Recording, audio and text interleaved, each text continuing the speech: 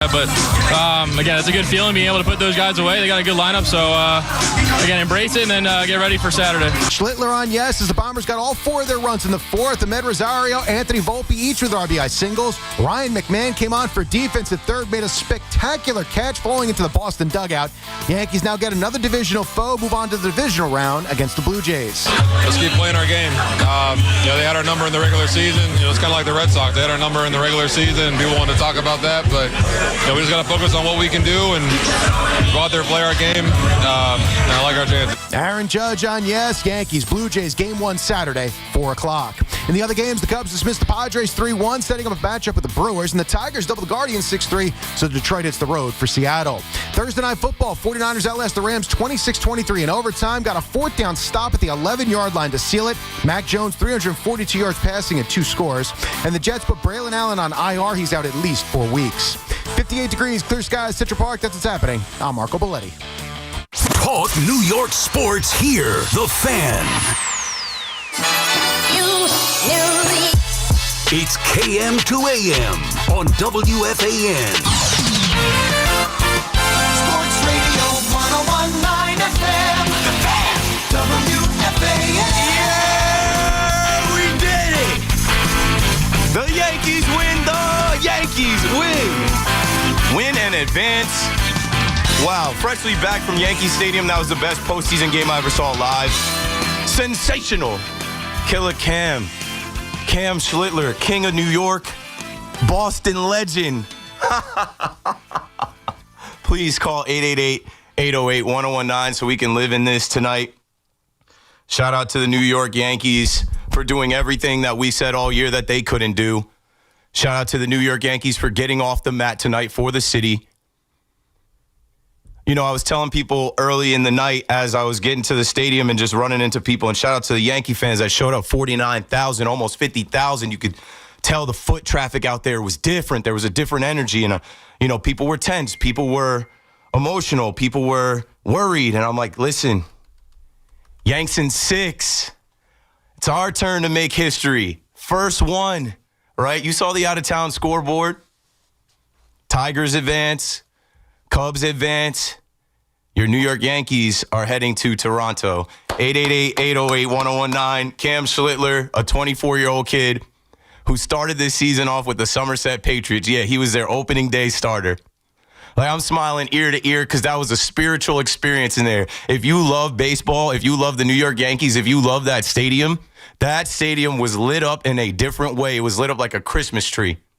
It was tense at first, and you tip your cap to that young guy, Connolly Early. If he dies, he dies. Cam Slitler said, big-time games call for big-time players and big-time moments, and it was his moment tonight. And every moment that it kept just going in our favor, it was amazing to see. I had faith. I felt like the momentum swung. And Yankee fans brought it, and all you needed was this one MLB big inning. All you needed was one big inning to crack their starter. And I laughed because I'm like, if he dies, he dies. They left him out there to die. They knew, Riding back, I was listening to WEEI, listening to them cry, listening to them weep, listening to them mourn their season and not us. They're already talking about getting more pitching. They knew they didn't have the pitching.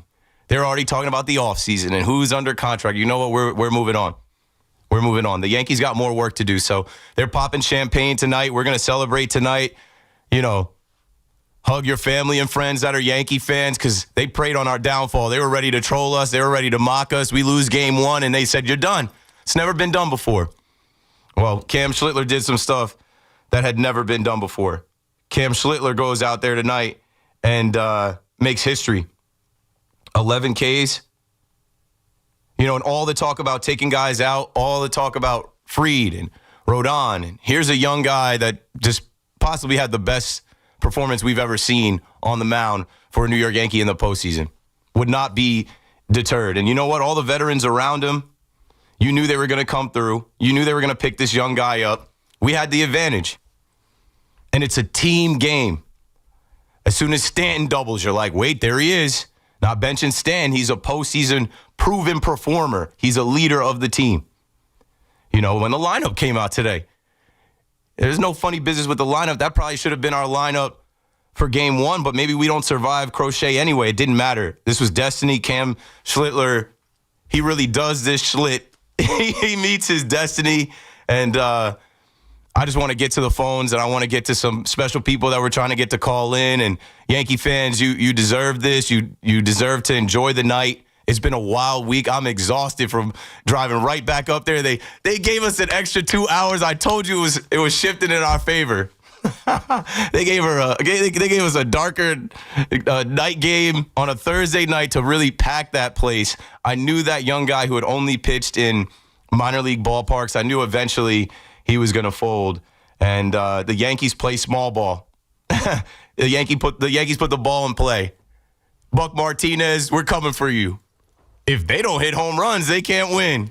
Like, I cannot stop smiling. If you're watching on YouTube right now, like, I'm smiling ear to ear just looking back at the box score. Ahmed Rosario, Uncle Ahmed, kills that whole narrative of, oh, well, if you were going to play Ahmed Rosario in 2 postseason games, why don't you give him more run at the end of the season? Hey, tip your cap to Brian Cashman going to get the guy. He was ready for the moment. He singled to put us on the board. The Yankees kept putting the ball in play. They smelled blood in the water. I felt like there was killer instinct tonight. Making plays in the outfield, going to get the ball, whether it's Judge in foul territory or, Ryan McMahon late coming into the game. Let me get to the phone, man. We're going to talk through all of it tonight. I'm just so happy coming from the stadium and watching the Yes Network right now and seeing these calls all fill up. 888-808-1019. Let's go to Luke in Kings Park first on the Fan. Yo, Keith, what's up, man? What's up? I'm on the way home from the game, coming back to Suffolk County. What a game, man. What a game. Cam Slitler, maybe the craziest rookie we ever seen. Have you ever seen that, Keith? Yeah, I stand corrected. 12 Ks. He kept going back out there, 8 innings, 5 hits. I was levitating in there. No, I've never seen anything like that. That was honestly the least thing that I was expecting. I didn't place a bet on that. I didn't have any conversations about him going 8 strong. Like Killer Kid from Dipset, man. Then we had McMahon jumping out like Derek Jeter into the freaking stands. I can't believe that game, man. I got my cousin from Toronto coming to the game Tuesday. I'm fired up, dog. I better send him back to Toronto with a freaking loss. Let's go, Yankees. Let's go, Luke. I mean, with Toronto winning the division, there was a lot of talk about the Yankees shouldn't even be here, right? The Yankees had a 7.5 game lead on the division. The Yankees, we were doing things like playing DJ LeMahieu and playing Jazz at third base. We let them sweep us. We, tried to get through the gauntlet at the end and make up for it and go on a run at the end, and it wasn't enough, even on the last day. So to get that redemption, to get that that opportunity for payback, is sweet. To the ALDS. Joining us right now, let's see. Do we have it connected, Jack? I can throw to him. Yes, joining us right now, Bucky Dent. Bucky Dent, thank you for staying up. You're the man. Thank you for connecting with me earlier today, telling your stories, just your calm and your confidence, and 47 years since you were the man and they named you Bucky freaking Dent. Now we have Cam freaking Slitler, and you throw out the first pitch tonight and bring all the good vibes. Go for it, man. Hey, man, it was great. It was electric, just what we wanted, for this game. And like we said, who's going to be the man tonight? And it was Cam, man. He was electric, awesome, great stuff. And it was just a great night watching the game. Yeah, so when you got to see the view of the fans in the stadium from first pitch, they were jacked up, right? At 8:08 start. They gave us 2 extra hours. Everybody was raring to go. They were ready to go. It was electric, and that's what we're saying. We needed tonight. Was the crowd to get into it, and the Yankees. They like I said, I saw in spring training this team had a little bit of grit, and they went through some up and downs, but in the end they put it together. They're playing really good baseball. They're getting good pitching now, and hitting, timely hitting, and that's what you need when you go into the playoffs, But it was just a great game, and, it was a fun game to watch. Yeah, earlier you told me, this is when legends are made, and now we have a new legend with Cam Slitler. Have you ever seen anything like that watching that game? Were you thinking this guy's going to keep going back out there? It was like a movie. Oh, man. I mean, I think he only had maybe a couple 2-ball counts or whatever. I mean, they were saying, and no walks. I mean, he just went right after the hitters. He was like 98, 99 all night, and just really, really impressive. I mean, he looked right from the beginning that he was locked in. Yeah, he was throwing his fastball. They couldn't hit it. They were so confident in the beginning, but look how the tables have turned. Bucky, any last words for the Yankee fans? Earlier today, you said to bring it, to let it rip, and that we could help them, and we knew with that young guy on the mound, we were going to get to him, and all the Yankees had to do was swing the bat, put the ball in play, and Cam Slitler handled the rest. Anything for the Yankee universe listening to WFAN right now? Keep it up. Keep it up. They're going to go to Toronto and get a couple wins and bring it back home and, and keep it going. I feel good about this team. They're on a roll. They're playing good baseball right when they need to, and I'm excited. Bucky, you're the man. Tell Angie I said hello. Appreciate you guys. Let's go Yanks. Let's go Yanks, man, and thank you, brother. Great talking to you. 888-808-1019. Let's get to the fans that call the fan right now. Frank in Portchester, you got it. You're live. Keith, I wanted 9 innings. I wanted the full next 9 round. innings. Save it for the next round. Oh, I wanted the full 9. Listen, I knew he was going to be money since he came up. Can you imagine? Well, I mean, we're not going to have to imagine in a couple of months. The rotation next year is going to be gnarly. Oh, yeah. You're thinking what we're all thinking. You're thinking what we're all thinking. We have Cole coming back with a robo arm under contract. You saw what Max Fried and Rodon did, 19, 18 wins this year. This kid is only his confidence is gonna grow. Once you do that, what can't you do? He's got to do more. And like, what a special run this could be if that's the type of Cam Slitler we're gonna get in the postseason, an ace. It's huge. And but before I go, Keith, I just gotta say, I'm in talk myself, and I got to say that listening to you overnight, it sets a really great vibe, especially on long, arduous days. So thanks for holding down the fort overnight, and let's go Yanks. Thanks for the call, Frank. They played Frank in there. Boy, I cut it close. But, shout out to our bosses here at WFAN. They know I've done that a bunch of times. I know my ways. I know how to get out of there, but I couldn't leave until the last out. That's one you don't leave in the 8th inning.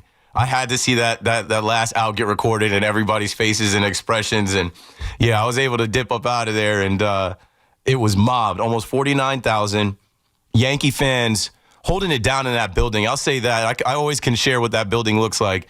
You get a lot of the, I can't curse on air. The chants when these Red Sox fans make a scene in their section. And, once they went down 4-0, they were crying.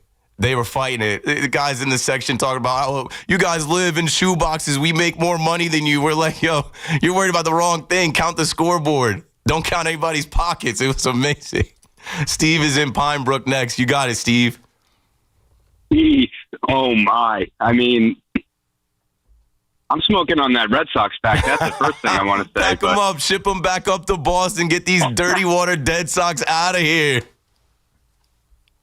Oh, man. But just like the last caller said, you can tell Schlitler's got something, too. And one of my buddies texted me, guy, he looks like DeGrom. I said, hold the phone for a second. But what is he, 6'5", pumping 100?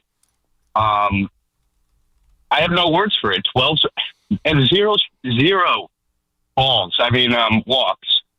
It's special. Like the kid, he has no pulse. The guy is ice cold. It's all business. He's not phased. Slow heartbeat. And we could tell Killer Cam, he's a cold killer. We need more stone cold killers on the New York Yankees. A cold killer. And I told my friends that he's got a slow heartbeat. We've seen it in the 2 or 3 months he's been up, and Yeah, we have to be really excited. I want to give my flowers, and everyone should give flowers to Volpe. What a great series! He had clutch finally at in. Fielding was absolutely Playoff on point. He saved Jazz in that one sketchy toss that he made into the dirt, and got the out. That's a totally different inning if Volpe doesn't come up with that ball, and I don't think anyone would have blamed him for it. But we got to be really excited. They had nothing. This is their first time seeing Cam Slitler. Thanks for the call, Steve. They had nothing for him, and they knew it. They knew they were cooked. Masataka Yoshida, yeah, he's a hitter. He's a hitting machine, but that's in the middle of the order. That's it. And the Yankees knew they just had to keep passing the baton. Shout out to Aaron Boone. Aaron Boone, you wore the criticism this week, and you marched forward. You didn't take the ball out of that kid's hand until it was time. You outmanaged Alex Cora. They got to put respect on your name. Volpe, we just gave respect to, but I was calling Volpe cortisone tone. Playoff Volpe, I believe in him. Hashtag H11M11. I see you, man. I see you. When the lights are bright, they're not too bright for you. You're ready to play. They all came to play today. It's a team win. And David Bednar, good to have you. This team, I said, they evolved. As we went on the roller coaster all through, it's a new season. The Red Sox dominated them this year. It was 8 in a row. We couldn't do anything with Boston.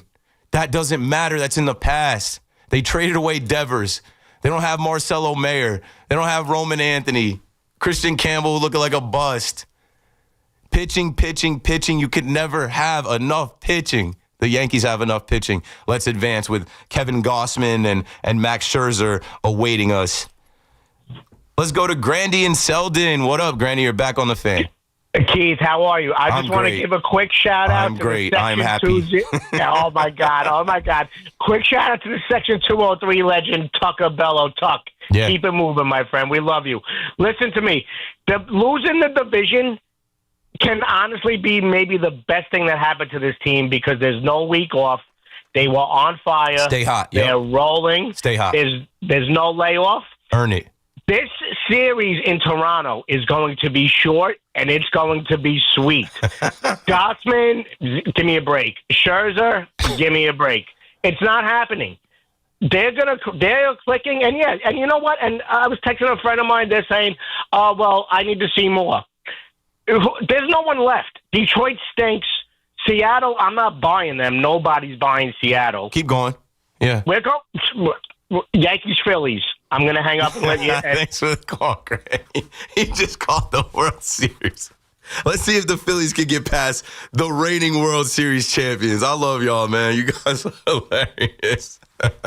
It's just like back-to-back nights facing elimination. They were ready to dig our grave. They were planning our funeral. They packed our bags for us. They bought us a one-way a round-trip flight to Cancun. Missed the flight. I'm good. Going to Toronto instead. See you in the 6. Andrew in Amityville. Talk to us next. You're on the Fan. Hey, Keith. It's so great to get through. We're the same age. I think we have the same history as fans with the heartbreak and the success when we were younger. I had a revelatory notion about Judge tonight, but first I got to say, Schlitler, I thought yesterday was amazing, and it was. Tonight was just that much better. I am just over the moon of how crazy good that performance was, and it was everybody. But anyway, Judge, I think I kind of realized that the reason why he has come up short and why it's been such magnified is because the team hasn't been as good. It hasn't been as deep. And to put that much weight, it's just like A-Rod until 2009. To put that much weight on one guy's shoulders is just impossible. When you have a team that's deep, the team will win. This team will win without Judge, but he will come through because that pressure is not just solely on him anymore. They will win. He will come through this season, this postseason, in a way he hasn't come through. And he came through okay last season, but he is going to come through this postseason like we haven't seen because it's not squarely on him. It's his fault they got to the postseason, and you can't just rely on one guy on that weight. crushed him just like it did A-Rod in 04, 05, 06, 7, 8 until the team got deep. And that's my take. No, I like that take. I was saying it last night. It's a team game. It's a team victory. No more just Judge carry us. The MVP, the best player in the game, has to get it done. No. He's got to be a part of the team and be himself. And wait, that moment is going to come. It's going to come when we need it most. Like, Judge is there. Judge is there. Wait for you. In the Rogers Center, all Judge does in there is boom stuff. He breaks stuff off the walls in the outfield. Like, here it comes. Here it comes. I thought that this team was deep enough with the lineup. Now that you see us roll out the 3 starting pitchers, I didn't think they had this much faith in the rookie. I was saying Luis Heel. I was playing it safe. No, Cam Slitler was the safe bet. They knew a lot about this kid. He's unfazed. He's going to go back to his apartment and hang out with his cat, go to sleep, right? Well, he's going to Toronto, but like he posted a picture of his cat, Aria.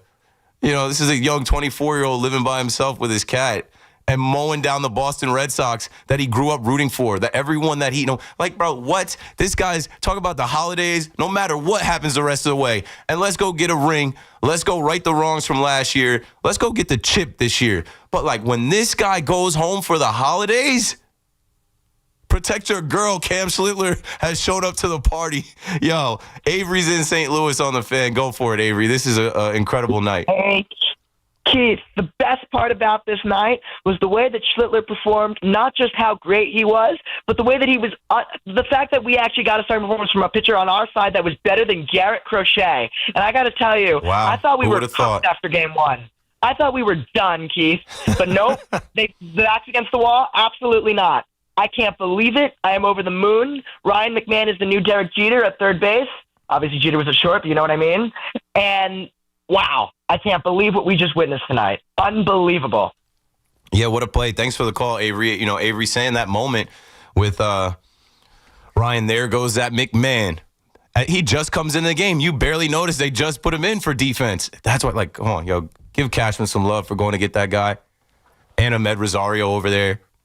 You know, not to throw dirt on anybody that, you know, was playing third base for us at points of this season. You guys knew it wasn't good enough. You guys knew it wasn't cutting it. Third base has been a pain point for some years now. And we got a platoon situation over there. We got 3 guys that we could put over there. We could keep Jazz back at second base. Jazz and Vulpi up the middle. Come on, bro. Like, it is lining up. Their outfield, the Red Sox outfield, bums. Yankees outfield, best outfield in the game. And they didn't fully unlock their potential. There was some more ghosts and wins in there. Some more drops and balls falling where we needed them to fall and finding holes in the infield. And, yeah, the baseball gods were on our side. It was our time. I was saying the math ain't mathin', man. Baseball will tell you just the Yankees are due to eliminate the Red Sox. I couldn't see it. I couldn't see 3 times, 18, 21, 25, Alex Cora knock off Aaron Boone in his tenure. No. No. They folded. Alex Cora, I appreciate you. You knew you had nothing. You bowed out gracefully. We appreciate you, bro. Have a safe trip home. I know you like it here. Get going. Jay is in North Jersey. You got it, Jay. KM today, and what's good, my brother? I made it back. I escaped. It started to get gridlocked in there. I'm like, I know which way to go. I'm out. Keith, you know out in Harlem they got Killer Cam. Now he moved to the Bronx. Oh, yeah. I just got to say that one time. Oh, yeah. Also, Keith, besides the passport getting ready, we want Drake up there with the Drake curse rooting on Toronto. You know what's going to happen when he shows up. He'll throw a Blue Jays jersey on wherever he is in the world and mush him. And we don't need that. They're fraudulent. Wait till Big Mac comes on. He's going to tell you about these frauds that we're about to look dead in the eye in their building and say, are you really the champions? Are you really the best team in the American League East? Or did we kind of mess around and, fall off a little bit? Like, now let's dance when it matters the most. I cannot wait for this.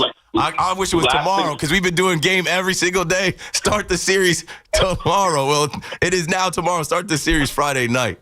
Keith, one more thing. What do you think Soto's doing right now? You know, he's watching us. Who? What do you think Soto's doing? Okay. Como? Yo no say. Bruce is in Flushing. Bruce is back with us on the Fan. Before we get to break, Bruce, go ahead, lay it out there. Say what you got to say, what you think, what you feel. The floor is yours. Okay, well, I said to you the other night this was going to happen. That was right. You've been talking about Cam Slitler for a long time, bro. You have brought his name into my show a long time ago. 4 or 5 points. Number one, this kid showed that he has number one stuff. He could be an ace on any staff. He turned into Paul Skeens tonight. I was like, is this Paul Skeens? This kid looking better than Paul Skeens. It reminds me when Josh Beckett pitched against the Yankees with the Marlins. And he has that type of stuff. Number two, everybody wants to bury Vulpi. Yankee fans, media, and you have to give points to Cashman and Boone. They're right, and I knew this kid has heart. And also, this is what happens when he's not playing injured. He's finally loyal. Yeah, I mean, I know we spent weeks hashing that out but at least they got him his rest, cortisone tone, they shot him up, and now he's better. And like we're seeing what they see in him all along, like what they believe he has in him. He's doing it. I couldn't be happier for the kid and his family. I was watching the post game. I was seeing him on the field. I was seeing his dad and his girlfriend. I didn't catch his mom, but she was probably there. She's just shorting out of the camera. I'm very happy for the Vulpi family, and we need more. We need more. Third point, you didn't see this because you're on the way back, but Cora looked like he was in a state of shock in the post-game press conference. I'm going to watch it when I get home tonight because I'm probably not going to go to sleep. I'll be somewhere in a dark corner on my phone He couldn't believe that he lost to the Yankees. It was so great to look on his face like, what am I doing here? I lost. Yeah. I can't lose to the Yankees. Yeah, a little too confident when he comes around these parts. Humble pie. Quietly exit. Also, this really sets us up for the next series because you have Hill in the first game, you have Fried for the second game, Rodon third game, and Pena fourth. Was it? That's 3 out of 5 this series, right? Next series? Yeah, 3 out of 5 games. Yes, and Rodon, and then you bring back Schiller. And I give kudos to Boone. He learned from his mistakes. He put him out in the 8th inning. I was so afraid he was going to pull him out, but he We said had no. the room. We were talking about it last night. Depends what the score is. This is the most breathing room we've had. Oh, it was amazing. I loved it in there. I loved everything about it in there. I'll never forget. I'll never forget. Have a this. good night. Have a good night, Keith. Thanks for the call, Bruce. We got to get to the break. I'm looking back at my notes I was writing in my phone. I just was like, I'm levitating. This is an outer body experience. Thank God we have this kid. We are blessed. Shout out to Susan. Susan, I was so happy you were back to hear your voice. You're a legend from Boston. For the Yankees to do this, for Cam Slitler from Boston to do this, for New York versus Boston, the rivalry. For the Yankee fans that just get tired of seeing these Red Sox fans in our building arrogant, smug, cocky, wearing their championship stuff from years past. We don't care about none of that. It's our turn now. It's our turn now. You're eliminated. And we're moving on and we're not done. And they know that. They know that. They didn't get to pop champagne for winning the division. They clinched, they popped champagne. They beat the Red Sox. They're popping champagne tonight. Now go handle business. I was out there screaming, Yanks in 3. Like if you were in the stadium tonight and you heard somebody yelling, Yanks in 3. That was me. That was me. Why can't it be Yanks in 3 again? 888-808-1019. Keith McPherson on the Fan. Call me up. Let's live in this. Your New York Yankees defeat the Boston Red Sox. They advance to the ALDS where they will meet the Toronto Blue Jays. I can't wait. Don't go anywhere. We're coming right back. Design run. Up the middle he goes to the 10 to the 5.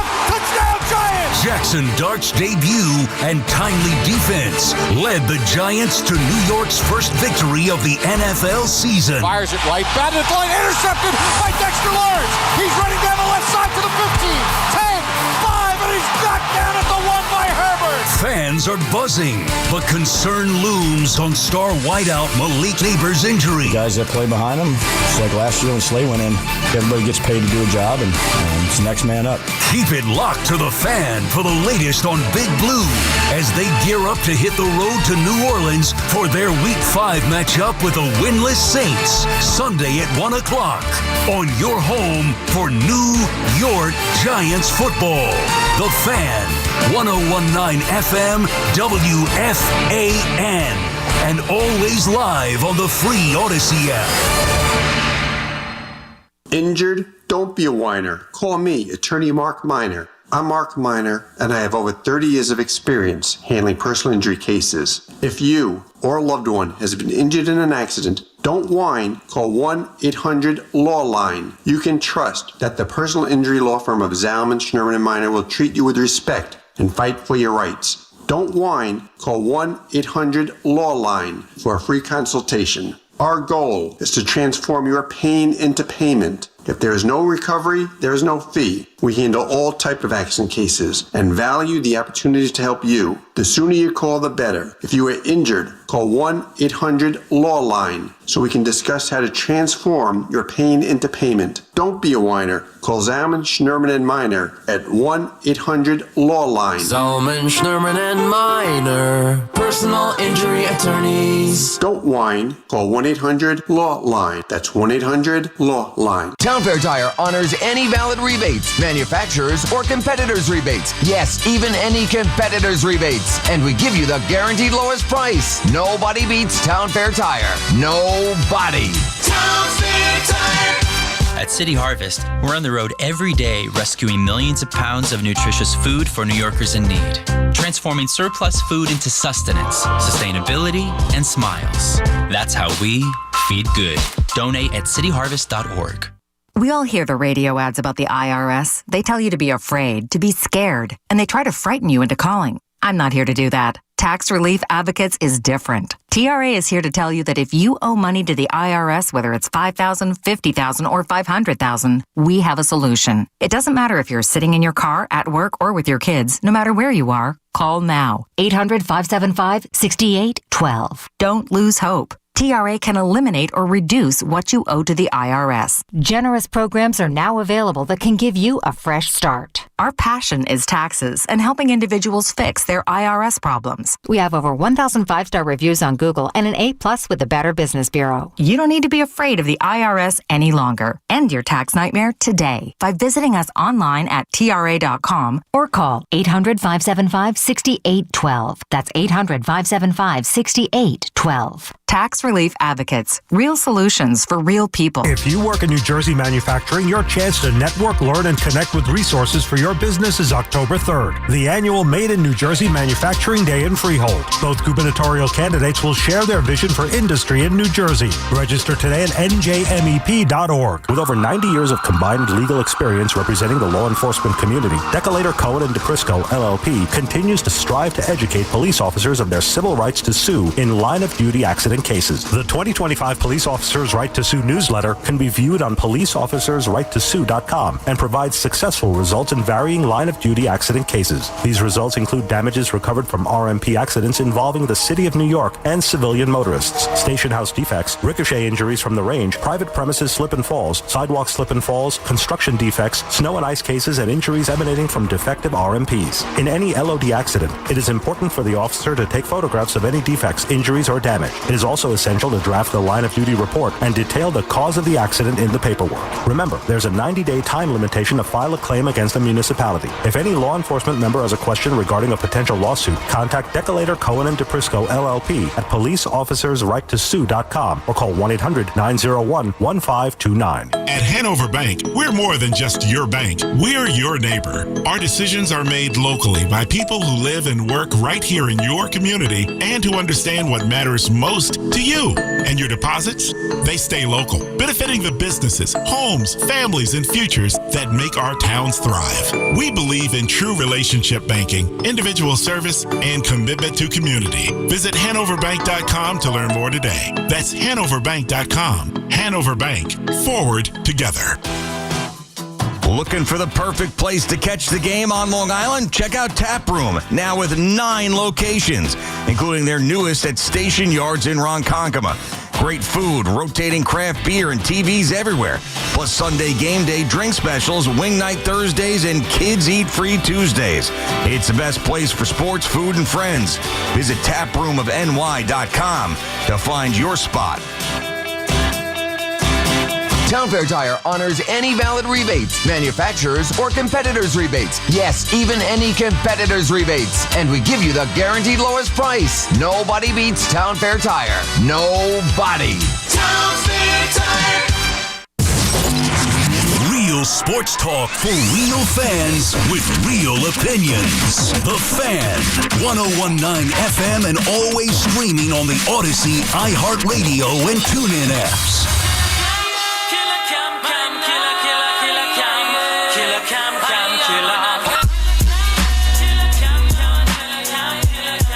Yes, sir. Killer Cam, Killer Cam, Killer, Killer Cam, Killer Cam, Killer Cam, Cam, Killer. Right back at it on the Fan in New York. Thanks for joining us. If you're watching on YouTube, appreciate you guys hitting like and sending stuff in the chat. The chat is healthy. We got 400 strong in there talking about what we just saw. And tonight is a night where you'll remember where you were when you saw it. If you found a way into Yankee Stadium, if you found a friend to watch with outside of Yankee Stadium, if you stayed at home and watched with family or friends, we did it. The Yankees are advancing. They got some dog in them. Like I said in my open, these games like this, facing elimination, these do-or-die games, this is where you really get to separate the men from the boys. In moments like this is who you see who the alphas are. One of the youngest guys out there with the least experience knew that he was on the mound tonight, and it's funny, they showed CeCe in Legends, and everyone got geeked up. Of course, we love CeCe, but CeCe was the one that had the quote, and he said, 50,000 people in the Bronx, New York, and none of this starts till I'm ready. Basically saying, I'm the man on the mound. I'm the man in control. This thing's going to go how I say it goes. And tonight, Cam Slitler took the pen. He wrote a story that they're going to tell in Boston forever. Forever. Let's continue it right here on the Fan in New York. Solomon out in Brooklyn, talk to us. You got it. Yeah, kids, how are you? Fantastic. I couldn't breathe. I didn't move as much as I usually move around the stadium because I was paralyzed. I was superstitious. I didn't know if he was going to actually pitch the whole game. All right, let me say a joke, okay? Because I think all the Yankee fans need a little joke right now about the Red Sox. So basically, I was speaking to my friend today, and I told him, it's a bloody Sox, so they have to take the problem is that they needed to put it in the washer, right? So when you have the washing machine wasn't working, so they have to ask the Yankees to fix it. But the problem is that the Yankees fixed it, fixed it for themselves. So now and the Red Sox are washed. Yeah, they're washed up. They're super washed. Put them on the spin cycle. I'm happy that Rodon did a terrific job. Boone did a great job. Cam Slitler did an amazing job. If we could do this in Toronto, listen, I think everything is in the one above's hands. And if we could do that, then forget about it. I think at the end of the day, we have everything set. It's right there. Thanks for the call, Solomon. It's right there. It's right there. You know it. I know it. Sometimes you got to go through it to get to it. We had to go through Garrick Crochet in game 1. And I said 9 times, maybe 10 times out of 10, you don't beat Garrick Crochet. We know that. He's owned the Yankees. They tried to do some different things to get to him. It didn't work, but it's a 3-game set, not a single game elimination. And as soon as they got past that game, the momentum shifted into their favor. They scratched, they clawed to win the game last night, 2 nights ago now. 4-3. And then they put up 4 runs tonight, and everybody knew. I'm telling you, I'm in that ballpark. I can tell by the sound. These Red Sox fans, they were running out of things, and they were running out of the stadium. That's why the traffic was already cooked by the time I got out. I'm like, oh, these dirty water Sox fans, that's a long drive. That's a 5-hour drive up there tonight. My guy Carlos in Clifton, New Jersey. Here we are. do or die. You decide not to die, not today. No, not today, not tomorrow, not ever. Cam slid it on him. Woo! Easily. Nah, Keith, you know what was so great about tonight? You know how many times as a Yankee fan, we're always on the other end of that pitching gem. Yeah. We're always the one. Somebody dominating. It felt so good that it was our turn, that our guy dominated. Sure. And they had nothing for him. No answers. Now, I like the name they got for October Anthony.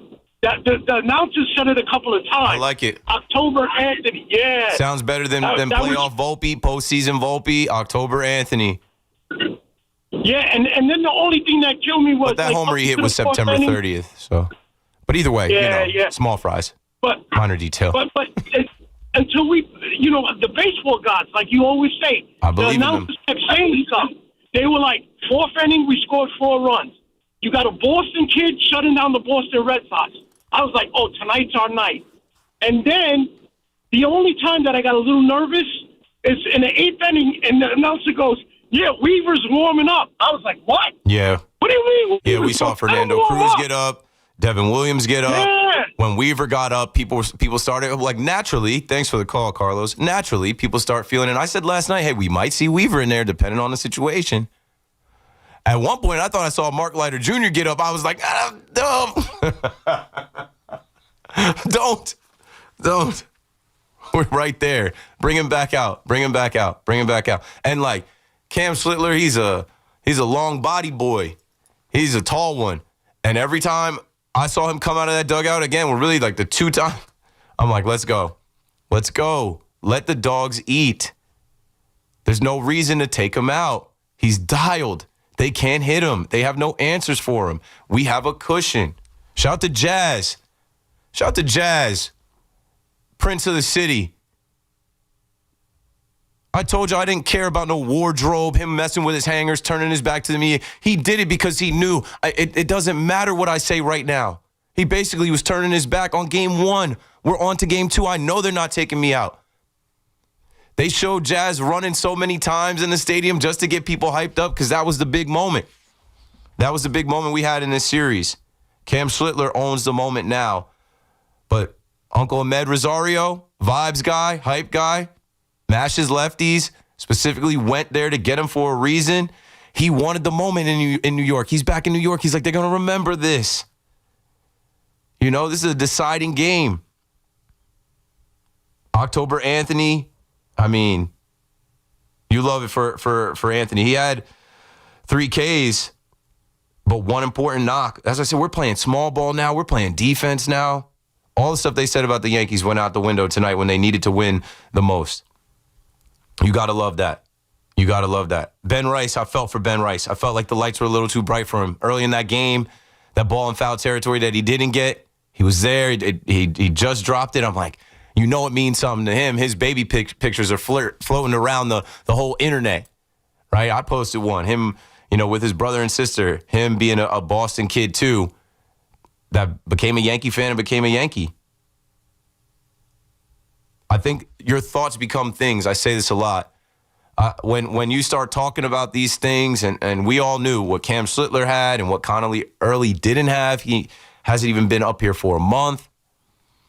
We were talking last night about how Alex Cora managed that game last night with urgency. He was a shook one. He was scared. He knew. He didn't have anything. There was one point in the game where I was like, if they don't break this open, it's going to get late enough for them to just go back to Garrick Crochet. You never know. I was a shook one as far as that. But once that MLB big inning,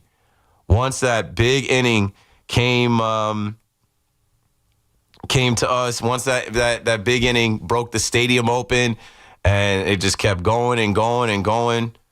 Little things like Carlos Narvaez, a catcher's interference review. I'm like, man, this is a night. Like, we're going to remember this, all these little things. This is an instant Yankees classic. In Texas. Everything's bigger in Texas, huh, Pete? Pete is in Texas, I believe. It could be anybody from anywhere, though, just posing as Pete. Are you with us, Pete? Yes, I am, Keith. I want to say you're awesome. Even though I live in Texas, I actually work in Park Avenue. But more importantly, what's most important is the Yankees, most important team in all of baseball, man. I'm so happy because let me tell you something. As someone who currently lives in Texas, man, I had to hear nothing but Astro fans talk a lot of, you know what? I'm not going to finish this sentence because I know it's a family show. I saw what you said the other day, so I'm going to keep respectful because, got respect for you, Keith. At the end of the day, we're awesome. And literally, I cannot imagine, just the amount of happiness I have. I want to say I'm so happy, with this. I'm sick and tired of hearing all this nonsense about the Yankees. I really believe it's our year, too. man. I don't care what anyone says, but please educate me. Like I said, everything you say, I agree with you. Can you please just do me a favor? From 0 to 100, how would you rate Cam's performance, my friend? He was throwing 99. Thanks for the call, Pete. You know how tough that is? None of us can imagine how tough that is. I don't know if someone call me up and tell me if there's anything close to it where a kid faces his hometown team in a rivalry of this magnitude, a postseason game, a deciding game, and goes out there and is like, I'm not going to walk anybody. I'm going to put the ball in the zone. Man, how about the umpire? How about the home plate on? Let me go get that man's name because, they owed us from game one, but I was in there clapping for Blue. He was calling strikes tonight. They were right there for him to see. But shout out to Mark Reppinger. Remember Brian Walsh, who Yankee fans saw? This just came to me talking about Texas and the Astros. That Astros series, the one game we lost, and we were getting squeezed then, and Brian Walsh pops up in Red Sox gear. Red Sox fans delighted in that. They thought that was funny online. We didn't think it was funny. Obviously, Yankee fans are investigating their private eye. They're like, look, he's at Fenway. Red Sox fans thought that was some kind of omen or something. Nope. Cam Slitler goes back home for the holidays. He goes back to Northeastern. Imagine, big man on campus. Just when we get back for the home games here in New York. Shout out to my guy Broder. Broder ran into Cam Slitler on the Upper East Side. He's the king of New York tonight. Let's go to Anthony in Brooklyn. I double tapped you, but you should be live. Hey, yo, what's up, Keith? How you doing, man? Good. If you can't tell, I have not been this happy, relieved. I think it's a lot of a relief, too. It's just joy, man. If you love the game, you love the team, and you watch an all-time performance like that, it's special. This is why we go on the roller coaster ride. This is why we go to those games. We sit in traffic. This is why we live here, honestly, while we deal with all of the different challenges and stuff for New Yorkers to deal with. When I see almost 50,000 New Yorkers and beyond, in that building, yelling and screaming and hugging strangers and high-fiving and just relief. It turned into a party after the fourth inning. Bring it home. It's a great night. I'll remember this forever. Yeah, me too. I was actually there with my son tonight. It was his first playoff game at Yankee Stadium. Oh, God bless you. It was so electric. It's like we've been to so many Yankee games, and there's nothing like postseason baseball in New York, man. There's nothing like it. And then able to Cam, and then give it to Bednar, put him to bed, and go out there, and it was such a great game. How about Ron McMahon making that catch and falling over? It was just that's why you go get him. Jaw drop. That's why you go get him. That guy's been playing here enough. He knows the dimensions. He knew right where he was, right on top of these Red Sox players. Yep, got it. Sending you home. I was counting outs. Thanks for the call, Anthony. I was counting outs. I stopped counting runs at 4. I'm like, yo, give me outs. Give me outs so we can get out of here and we can get these guys on a flight to Toronto. Who's going to Canada? Shout out to Mitchell in Fort Lee. He's probably already typed in his place. He hit me last night you want to go to Canada? I'm like, I got to stay home and be a family, man. Let's go to Manorville. Paul, you're on the fan. Talk to us. Keith, what up, man? How are you? I'm great. These are, nights that WFAN is made for. You're not going to have a 5-minute time without having a call on the board. You're just thinking about the now and the future, and I thank you guys. I thank you guys for calling consistently and listening to my show. We got another hour to go. Let's keep living in it. Listen, brother, I appreciate you, man. I love your perspective on everything. You always got it right. I'll tell you, I was in the stadium tonight. Electric. I love it. We need it. We need it to keep going through the rest of the playoffs. The one thing that I had a problem with tonight, I wanted Cam Slitler to finish the game. I get the pitch count. I get where he's coming from. I had full faith in Bednar to come in and close the deal. But, man, how crazy would it be to have a 23-year-old kid come in and pitch a shutout? It was crazy enough. It was awful Red Sox, brother. The awful, disgusting Red Sox. Thanks for the call, Paul. I'm checking Twitter now to bring some of that stuff in. Cam Slitler tweets out 34 minutes ago, drinking that dirty water. He was raised in it. He came from it. What a joke. The joke is on them. You got to love that. You got to absolutely love that this kid is able to be Cam freaking Slitler and shut these Boston fans down. They were singing Frank Sinatra. They were bringing out David Ortiz, doing the Yankees lose. They're lucky that I haven't hit. I'm going to save my trolling for tomorrow. I'm going to find all these little things that I saw after game one, these little viral moments. You know, nerds at Barstool, Carabas, Section 10. Yeah, I'm calling you guys out so people can go type and look you up. All that you did off of a one-game, first-game victory because history told you that's the game you got to win. Well, history was made tonight by your New York Yankees and Cam Slitler and all the Yankee fans that packed the building. Like I said, I loved it. When I got there a little bit after 6 o'clock because they gave us some grace. How about that? The baseball gods letting us bounce from 6:08 to 8:08. Like, that makes a big difference in New York.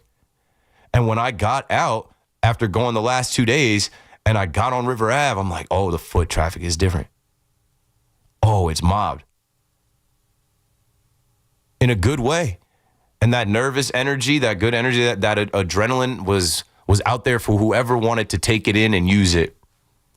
And Cam Slitler did, and the New York Yankees did. And, I two things that I'm seeing people talk about. I'm fine with when they took Cam Slitler out. It worked perfectly. His line is pristine. 8 innings, 5 hits, no walks, 12 Ks, zeros. We didn't need any more. David Bednar is your closer. Keep him going as well. We're going to get a break here. So anybody talking about, we wanted to see more, stop being so greedy. I remember during the season, you guys wanted to see Clark Schmidt throw a no-hitter. It wasn't going to happen. We got 8 out of this kid. We got 8 out of him. Dominant. And then the other thing about, I can't believe the Yankees popping champagne. Please. I just said they didn't get to pop the champagne of winning the division. Please. They're celebrating that young man tonight that came along from the Somerset Patriots. Starting opening day for the Somerset Patriots to be in their Game 3 starter. You tip your cap to Brian Cashman and the organization. Having a kid like that tucked in the chamber, ready. Aim, fire, at the Boston Red Sox organization. Okay, I'm reloaded. Look at the future that the Yankees have with their pitching. With what they found in this young guy. We haven't seen Luis Gil yet, right? Will Warren didn't get a start yet. Those guys, they're young too. They're still developing. That's the reigning rookie of the year. And Will Warren, who's he's a rookie that got forced into duty this year. We were starting Marcus Stroman and Carlos Carrasco, and, we lose Cole, we lose Gil, we lose Clark Schmidt. You can never have enough pitching. And they criticize the Yankees and how they develop pitching. Oh, the Yankees always got to go trade for arms or buy arms. Are you dumb? If you see what this kid did today, if he could even kind of duplicate this again, and what just came into my head, that Friday night against the Blue Jays, where he was tipping his pitches, and they did attack him and got to him. Hasn't happened again, won't happen again. I'm sure he wants some redemption there. This is going to be sweet. You guys like watching baseball? You guys like watching the Yankees play baseball? Let's break it down. I was about to take another call, but I want to do the big shot of the night when we come back. Obviously, that's going to be, and it's just part of my show and a segment that's traditional, and, it just lets us highlight some things And it'll bring us into the 1 o'clock hour, taking your calls at 888-808-1019. Keith McPherson on the Fan. The night that the Yankees do win in 3, Yanks in 3, they advance. Tell the haters, go to bed. It's Evan and Kiki. Afternoons on the Fan 101.9 FM.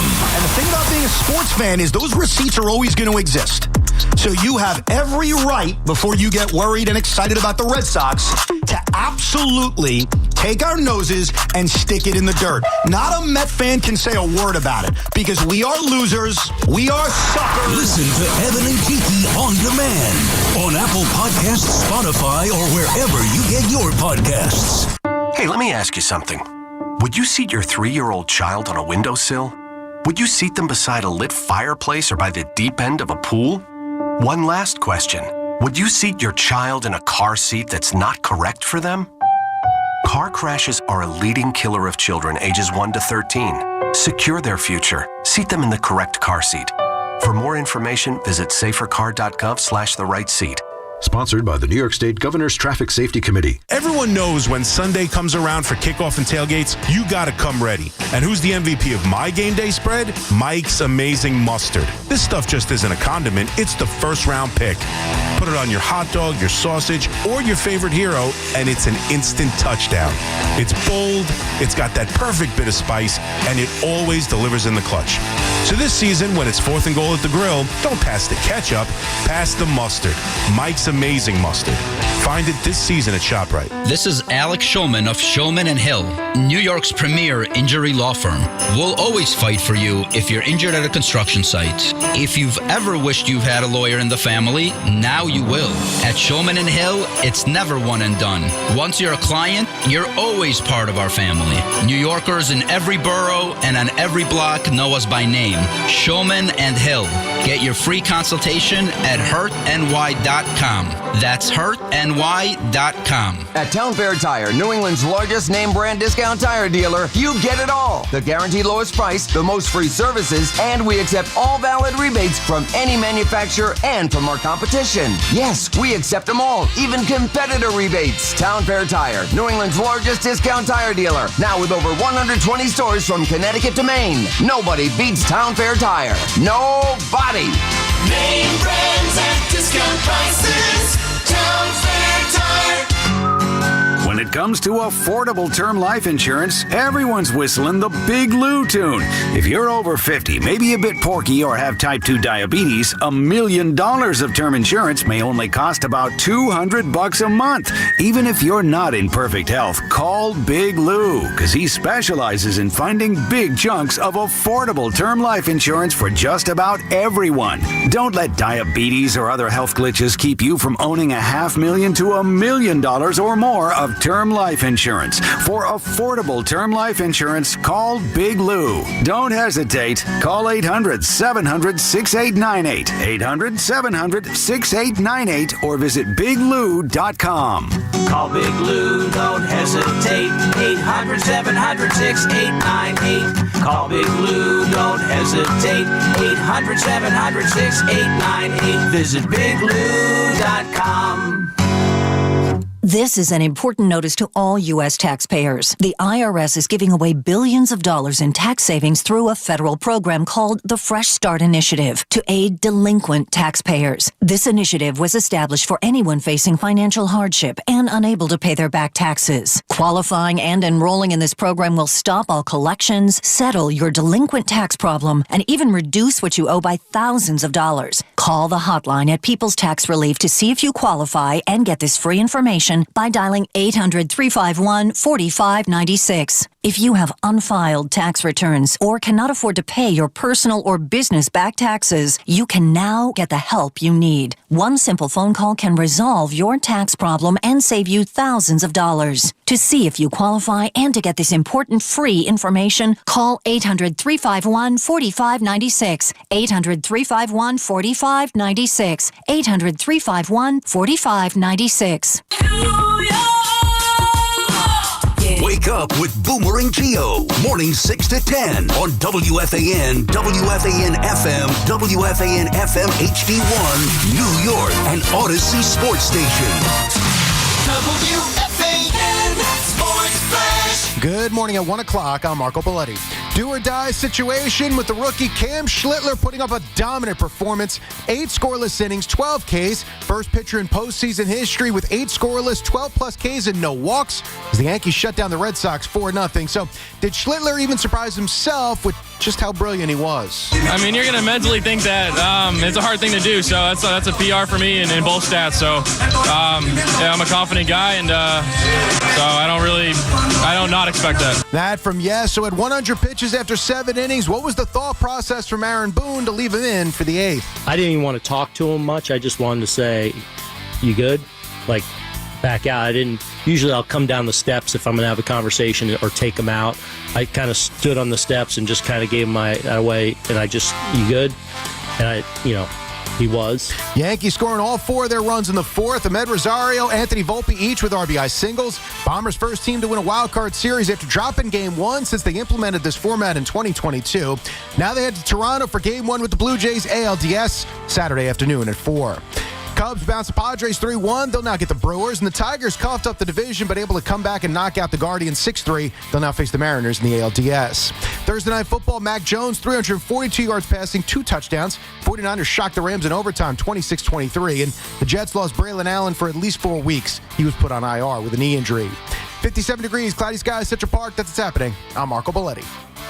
Get connected with WFAN to talk about your favorite teams. The Fan on the Odyssey, iHeart, and TuneIn apps. Cam Slitler. He really does this Schlit. Boy, oh boy. First pitcher in MLB postseason history with 8 innings pitched, no runs, no walks, 12 strikeouts.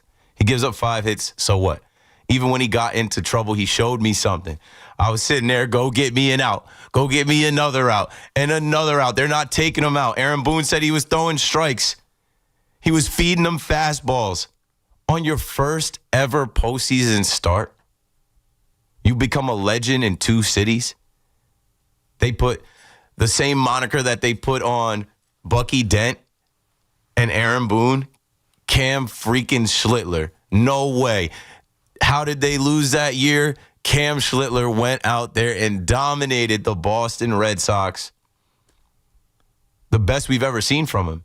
And there was word that, his dad, the chief of police in Needham, Massachusetts, said, oh, yeah, he can't wait to take the ball. He's never lost an elimination game. He's never lost a do-or-die, winner-take-all game. He's fully confident. Well, obviously, good grief. 888-808-1019. Good to have him. Tip your cap to Cashman. Tip your cap to Boone. It's hard to remember back. Shout to Max Manis, who wrote, keeping Cam Slitler in the bigs and DFAing Marcus Stroman will go down as a turning point in this 2025 season. We talk a lot about DVDs and championship, stories in the moments and Yankee classics. And, if this indeed is the year that they go back to the World Series and find a way to win it, and every round he's dominant, there's going to be a huge chapter with when he was called upon to make his first start. And when the opportunity to stay was, and when they let Stroman go, thanks, Stro, that'll be enough. We'll take it from here. We're good. You can never have enough pitching. We've got enough. Man, let's get back to the phones. I'm running out of time. I got 50 minutes left. Love y'all, man. Yankee Universe. They were ready to kick dirt on our graves. How far does September feel from now? September 30th, wake me up when September ends. Yeah, Garrick Cole, great performance. Your first postseason performance. This one was better. Manny's in Bergen County on the Fan. Go for it, Manny. Keith, what's going on, brother? I'm living in it, bro. This is Manny from Hiram's calling. We spoke last time. Oh, Manny. Appreciate got to come back and see y'all. Next time I'm riding that way from the stadium, I got to come back and see y'all. Appreciate the love. Thanks for calling. No problem, bro. Hiram's, legendary tonight, hot dogs. Hiram's, you guys know it, North Jersey. Bro, Keith, come, bring the family in. I'm going to take care of the bill. Come back in, bring the family. You know I got you, bro. I'm going to bring some stuff. I'm going to bring some stuff. Take care of everything. Word, appreciate you. Yeah, I definitely got you, bro. I was there tonight. This was a big kick in the face to the Boston Met fans tonight. To the Boston Met fans tonight. To the Boston Met fans tonight. For Red Sox? Yeah, because they were all whipping out their Boston Met jerseys tonight. Oh, yeah. And it was fantastic because I was there for 2018 when they closed us out. And this was the biggest kick in the face to all those guys. Yep. Because we advanced. You know what? They got to delete all those tweets. They got to delete all those texts, all those posts, all those comments about, it would be funny if you don't win any more postseason games than the Mets. Oh my God. Keith, I took what you posted with say the line. Oh, you guys are mad you didn't sign Soto. I was sending it to so many Met fans and then the Boston fans who were coming at us, coming at me, coming at everything, coming at all of us over there. And I was just like, you know what? I'm going to wait for this game tonight. Yep. This was the beautiful stamp that we needed tonight. We needed this. We needed it. And Vulpi was big. Everyone was roasting Vulpi, and Vulpi was huge. Dialed in. October Anthony, Manny, you're the man. Appreciate you. Got to move the line. I will come see you. Straight up. You know I'll come through. Hiram's Hot Dogs. I don't even know the town. It's up there. Like right before you get to the George Washington Bridge. It's iconic. The best, like, especially if like you don't like to grill or you're not really like, I'm not a grill master. I know how to turn on the grill and use the grill. But I live in an apartment. Like, if you want to pull up there and get grilled hot dogs, hamburgers, fries, like authentic, it's the best. I know I'm speaking to a bunch of people that are like, yeah, we know, bro. It's been there for a while. Mike is in Ocean Township down in the shore area, Monmouth County, on both sides of the phone. Keith, what's up, man? How you doing? What's up, Mike? I'm great. Dude, so I'm coming back from the game right now. You said a couple of things that just like totally struck a chord. You're like, this is why we live here. I'm like, yeah, I was out of the tri-state area for like 17, 18 years, came back. I'm a Long Island guy. I'm now down there in the Jersey Shore, but this was great to be at the game. I had a buddy who was a Met fan who actually took me and 3 other Yankee fans to the game. He got tickets from his work. Met fans for Yankees. That's nice. That's nice. No, he was not rooting for the Yankees, but he took 3 of us Yankee guys to the game, so it was awesome. I just wanted to say, though, about the game, you can talk about Slitty's performance all night, but I thought it was pivotal in the game the innings where they scored the runs. They put the bat on the ball, and Vulpi had a single there where, the infield was at double play depth, and it just goes to show you put the bat on the ball. You never know what's going to happen. Thanks for the call, Mike. Just got to let you go. I don't know. I don't know what was coming in. Maybe you're on the highway. Drive safely. All of you get home safely. I was looking at the freaks come out at night. The freaks come out at night. There was a few people walking around Yankee Stadium looking like zombies. Definitely out on the street. So hopefully everyone gets home safe. Yeah, that 4th inning, the ghosts, the winds, all I needed was that inning. All I needed that, just like get to this kid. So if he dies, he dies. Belly double, drops one in. A little luck. There's how many Red Sox Yankees matchups have you watched over the years? And it's hard to recall them, but like if I use this word wacky, like they get wacky. Wacky things happen. Peculiar things happen. Odd things, out of the norm things happen. But like we've had them go against us. Like, wasn't there a squirrel that popped up on the field when Max Fried lost 1-0? I don't have time to go through all the wacky things, but what I'm saying is in this 3-game set, balls dropping, getting through, finding grass, like that was to the benefit of the home team. How about that? Having home field advantage for it. It certainly helped. Belly drops that in. Stanton walks. Ahmed Rosario, Uncle Ahmed. Unc was ready for the vibes. Unc was like, "Listen, I'm no stranger to this. This is what I do. I'm a pelotero. I'm a hitter. I'm driving this run, and I'm getting us on the board so we can exhale a little bit. Run." Belly slides in. He slides in back to back, belly to belly. He's on his back. We're like, yeah. Jazz gets some, and then cortisone tone. October Anthony, one of us. I trust him. I tried to tell y'all. I know y'all like what you've seen from Cabby. Caballero, Cabby 2.0, agitator, pest. And we're going to need him. He's going to come up at some point on this turf in Toronto. But I said the biggest thing was that he bought Vulpi time. Vulpi had rest before the postseason last year, and he performed well. Tip your cap to Cashman again. I'm tipping on YouTube. We're not patting you on the back. Job not finished. Job not done. Job not finished. But tip your cap to Cashman again for going out there and getting Caballero, knowing as we're facing the Tampa Bay Rays, hey, you guys don't want that guy? You're not going to pay him? Okay, send him over here. He can play a bunch of positions. And we've got a little bit of an issue at shortstop. We need someone that can kind of, fill in the gap the rest of the season until we can get our homegrown guy right. And he's right now. We need more. It's got to continue. Austin Wells, appreciate you, bro. Austin Wells reaches, and, it's 4-0 in there. And, he's another guy that was a whipping boy. Oh, Austin Wells is terrible. Oh, he shouldn't play. Even last night I was thinking maybe Ben Rice catches Cam Slitler. No, great job, Austin Wells. Tell him to throw the fastball or some version of it. It's in there. It's working. Keep doing that until it doesn't stop working. It was amazing. I usually run around the stadium, try and say what's up to people. Really, you couldn't do that anyway. There's too many people everywhere. But, yeah, tonight was a night. Man, shout out to my guy, Brad at MLB. You're the man, Brad. Appreciate you, bro. I owe you, bro. Never forget it, bro. Like, straight up. Like, that's the best postseason game I've ever seen in there. It beats anything from last year. World Series, ALCS. I think the best day that I had day to night was Didi Gregorius Grand Slam in 2019 in the DS. I don't know, game 2 was it? I can't remember now. I'm old. I can't believe that was so long ago. That performance tonight, like my son, I FaceTimed my son outside the stadium. I FaceTimed him in the stadium, before bedtime to show him.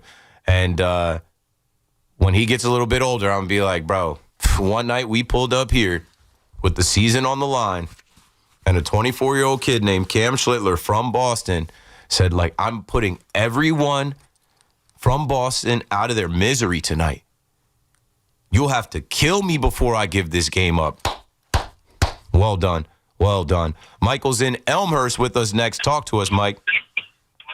Hey, how you doing? I'm just doing my Uber thing, listening to you. You sound great tonight, Keith. Thank you. Hey, listen. The Toronto series is only a 5-game series? Yeah, I'm pretty sure. Wow, that's crazy. And another thing about Schlitler, I'll say it real quick. There was one name he mentioned that helped him get through this. You know the name of that guy? The Yankees talk. A lot of Yankees talk highly of this guy, and I wish he was Garrick Cole. In New York. No, it's Andy Pettitte. Oh wow, Andy he gave Pettitte. a nod to Andy from what, spring training? Listen to me. Listen, I don't know. He came up in an interview with Meredith, and he mentioned he said Andy, but he never mentioned Pettitte. And then I think she said Pettitte, right? He said yes. He helped me tremendously. Look at that. He Look said at that. A lot of people talk about him, man. Yeah, Andy would know a thing or two about it. Yep. Andy would know a thing or two about being a young guy. Next year, listen, they're doing great this year. Next year, they're going to have some pitching staff. They need Andy there, man. All right, thanks, Steve. Good night. Thanks for the call. Andy's around. He's there. He's around. He's popped up. How about the Yankee legends? I'm thankful for them. There's always conversation about, our Yankee legends don't like the organization. They don't want to be around Cashman. They don't want to be. That's nonsense. I was with Bernie 2 nights ago. Bernie threw out the first pitch, and Bernie is always so positive of a person, believing, positive energy. Shout out to him and Forge, connecting with them. And then, Bucky Dent this morning, him and Angie, surprise, we're in New York. And I get on the phone with Bucky and Angie today. I'm trying to, get Bucky's Instagram going. Go to Instagram, the real Bucky Dent _20 on Instagram. We're trying to get his Instagram going. And, I see Bucky at these different events over the years. And I'm like, let's do an Instagram Live today, man. It's 47 years since your 3-run homer in Fenway. Like, we've watched that over and over again on YouTube, Yankees Classic. Everybody knows about that. Like, there's something in the air. There's something in the air, and I need you to just talk, and I need you to just share your energy, and maybe you pass some of your superpowers over to this team, and he did. Shout out to the Yankee icons and legends that we still have with us, and the ghosts of Yankee Stadium up there in the Bronx that are like, hey, enough is enough. It's our turn now. The math wasn't mathing. It mathed tonight. It was the Yankees were due to eliminate the Boston Red Sox. The Yankees were due to play baseball in a way that everybody said that they couldn't to get the job done. John is in Bayonne. Go, John, go. Yo, Keith, baby, let me tell you right now, I told you revenge tour is on the way. It's good. If it feels good, take down the Red Sox. Bring out Toronto. Oh. We need to tell them, listen, Big Brother's back in town. This is what dreams are made of. Go smack these guys down on the way back to the ALCS.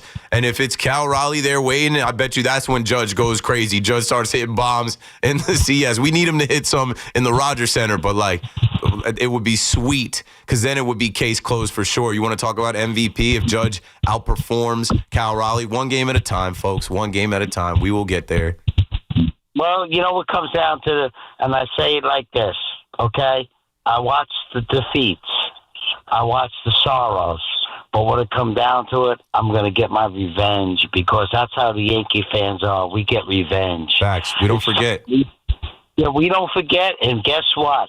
People, Big Daddy and who's your daddy and stuff like that. No.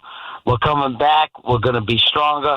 We're going to be more powerful. You see the team getting together. I mean, this kid. Yes. This kid. That's why you pop champagne as well. It's team bonding. It's a huge memory and moment and night for them to just be relieved. I don't know why anybody would say, "Oh, what are they popping champagne for?" Everybody does it. Did you not see the Dodgers 2 nights ago? They were acting like they won the World Series again. Good. So be it.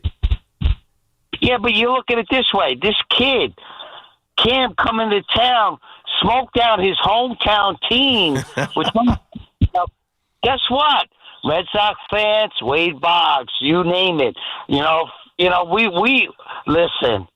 We're the New York Yankees. We're back. We got the brazen in us. And guess what? Nobody can blame Judge. Judge is doing good. No, we're coming back in all force. And guess what? We want the crown, and we're going to come get it. Thanks for the call, John. I like the way you're talking, man. One game at a time, but it's time for the Yankees to stand on business. We got mocked after losing the World Series. I'm tired of seeing that gif of Judge dropping a pop-up. It was 8 months of being mocked over Juan Soto. Please. Yeah, we wanted Soto to come along. Somebody didn't advise him correctly. That's none of my business now. The Yankees manager, I told you, he's not going anywhere. These guys do play hard for him. These guys do trust him. And, maybe the Yankees fully trusted him. And tonight, I don't know. I mean, it was clear to see. Don't take Cam Slitler out. It was clear to see. Let him keep going.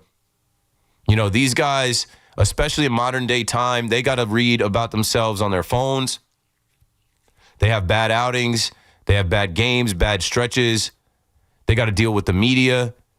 And, shout out to the Yankee media. The Yankee beat is deep. It's like 15 of them covering the team. And they go in there and they pepper them with questions and they question Boone, whatever. These guys just show up and they play and they compete hard for each other. And I'm happy to see them advance. And if this is a revenge tour, hell, if it's a revenge tour, let's go knock out Toronto. If it's the Detroit Tigers waiting for us, then the revenge is Boone versus A.J. Hinch.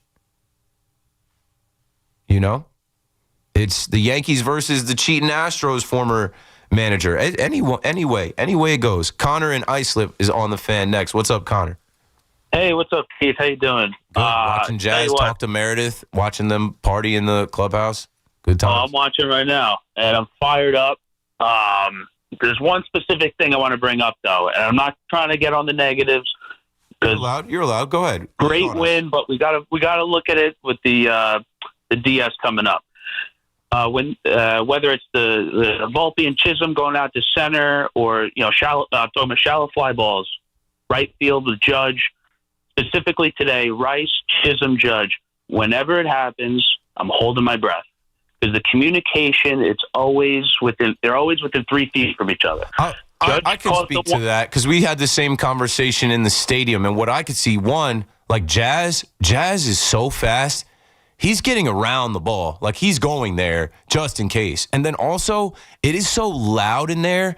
You want to talk about communication? I don't know if they can hear me, you, I got it. They are all just going to the ball. Right. But yeah, we had that conversation tonight. I was sitting down right field so I could see some of that. And like I'm saying, Jazz, when that ball is hit, Jazz's stride, he is covering ground. He's going there. And I know what you're talking about. That's just what I can add to it. That it's loud as hell in there. Maybe it won't be so loud in the Rogers Center. They might laugh. They might go to the Rogers Center and be like, yo, it's spring training out here. It's quiet as hell. Like, let's go. I don't know if these Toronto Blue Jay fraudulent fans know how to turn up like us. Thanks for the call, Connor. What am I talking about? They don't. But I know they've added some drinking sections. What do they drink up there? Molson, Labatt Blue. I know they added some drinking sections up there and in the Rogers Center. I still don't think they're Canada nice. Yankee Stadium is, welcome to the jungle. I was laughing at how many sections were just like, I can't say the word, but you know the word when you're doing a point at somebody in a Red Sox uniform that wants way too much attention and won't sit down and won't shut up. The Yankees went out there and silenced them for us. Let's go to Demetrius in Middletown, New York. What's up, Demetrius? You're on the fan. Yo, Keith, what up, my man? How you doing? I'm good, man. Good night at the stadium. Good night on the radio. Hopefully everybody's just enjoying living in, advancing, living to fight another day, yes, another series, more baseball games. We're not done yet. Yes, sir. Yes, sir. Oh, before I get to, I was at the game tonight, but Hiram's is in Fort Lee, New Jersey. Best dog in Bergen County. Fort Lee. Good call. Yeah, I've been going there since I was a kid. But listen, I was in section 126, and when I saw McCann beeline it to the Boston dugout, right there, and I just saw legs flap over. I was like, yo, I hope he got it. But let me tell you something. The vibes in the stadium, the energy is starting to feel like 96. I went to the World Series Game 6. I think we spoke last year about how I waited 27 hours online, and I got Game 6, and I was there. But the energy, let me tell you something. And it was just, I was just looking around the stadium. I'm like, yo, like they're starting to click, like they're there. You know what I mean? It's like, I feel like the team, the more, they pull these wins out, they dropping believe. Game 1, the more they believe in each other, the more they have confidence, and the way, Boone, with allowing Rodon going into the 7th for that one, I didn't want, yesterday believing into the pitch and then actually allowing Schlitler to come out, Schlitler to come out in the 8th inning, and the whole stadium just went crazy. His Let first me tell you something. postseason appearance, trusting his guys. Yeah. Yes, sir. And another one, too. So, traffic, driving home, I'm watching the post game while in traffic. So, Meredith asked Cam, he shout out Andy, but if you catch it when you see it later, he said that he told Andy, I'm not letting them beat me tonight. So, because he'll never live that down at home. That's the other side of it. Thanks for the call, Demetrius. As we talk about him being from Walpole, Massachusetts, him converting his family to fans, I'll never live it down as a man. Speaking as Cam, I'll never live it down at home if I lose this game on our home turf, Yankee Stadium, and let the Red Sox end this season, my rookie season. When I got Judge on this team, I got Belly on this team, Trent Grisham's best year ever, Jazz 30-30 year. Like, this kid just put the whole city on his back and put the city that he's from under his foot. He just laughed at him. He just literally went on Twitter and mocked him. Said, I'm drinking that dirty water tonight. Goodbye. He said, I know some people from Walpole are going to be bummed, but whatever. They can sit on the couch and root for me now. Sabi in Queens, talk to us. You're on the fan. Hey, Keith, how's it going, man? Great. I bet. I just got back from the game as well with the wifey. Really quick, actually, first of all, your guy screening the calls is awesome, by the way. Jack. I've called into a lot of Keep calling, stations. everybody. Big Mac is coming up next. I'll be listening. Keep calling. We're going to hold it down. Yeah, he's awesome. But yeah, it was my wife's first postseason game. Great. Which was a crazy experience for her. Yeah, it was just amazing to sit through that together. And obviously, we've both been watching the Yankees and the rivalry with Boston since we were teenagers. So for her to witness that in her first postseason game was, Yankees do or die. Yeah, it's special. I sent you a video on Twitter from my Everything Yankees account of us walking out said some not so friendly words to Boston That's fans. fine. Get it out. You got to send them home. Some of them were moving their feet too slow. Get out. It's over. Yep. And then the last thing I'll just say, just from a team perspective, was the biggest takeaway for me was it was great to see this team get runs by just putting the ball in play, right? Not small ball. We play small ball here. Yeah, it's crazy to say, but just finding a way to make everybody to homer too. I put money on everybody to homer off this rookie pitcher. They ran out there and they just waited. They waited till he tired out a little bit when he didn't have confidence in his stuff, and he's trying to go to some off-speed stuff, whatever. All right, bat to ball. It's finding the hole. Right. Yeah, and these guys are locked in at the best time, right? You got Fried going 7, Rodon went, I think almost 7. Schlitler obviously pitching, the best performance we've seen by a rookie ever in baseball history in the postseason. So these guys are getting hot at the right time, and even the bullpen for all the, outside of Luke Weaver, look at this pen. Look what these guys have done. They're playing clean, tight baseball. Thanks for the call, Sabi. We got to take a break, and probably my last break of the night. Another classic in the rivalry. Another historic Yankees victory, a win, one that you'll remember years from now where you were, whether it was your son's first game at the stadium or your girl's first game at the stadium, or maybe you went and watched it with somebody. This is a special one. We're blessed to have it, man. If you love baseball, you love the Yankees, you understand. We're all on the same page. Let's keep it rolling. 888-808-1019. Call us up. This is Keith McPherson on The Fan. I will be right back. Baseball or football, WFAN runs the city. Yankees bats, Mets heat, Giants defense, Jets dreams. It's all here every day. The Fan, 101.9 FM and always streaming on the Odyssey, iHeartRadio, and TuneIn apps.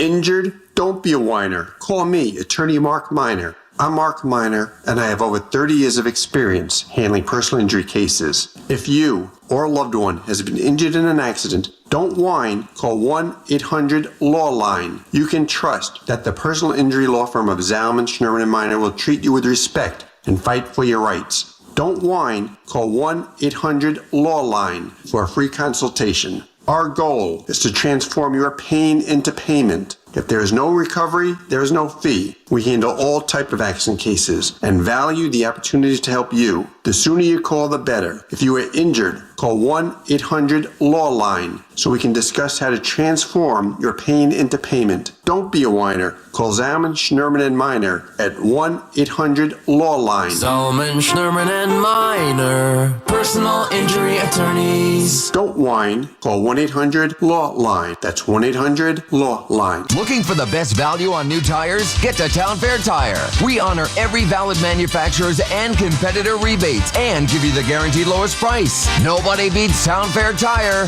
Nobody. Town Fair Tire. Do you owe $10,000 or more in credit card debt or personal loans? With credit card debt at all-time highs, Debt Relief Advocates is urgently notifying consumers of debt relief now being made available, designed to aid consumers with out-of-control credit card debt. Those who qualify and enroll for this relief program will only have to pay back a fraction of what they owe. This is not bankruptcy or a debt consolidation loan. This is a relief program that credit card companies would rather you not know about, as it ends your debt nightmare and saves you lots of money. Consumers owing at least $10,000 in credit card debt or personal loans can now take advantage of this debt relief as the cost of living skyrockets. Debt Relief Advocates has established a relief hotline for you to call to learn what debt reduction you may qualify for, so don't wait. For this free information, call the relief hotline at 800-707-6152. 800-707-6152. 800-707-6152. If you work in New Jersey manufacturing, your chance to network, learn, and connect with resources for your business is October 3rd, the annual Made in New Jersey Manufacturing Day in Freehold. Both gubernatorial candidates will share their vision for industry in New Jersey. Register today at njmep.org. Looking for the best value on new tires? Get to Town Fair Tire. We honor every valid manufacturer's and competitor rebates and give you the guaranteed lowest price. Nobody beats Town Fair Tire. Nobody. Town Fair Tire. Alec out of here, and wow, are we thrilled with the incredible job CertaPro Painters did on our house. So clean, so efficient, they actually listened to us and even satisfied my wife, which, as you know, isn't easy. If you've been putting off painting because of the economy or tariff worries, don't. Painting your house is the easiest and most efficient way to protect and raise your home's value. Do what we did. Call CertaPro Painters today. Each CertaPro Painters business is independently owned and operated. Why do you go to Princeton Longevity Center? We go to Princeton Longevity Center because my husband's cardiologist told him having this exam saved his life. Because somehow 20 turned into 40, and now I need to take my health more seriously. The Princeton Longevity Center designed a program to keep me healthy and active, so 50 and 60 will be no sweat. Because even though my cholesterol is high, it turned out my arteries are clear. That's a big relief. Whether you want to make the most of your future years or just want peace of mind, you need the Princeton Longevity Center. Their comprehensive preventive exam combines the latest technology with caring experts to create your personal plan for staying well. Because I shouldn't have to wait an hour for a 10-minute physical. I go to Princeton Longevity Center because I get everything done in one day and take my results home with me. Find out why you need Princeton Longevity. Call 888-8000-PLC or go to PrincetonLongevityCenter.com. Call 888-8000-PLC. That's 888-8000-PLC. Talk New York sports on WFAN, 888-808-1019. Powered by Paramount Plus. Count on Sundays all season long with the NFL on CBS and Paramount Plus.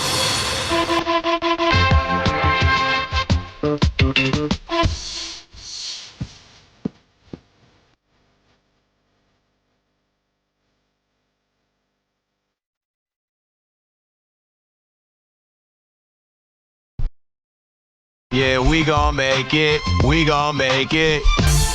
Let's keep making it. New York City. My last little run here. Keith McPherson on the fan. Your Yankees win. Duh, Yankees win. Feels good, right? Feels right.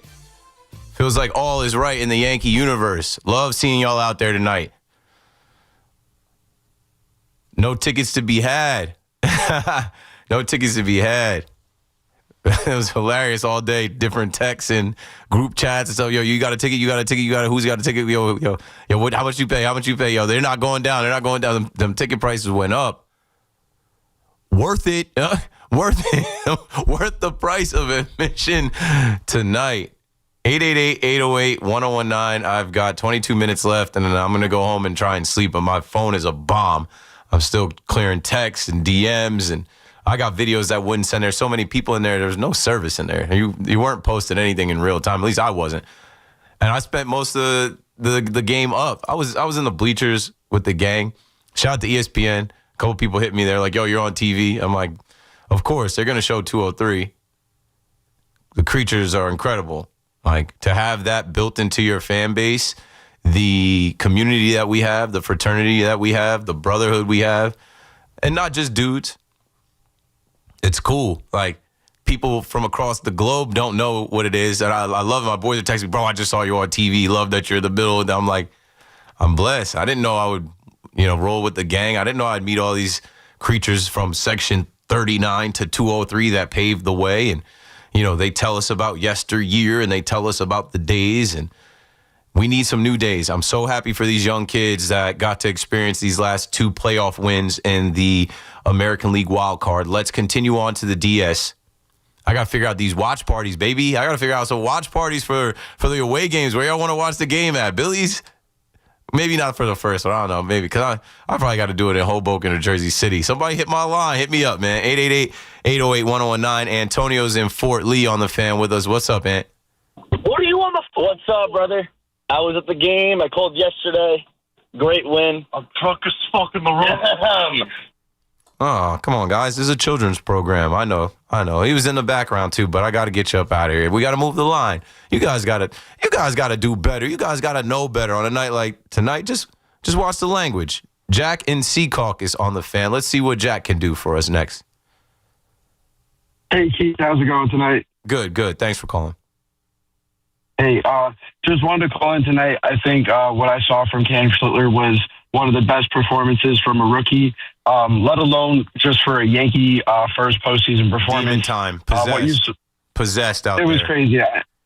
love these two guys, but even Cole and Rodon, it took them a while to figure out for Yankees, like being in the playoffs. But from what Cam did tonight, going into the 8th inning and getting it straight to Bednar was the best thing. But really quickly, last night I was at the game as well, and my dad looked at me after the game and just said that was one of the best games I've ever been to. And I was back in the house tonight with some of my best friends, and we all had a good time.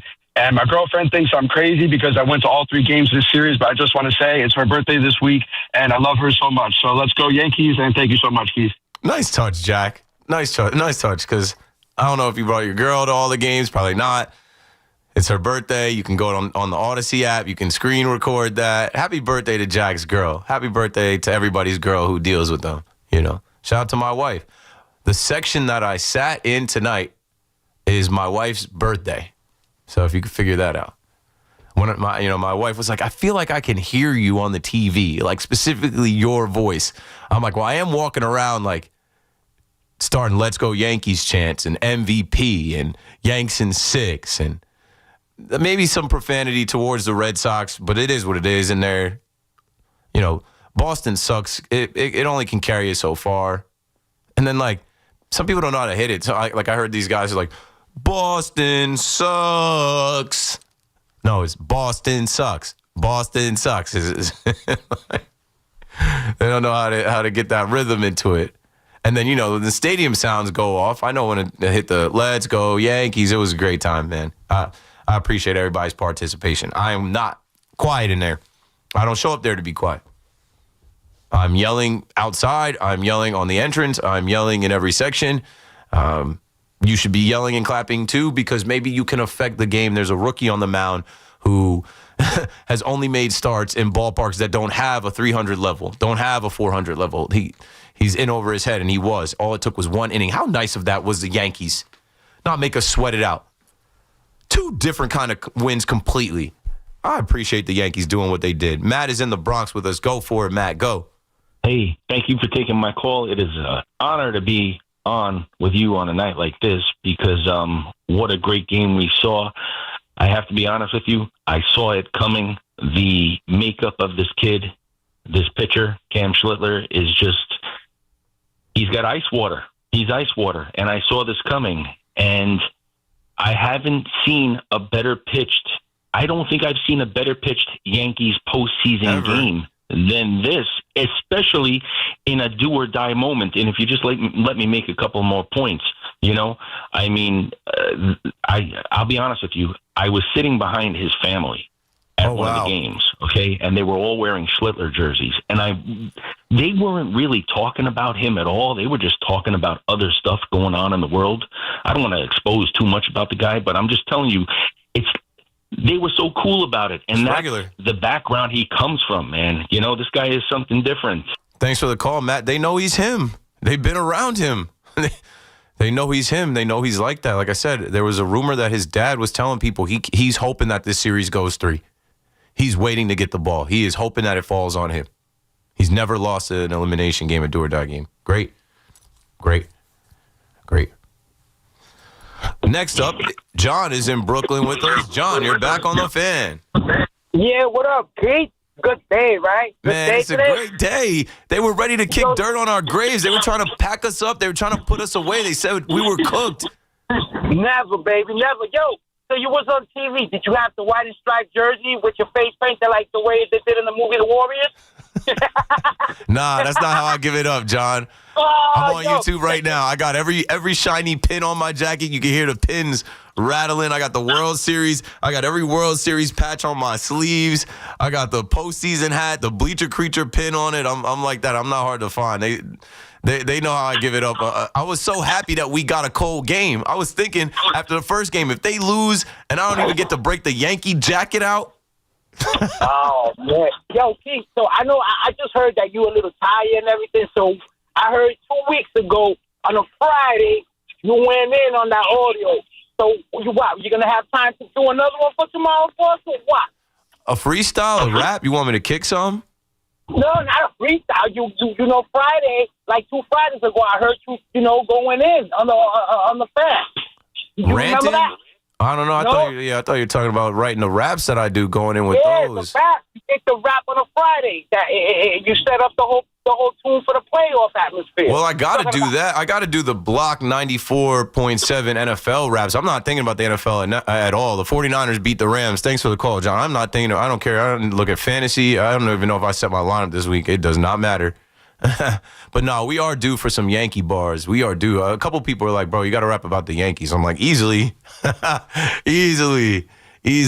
I just need the time. I need to sleep. If I can go home tonight, sleep, get up, and write the Week 5 NFL rap, maybe by the time I come here tomorrow night, I can put together a couple bars about the Yankees. I'm inspired.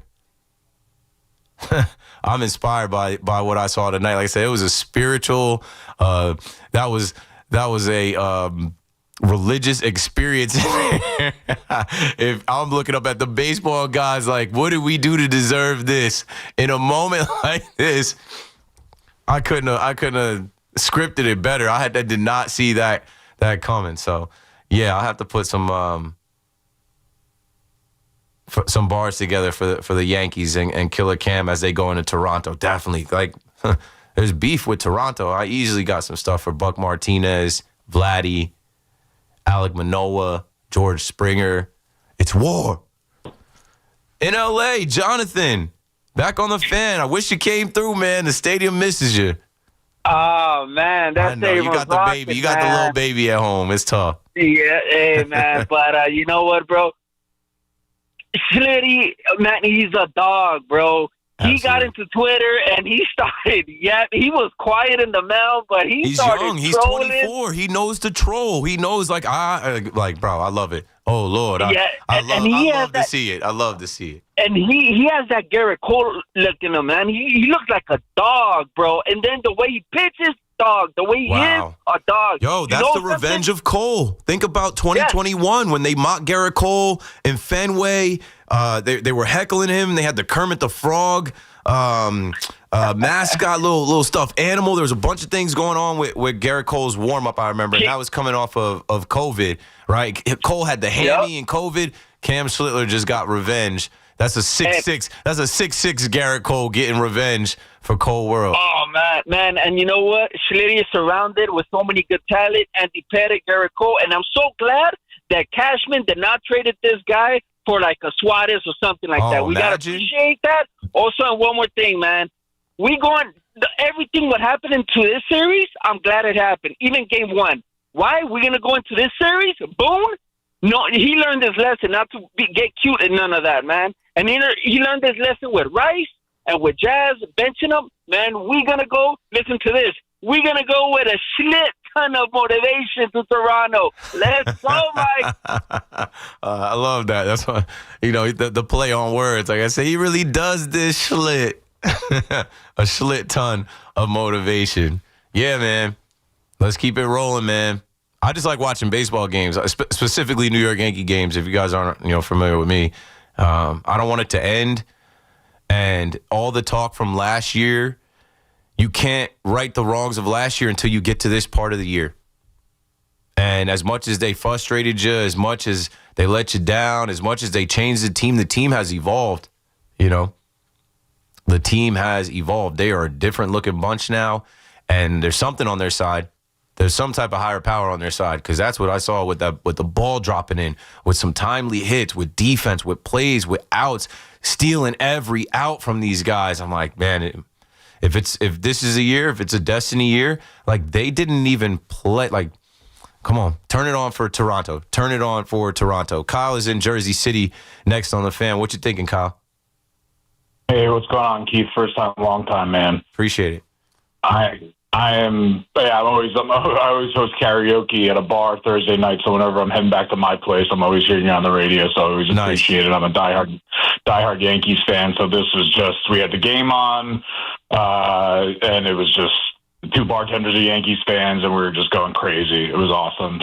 So awesome to see us kick Boston's ass like that. But what I want to say is I work at a new restaurant in Jersey City. I know you're looking for a place to watch the game, you said, maybe in Hoboken or Jersey City. So the place is called Bergen Hall. We got great food, with the best wings you're ever going to have. We rub them, smoke them, and grill them. They are tasty. We got great cocktails. What's it by? What's a landmark that is by? It's right by Liberty Science Center, Liberty State Park. It's really easy to get to. It's right off the turnpike. There's not a whole. It's a really up and coming neighborhood. I used to live at 460 Grand in that building over there, so it's not far from. Okay, it's right off of like Johnson and Maple. So right by the big, right by the light rail stop for Liberty State Park. Yeah, and they're building that area over there. There's some nice apartments over there now. Yeah, I live right in this neighborhood. It's a great neighborhood. I love Jersey City in general. Always preferred it more than Broboken. That Bergen Lafayette area. Cool. Thanks for the call and the tip, Kyle. I don't know. I know we're going to do watch parties. I'm not able to say when and where. But I know after the success of doing the watch parties last year, those conversations are being had. And I'm talking to former players, and I'm talking to influencer types and celebrities that are Yankee fans to pull up. And like in this world we're in now, like these people follow me, they DM me. WFAN Sales is working on it, so like stay tuned. We'll let you know. I don't know if it's going to be quick turnaround for this weekend, as far as like a sponsored, WFAN and insert Corona or, with this appearance, but we have a second round. So they're coming, and we'll see, how long it takes the Yankees and Blue Jays to settle the score here. But those watch parties were epic last year, man. Billy's a great spot for it, but with only like a day to plan, I'll probably do something closer to home. Where I live is right between Jersey City and Hoboken. Ray is in Brooklyn with us next. As we're running out of time, I got to get to these phone calls. What's up, Ray? Yo, Keith, I'm chilling, man. We straight slitting on these ninjas right now, boy. And Keith, I always told you I'm more like a glass half full guy, like C-Mac is. Yeah. So like I never doubted this for a second. And by the way, to that bum Juan Soto, right? He knows he wanna be part of it. Oh my. Soto. Yo, I wonder if his mom's is enjoying those clothes right now, bro. Nah, no postseason fits. No postseason fits for Mama Soto. Right Yo, Keith, that's all I wanted to say, man. I just wanted to big up our, Yankees family and troll these bum ass Mets a little bit, man. But I'm trying to leave them out of it, yo. I'm trying to leave Met fans out of it. Jack, you're a Mets fan, but you're a good Mets fan. I don't think I've ever even when I've heard other shows and you chiming in, I know you're a young guy, but I've never heard you take aim at the Yankees. I've heard you talk about going to the 2009 World Series. As a Mets fan tonight, do you feel any type of way watching the Yankees march on and know that you're going to get another week of Yankees baseball? No, I mean, I'm glad that the Yankees played well today. Yeah.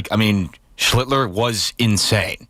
Misery loves company, but I don't think you like the misery that we would have felt as Yankee fans losing again to the Red Sox in our building in the wild card. That's not the same misery. I mean, weigh it on your own scales. But that's not the same misery as missing the postseason. We need it in this city. We need these bars. As I'm talking about where to go watch the game, these bars are going to be lit up in the city this weekend as the Yankees are on the road. We need it for our economy. We need it for our own pockets. Like, the Yankees are in business. We're all in business. Yeah, totally. Like, I don't want to see the Yankees, not do well. Like, I want to see them, no one was happier than me in watching the Red Sox get shut out today. Good. Like, I hate the Red Sox. Good. I mean, it's a New York thing. I know that's tough. And I know I get it from I'm driving home yesterday. The first call on the Big Mac show. Buddy calls in, I forget his name, and he goes, "You guys are going to lose." And, of course, Big Mac, and I can't wait to hear Big Mac tonight. Big Mac is ready to talk about the ins and outs of the innings and the games and the outs and the hits and the different, parts in the game that made us excited or worried, whatever. And then I guess he's expected this guy to give him some type of logical answer or some type of critical reason why the Yankees are going to fail. And he said, karma for guys like Keith McPherson trolling the Mets, man.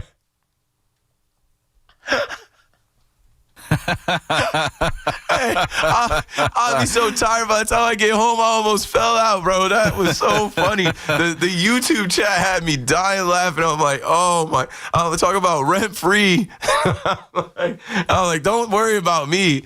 My karma doesn't have anything to do with Cam Slitler and Jazz Chisholm and Anthony Vulpi and Ahmed Rosario and Aaron Boone, the rest of these guys. You know, I thought that was funny as hell. Buddy called.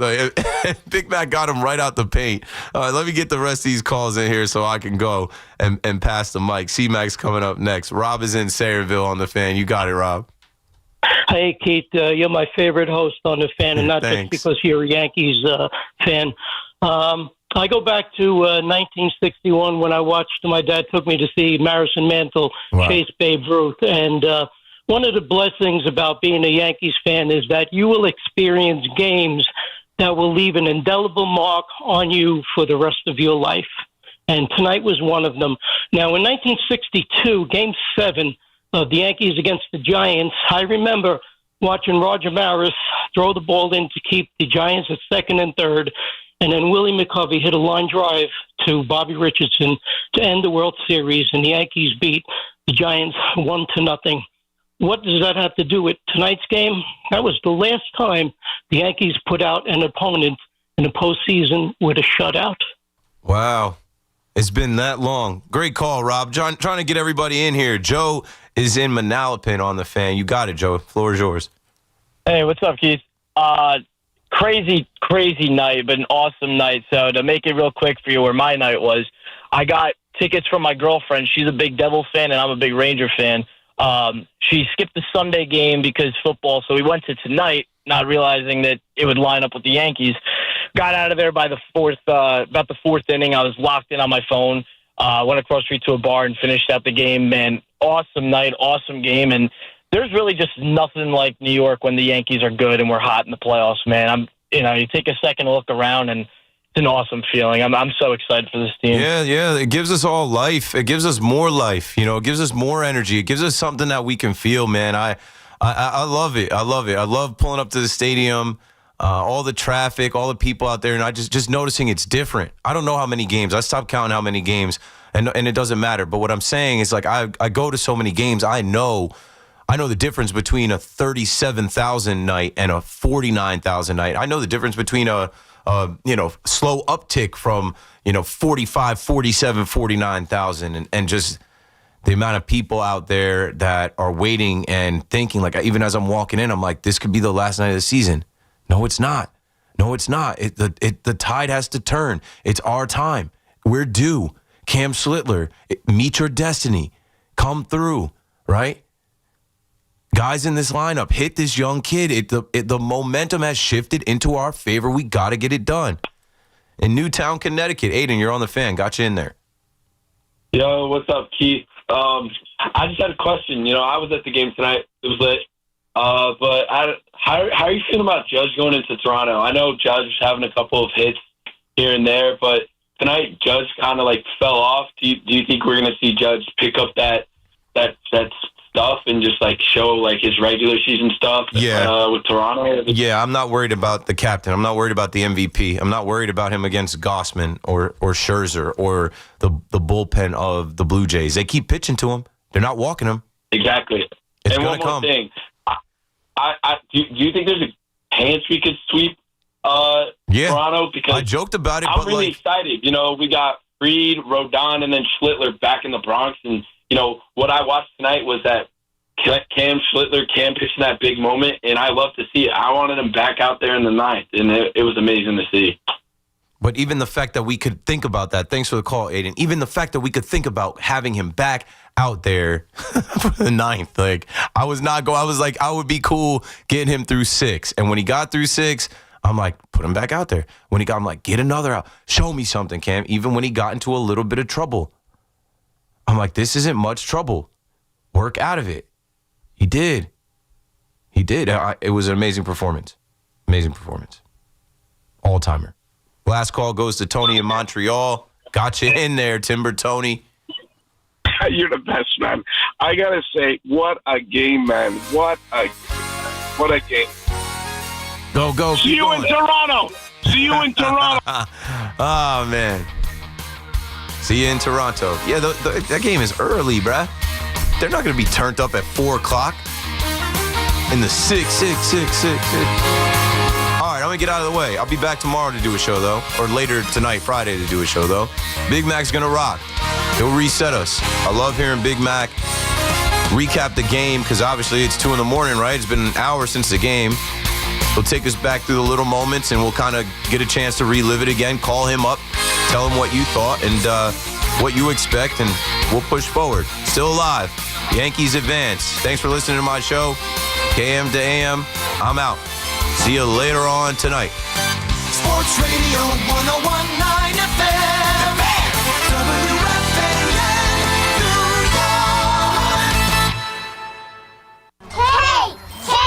Hey! My dad is bringing home the best birthday cake ever. It was my 5th birthday, and my dad was bringing home the cake. Should have been here a half hour ago. The cake never made it, and neither did my dad. 911, what's your emergency? That was the day a drunk driver killed my dad. Daddy? Impaired drivers take lives. Think. Sponsored by the New York State Governor's Traffic Safety Committee. Aired in cooperation with the New York State Broadcasters Association. With over 90 years of combined legal experience representing the law enforcement community, Decolator Cohen and DePrisco, LLP, continues to strive to educate police officers of their civil rights to sue in line-of-duty accident cases. The 2025 Police Officers' Right to Sue newsletter can be viewed on policeofficersrighttosue.com and provides successful results in varying line-of-duty accident cases. These results include damages recovered from RMP accidents involving the City of New York and civilian motorists, station house defects, ricochet injuries from the range, private premises slip and falls, sidewalk slip and falls, construction defects, snow and ice cases, and injuries emanating from defective RMPs. In any LOD accident, it is important for the officer to take photographs of any defects, injuries, or damage. It is also essential to draft the line-of-duty report and detail the cause of the accident in the paperwork. Remember, there's a 90-day time limitation to file a claim against a municipality. If any law enforcement member has a question regarding a potential lawsuit, contact Decolator Cohen and DePrisco, LLP at policeofficersrighttosue.com or call 1-800-901-1529. Everybody knows Town Fair Tire is New England's largest name brand discount tire dealer, beating all the local competitors with our guaranteed lowest prices. And now, with over 120 stores throughout New England, we beat all the competition, including the warehouse clubs, the online sites, and the local dealers. Yes, we beat them all with the absolute guaranteed lowest price on name brand tires. Nobody beats Town Fair Tire. Nobody. Name brands at discount prices. Town Fair Tire. Stop dealing with your neck pain, backaches, and sciatica and go see my main man, Dr. Jay Shah at Samwell Institute for Pain Management, a migraine and nerve pain specialist who gets you back feeling like yourself again with minimally invasive and non-surgical treatments. There are thousands of 5-star reviews who trust Dr. J for pain-relieving solutions. Same day and next day appointments available in offices in Colonia, Livingston, and now Inglewood, New Jersey. Turn to Samwell Pain for effective pain-relieving solutions. Visit samwellpain.com. Stressed out about owing over $10,000 in back taxes? The IRS isn't slowing down, and neither is Tax Hardship Center. Last year alone, the IRS wiped out over $163 million in tax debt for thousands of hardworking people who qualified. If paying back the IRS threatens your finances, you may be eligible for hardship programs that could let you settle for a lot less. Everyday Americans are finding relief right now by calling Tax Hardship Center to see if they qualify. You've been thinking about fixing this. The time to act isn't tomorrow. It's today. Call Tax Hardship Center for a free consultation and see every option for lowering your IRS debt. Call 800-717-4601. With increased IRS collections, now is the best time to see what tax relief programs you may qualify for. If you owe $10,000 or more in back taxes, call Tax Hardship Center. 800-717-4601. 800-717-4601. That's 800-717-4601. This is an important notice to all U.S. taxpayers. The IRS is giving away billions of dollars in tax savings through a federal program called the Fresh Start Initiative to aid delinquent taxpayers. This initiative was established for anyone facing financial hardship and unable to pay their back taxes. Qualifying and enrolling in this program will stop all collections, settle your delinquent tax problem, and even reduce what you owe by thousands of dollars. Call the hotline at People's Tax Relief to see if you qualify and get this free information information by dialing 800-351-4596. If you have unfiled tax returns or cannot afford to pay your personal or business back taxes, you can now get the help you need. One simple phone call can resolve your tax problem and save you thousands of dollars. To see if you qualify and to get this important free information, call 800-351-4596. 800-351-4596. 800-351-4596. Talk Yankees and Mets all season long. WFAN, WFAN FM, WFAN FM HD1, New York, and Odyssey Sports Station. WFAN Sports Flash. Good morning at 2 o'clock. I'm Marco Belletti.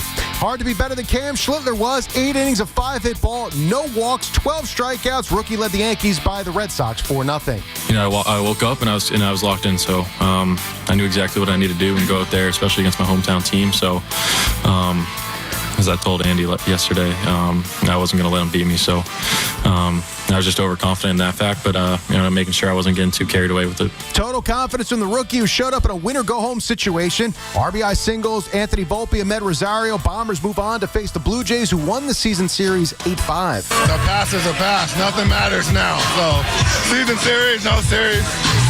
It's all a matter of the least amount of mistakes. Who's going to play the Christmas baseball? And we got to go get him. Giancarlo Stanton on yes as he doubled and scored, just missed a home run. Aaron Boone afterwards proud of the resiliency that this club has showed. Part of this whole thing is I've talked to you guys a lot the last several weeks about how good of a club I think we have now at this time of year. So you go into that best of 3 and it's pressure filled, you know. It's like, and it's against a team that you know so well and is your rival, and they win game 1. These guys just kept playing. And the Bombers will keep on playing. Yankees and Blue Jays ALDS Game 1 Saturday afternoon at 4 o'clock. Elsewhere, the Cubs eliminate the Padres 3-1. They'll see the Brewers in the NLDS. And the Tigers double the Guardians 6-3, sets up a matchup with the Mariners. Thursday Night Football, 49ers stuffed the Rams on a 4th and 1 at the 11 in overtime. They sealed a shocking 26-23 victory. Mac Jones threw for 342 and 2 touchdowns. And Braylon Allen to IR. Jets lost part of their backfield for at least 4 weeks. 57 degrees, clear skies, Central Park. That's what's happening. I'm Marco Belletti. Get the scuttlebutt on your favorite team, the Fan, on the Odyssey, iHeart, and TuneIn apps. Here's the 0-2. Bednar set to the plate. The pitch. Fly ball. Right center field. Going back, Judge. Going back. Judge is there. Makes the catch. Victory for the New York Yankees. 4-3 and the season continues. There'll be a deciding game here at the stadium tomorrow. A 4-3 win tonight by the Yankees. They stay alive.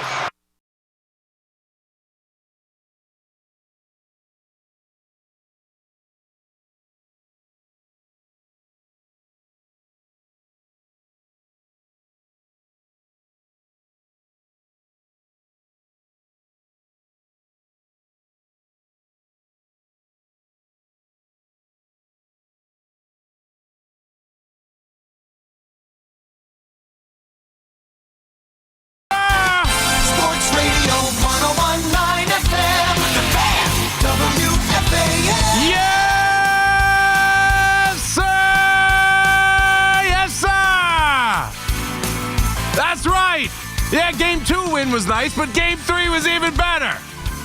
That's right, 888-808-1019. The Yankees move on. Beat the Boston Red Sox. Nobody thought they could. Can't beat the Red Sox. Can't beat anybody but anybody from the AL Central. That's it. You don't beat your own division. You don't beat any good teams. Haven't beat them all regular season long. Can't beat them. Can't beat them. Well, they beat them tonight, and they're moving on to take on the Frauds on their journey to a championship. As last night we saw, obviously, they win the game. Beating Boston feels so freaking good. It feels so good to beat Boston for the first time since 2003. It feels so good to beat them in the postseason. It feels so good to beat Alex Cora. It feels so good. It just dawned on me now as I was watching the highlights and watching some of the post-game sound. It's so good to send Alex Bregman home. I know it's not the Astros, but to send Alex Bregman home, a loser, is the cherry on top of this. It feels so good to come back from losing that first game and play the way they did in these two games and send the Boston Red Sox home. It feels so good, Yankee fans. There's no way to deny it. This is as good a win. Like, it feels this is as good a win as any they had last year, including getting sent to the World Series. You have to win this series. You couldn't lose to the Red Sox again, and thankfully they did not. And then, obviously, what we watched last night, it's hard to put into words. It truly is. Sitting there, I was home. I didn't go to the ballpark last night. I was home with the kids.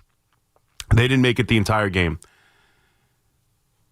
They passed out eventually, but we're watching the game, and I'm sitting there, and it's inning by inning, and Cam Slitler, this kid who started the year in Double-A, this kid who nobody knew. I follow the farm system. I heard his name once or twice. Like, who the hell is Cam Slitler? Who the hell is Cam Slitler? He comes up midseason around July and throwing 100 miles an hour. We're all intrigued, and we're all like, oh, my God, he's throwing 100. To watch what he's become. I mean, and if you think about it, this is a kid who, during the 12-game gauntlet, where they needed to prove that they could do something like this, otherwise Yankee fans weren't going to get behind him. He starts that first game against Toronto, who he's going to have a chance to go make up for it. But he can't get out of the second inning. He gives up 3 in the first, 1 in the 4. He can't strike anybody out. It's this 40-pitch inning. It's a debacle of a start. Really, the only one miserable start he had all year. That's the last time he pitched in a really big, meaningful game. That's the other big game he's had so far this year, and he couldn't get out of the second inning. And many of us were questioning whether or not it was the right move to start him in this third game. Well, Luis Gil's been more consistent, or Luis Gil, is not a rookie. He pitched last year. Luis Gil, he's gotten out of jams. Cam Slitler couldn't get out of that couple innings in Toronto. Cam Slitler works better out of the bullpen because I trust him to throw strikes. You might go Luis Gil in the start. The Yankees knew exactly who to go to. There was never a doubt. They set up this rotation just for this. They set up the rotation knowing they were going to go to Cam Slitler in game number 3. I don't think they expected 8 innings of shutout baseball, 12 strikeouts, 0 walks, 1 runner to reach second base all night.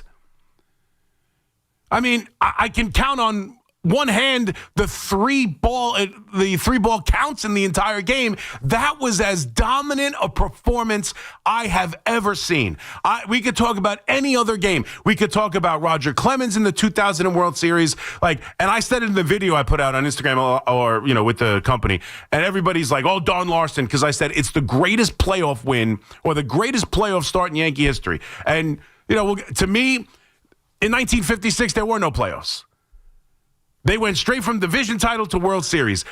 Forget all that. This is the best I've ever seen when you take into account the circumstances. Right? Roger Clemens, great. Game 4. Even Andy Pettitte in the World Series. There was a game to play. The next day, there would still be a game to play had the Yankees lost either of those games. This is a do or die. And I know it's not the World Series, it's the Wild Card Series. There is no World Series if you don't win the Wild Card Series. There is no run to greater heights if they don't win this game. This is a game against the Boston Red Sox, win or go home. Not the season on the line, jobs on the line. There's a good chance Aaron Boone gets fired if they lose this game. He still might get fired. I don't know, but I'm pretty damn sure he gets fired. You're talking about a game where a rookie who started the year in Double-A came up in July. The last time we saw him in a big game, couldn't get out of the second inning, and he's standing on the mound to beat the Boston Red Sox in a do-or-die game on a 15-year championship drought where the fan base is going to go absolutely nuts if they lose again to the Boston Red Sox. He's on the mound. They haven't beaten the Red Sox since 2003 in the postseason.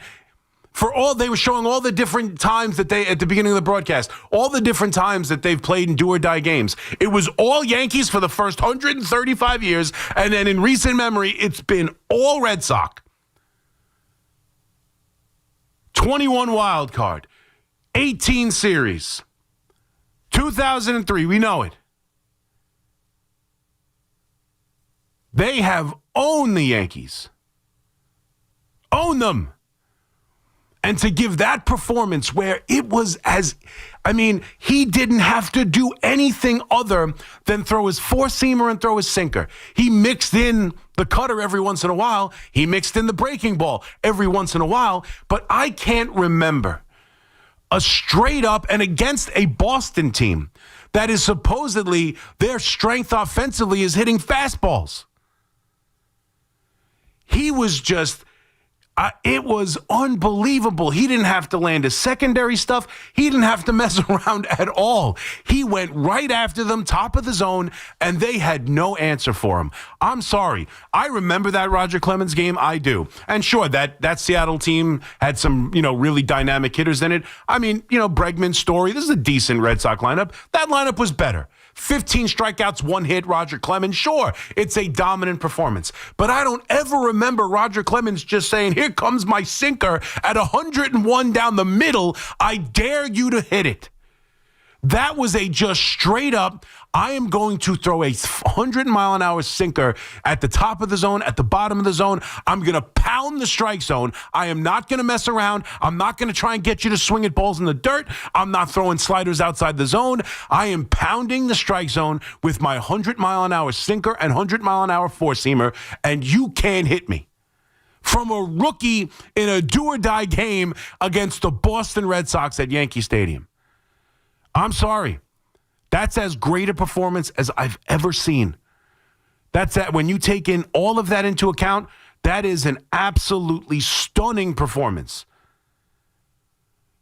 Stunning. There's nothing else to say. It's a stunning performance. I thought he would have a good performance. I thought the Yankees had the better pitching matchup. I've told you from the beginning, I was extremely confident. I came in here after the loss in Game 1. I defended Aaron Boone for taking out Max Fried. I killed him for some other things, but I defended him for that move, and I told you the Yankees are going to still win the series. I am still supremely confident. I liked them tonight. I think everybody liked them tonight after winning Game 2. But I never thought Cam Slitler. I would have taken 5 innings. Easy. You give me 5 innings, a couple runs, I would sign for it. Said the same thing about Carlos Rodon last night. 6 and 3, I'd sign for it. Although you don't like giving back the lead multiple times for him. But still, I just wanted a representative start, keep the Yankees in the game, get to the bullpen, score some runs off a young kid. That's what I expected from this offense. And to watch him go out there and just dominate, as a Yankee fan watching it, it was hard to believe. You had to take a step back every few innings or every few, at-bats and go, what are we watching? What are we watching? It wasn't a crafty, well-pitched game. It honestly wasn't even a well-pitched game. It was I'm better than you, and I'm going to blow it right by you. It was dominance like I can't remember. That is an utterly brilliant performance, and Boone lets him go 8. I think that answers the question to all the people that, he would never try. He relies strictly on the numbers. He relies strictly on the spreadsheet. They have a plan. It doesn't matter how good the pitcher's pitching. He won't stick with them. If he was the manager of the Red Sox, Garrick Cole would have never gone as far as he went. I think we saw last night that when you are dominant, and Max Fried wasn't dominant, although putting up zeros, Aaron Boone's not an idiot. Congratulations. We all can at least step back and say Aaron Boone's not an idiot. But when you look at this game and you look at this series, here's the main thing. The fears about playing the Boston Red Sox, the fears about playing the Toronto Blue Jays, the fears about playing the better teams in baseball that so many Yankee fans have about making the critical mistake, being sloppy defensively, being sloppy on the base paths, some of the things that killed them specifically in the late innings of Game 1 and then obviously the fifth inning of Game 5 in the World Series last year is going to creep up. All you have to do is play baseball against the Yankees. Well, last night, the Yankees played baseball against the Boston Red Sox and Alex Cora, and they failed. That's what I love about this series, and specifically this game. Because outside of Cam Slitler, who was obviously incredible, obviously the headline, obviously the big story, the fact of the matter is the Yankees didn't win this series pounding home runs. The Yankees didn't win this series with the Bash brothers of Aaron Judge and Giancarlo Stanton hitting home run after home run and scoring a ton of runs and outplaying their bad defense and outplaying who they are and out-homering all their deficiencies, and that all of those will still crop up sometime down the line because ultimately that's what the boony baseball will happen. Instead, 2 games that they won because they outplayed the Red Sox in every which way. They outplayed them defensively. They outplayed them in the big moments. The turning point of Game 2, the 7th inning, they can't get down the bunt. They can't get the big hit. They make the mistake on the base path, not scoring on the Jazz's great defensive play. And the Yankees are the ones turning great double plays. The Yankees are the ones with Jazz Chisholm making that diving stop. The Yankees are the one watching Anthony Vulpi, playoff Anthony Vulpi, save Jazz from an error and have a huge play at second base.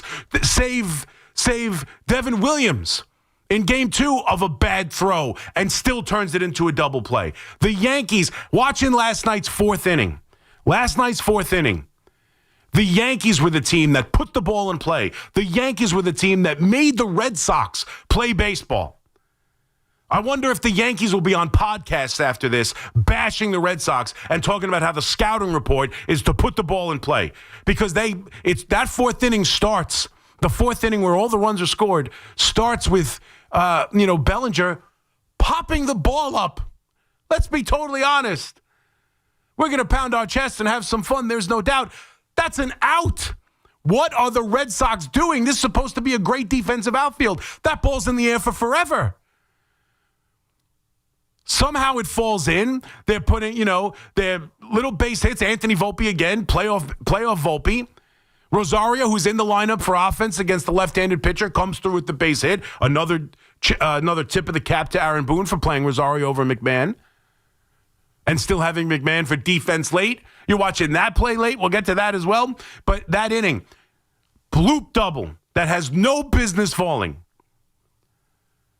A walk, a base hit in the hole, a little opposite, take an inside fastball, a Jeterian swing, if I may, from Anthony Vulpi and sends a 12-hopper through the first and second base hole. Then Wells hits a ground ball to the first baseman. Yeah, he hit it hard, but it's a ground ball to the first baseman. That's a double play.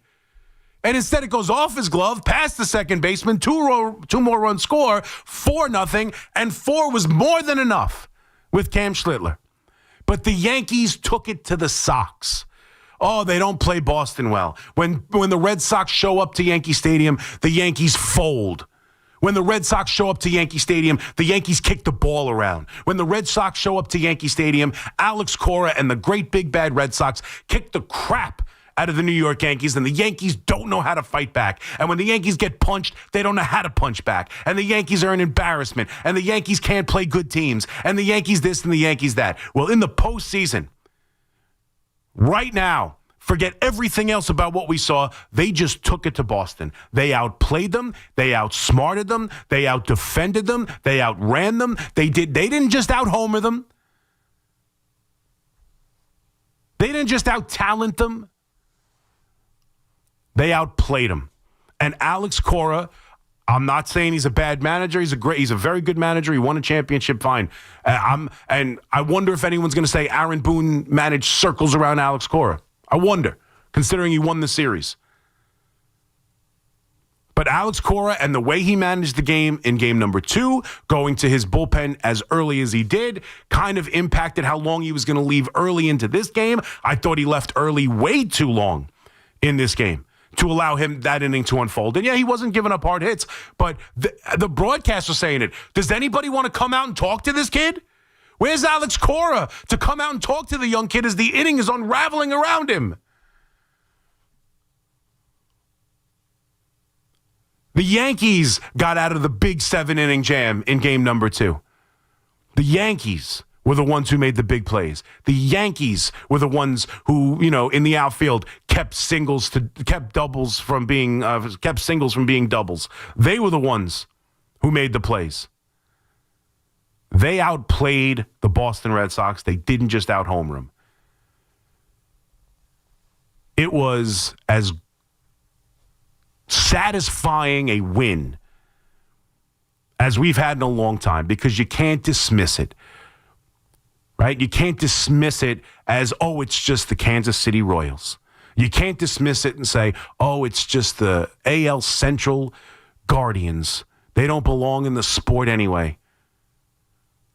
This is a team that you might try to dismiss it now, you Yankee haters, and say they're not very good. And, Roman Anthony's injury and Lucas Giolito's injury, and they didn't have the pitching. And let's be honest, this is a team that's a year or two away from competing. You're supposed to beat this team. You're at home. Nonsense. Because every Yankee hater and every self-loathing Yankee fan, or every Yankee fan who had all the issues they had about this team, went into this series scared as hell and convinced that they couldn't beat the Red Sox. Convinced they couldn't beat the great Alex Cora. Convinced. And the Yankees outplayed them in every single way after game number 2. And let's be honest, outside of, the decision to go to Weaver, and however you feel about it, and Weaver blowing the game, outside of that, and maybe Judge not being, that Judge not getting the ball in quick enough to second base and allowing, Sogard to get that, turn that into a double, and that base hit gives them the 2-run lead. Like, outside of those 2 moments, the New York Yankees played a pretty much flawless game of baseball. You look at what Anthony Volpe did. You look at then, obviously, the moment, the signature moment of McMahon going into the Boston dugout on that great play. And then even the final out, shades of Charlie Hayes catching it right there in that spot. This was a huge win for the Yankees. I said it from the beginning. I thought this was the toughest matchup they would face. Not guaranteeing victory the rest of the way. And the World Series is different. But through the American League, with the teams that are left, and the idea that it's not a 3-game series, that you have some time to breathe, and you have enough games where the better teams can have a better chance of rising to the crop as opposed to these 3-game series. 3 games against the Boston Red Sox, Garrett Crochet, and this Red Sox team was the toughest matchup they were going to face in the American League. They fell behind 1-0. Everybody lost faith. The series was over. There was no chance they would win, and they got off the deck and won 2 games in the exact manner in which every single Yankee fan was afraid they would lose. Every single Yankee fan was afraid they would lose just the way the Red Sox lost. Just that way. That's satisfying. And then you got a young kid who you try not to look ahead, and you can't expect, this every time. But if this is the playoff star, if this is who he's going to be, like, again, 8 innings, 12 strikeouts, no walks, nobody on second base. Like, I don't know if you could expect that. But if Cam Slitler is going to be someone who can step on the mound in his first ever playoff game at Yankee Stadium against the Boston Red Sox in a win-or-die game, facing his home team and everything else that we heard a million things about. I mean, I'll get to the broadcast and so, it's the 8th inning and we're hearing about prisons. I'm like, what are we talking about? Of course, that prison has no more prisoners in it. What? Those are uttered in the 8th inning of this game. I know. I love it. I hate it when they have these side stories that they feel they have to tell all these funny, interesting. Yeah, I know. He grew up in Boston. I don't care. I'm watching him pitch in the 8th inning. But considering it is his hometown, it's a team he grew up rooting for, if he could be the guy who steps on the mound and gives that kind of performance tonight, and you saw the way Max Fried pitched in the series against Boston, and you consider Bassett and his injury and Bichette and his injury and the pitching staff of the Toronto Blue Jays, The Yankees are going to have an advantage here moving forward throughout this postseason. They just are. Whether they take advantage of it or not is going to be seen. But if Fried and Cam Slitler are this Yankee team is very dangerous moving forward. Very dangerous. And if they can win games like that and be the one who turns the double plays and be the one who makes the plays and be the one who forces the other teams to play baseball and take advantage and put pressure on and score from first on a double to win the game, if they're going to be that team and they're going to pitch like this, they're dangerous as hell, man. What a night. What a night. What a series. What a feeling. This is a great day to be a Yankee fan. Saturday and Sunday are looming. The series with the Blue Jays are looming. We'll get into it. We'll break it down. Heartbreak is still on the table. Don't get me wrong. They lose to the Blue Jays. This season sucks. We'll be happy with the Boston thing for a minute, but they got to go win this series. And if they do that and lose to Seattle, this season sucks. I get it. I get it. But life's about the journey, my friends. It's not always about the destination. And Yankee fans, this was a huge step in the journey. And this is a moment that you can, the Boston Red Sox have owned the Yankees for far too long. And I don't know if it makes up for 2003 and 18 and 21 all rolled into one, but it makes me feel pretty damn good. And it ends the run. It ends the reign of the Boston Red Sox over the New York Yankees. That's over. Can't beat the Yankees, can't beat the Red Sox, can't beat Alex Cora, done. Can't beat anyone outside the AL Central, done. Can't beat anybody in the division, done. All done. All the narratives that have been hovering over this team wiped away in two beautifully played games. Two cleanly played games. Anthony Vulpi getting hits, making defensive plays, looking fantastic. Outside of Weaver, the bullpen really doing their job all series long.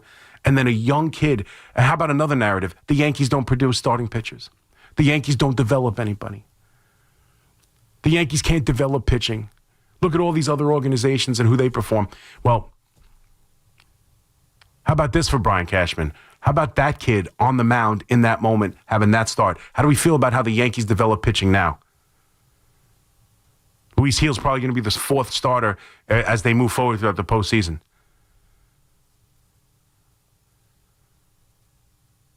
Negative narratives around the Yankees dropping like flies. Let's go. Let's go. That's a big win, baby. That's a big win. What a night. Let's celebrate. We'll get into Toronto as we go. But that's one hell of a series win. To come back after losing game one, getting off the deck, and then getting the pleasure, the absolute pleasure of watching someone just dominate. That was not like a masterclass. That was not Greg Maddux spotting his two-seamer and, hitting his, and, change-ups and whatever else. Like, he wasn't out-thinking anybody. Cam Slitler wasn't out-thinking anybody. He was throwing strikes, and he was doing it at 101 miles an hour, and he was daring the Boston Red Sox to hit him, and they couldn't come close. That was one hell of an experience watching that one, man. That's a great one. That's going to stick with me for a while. That's going to stick with all of us for a while. 888-808-1019. McMonagle here with you on The Fan. We'll take your calls. Let's have some fun.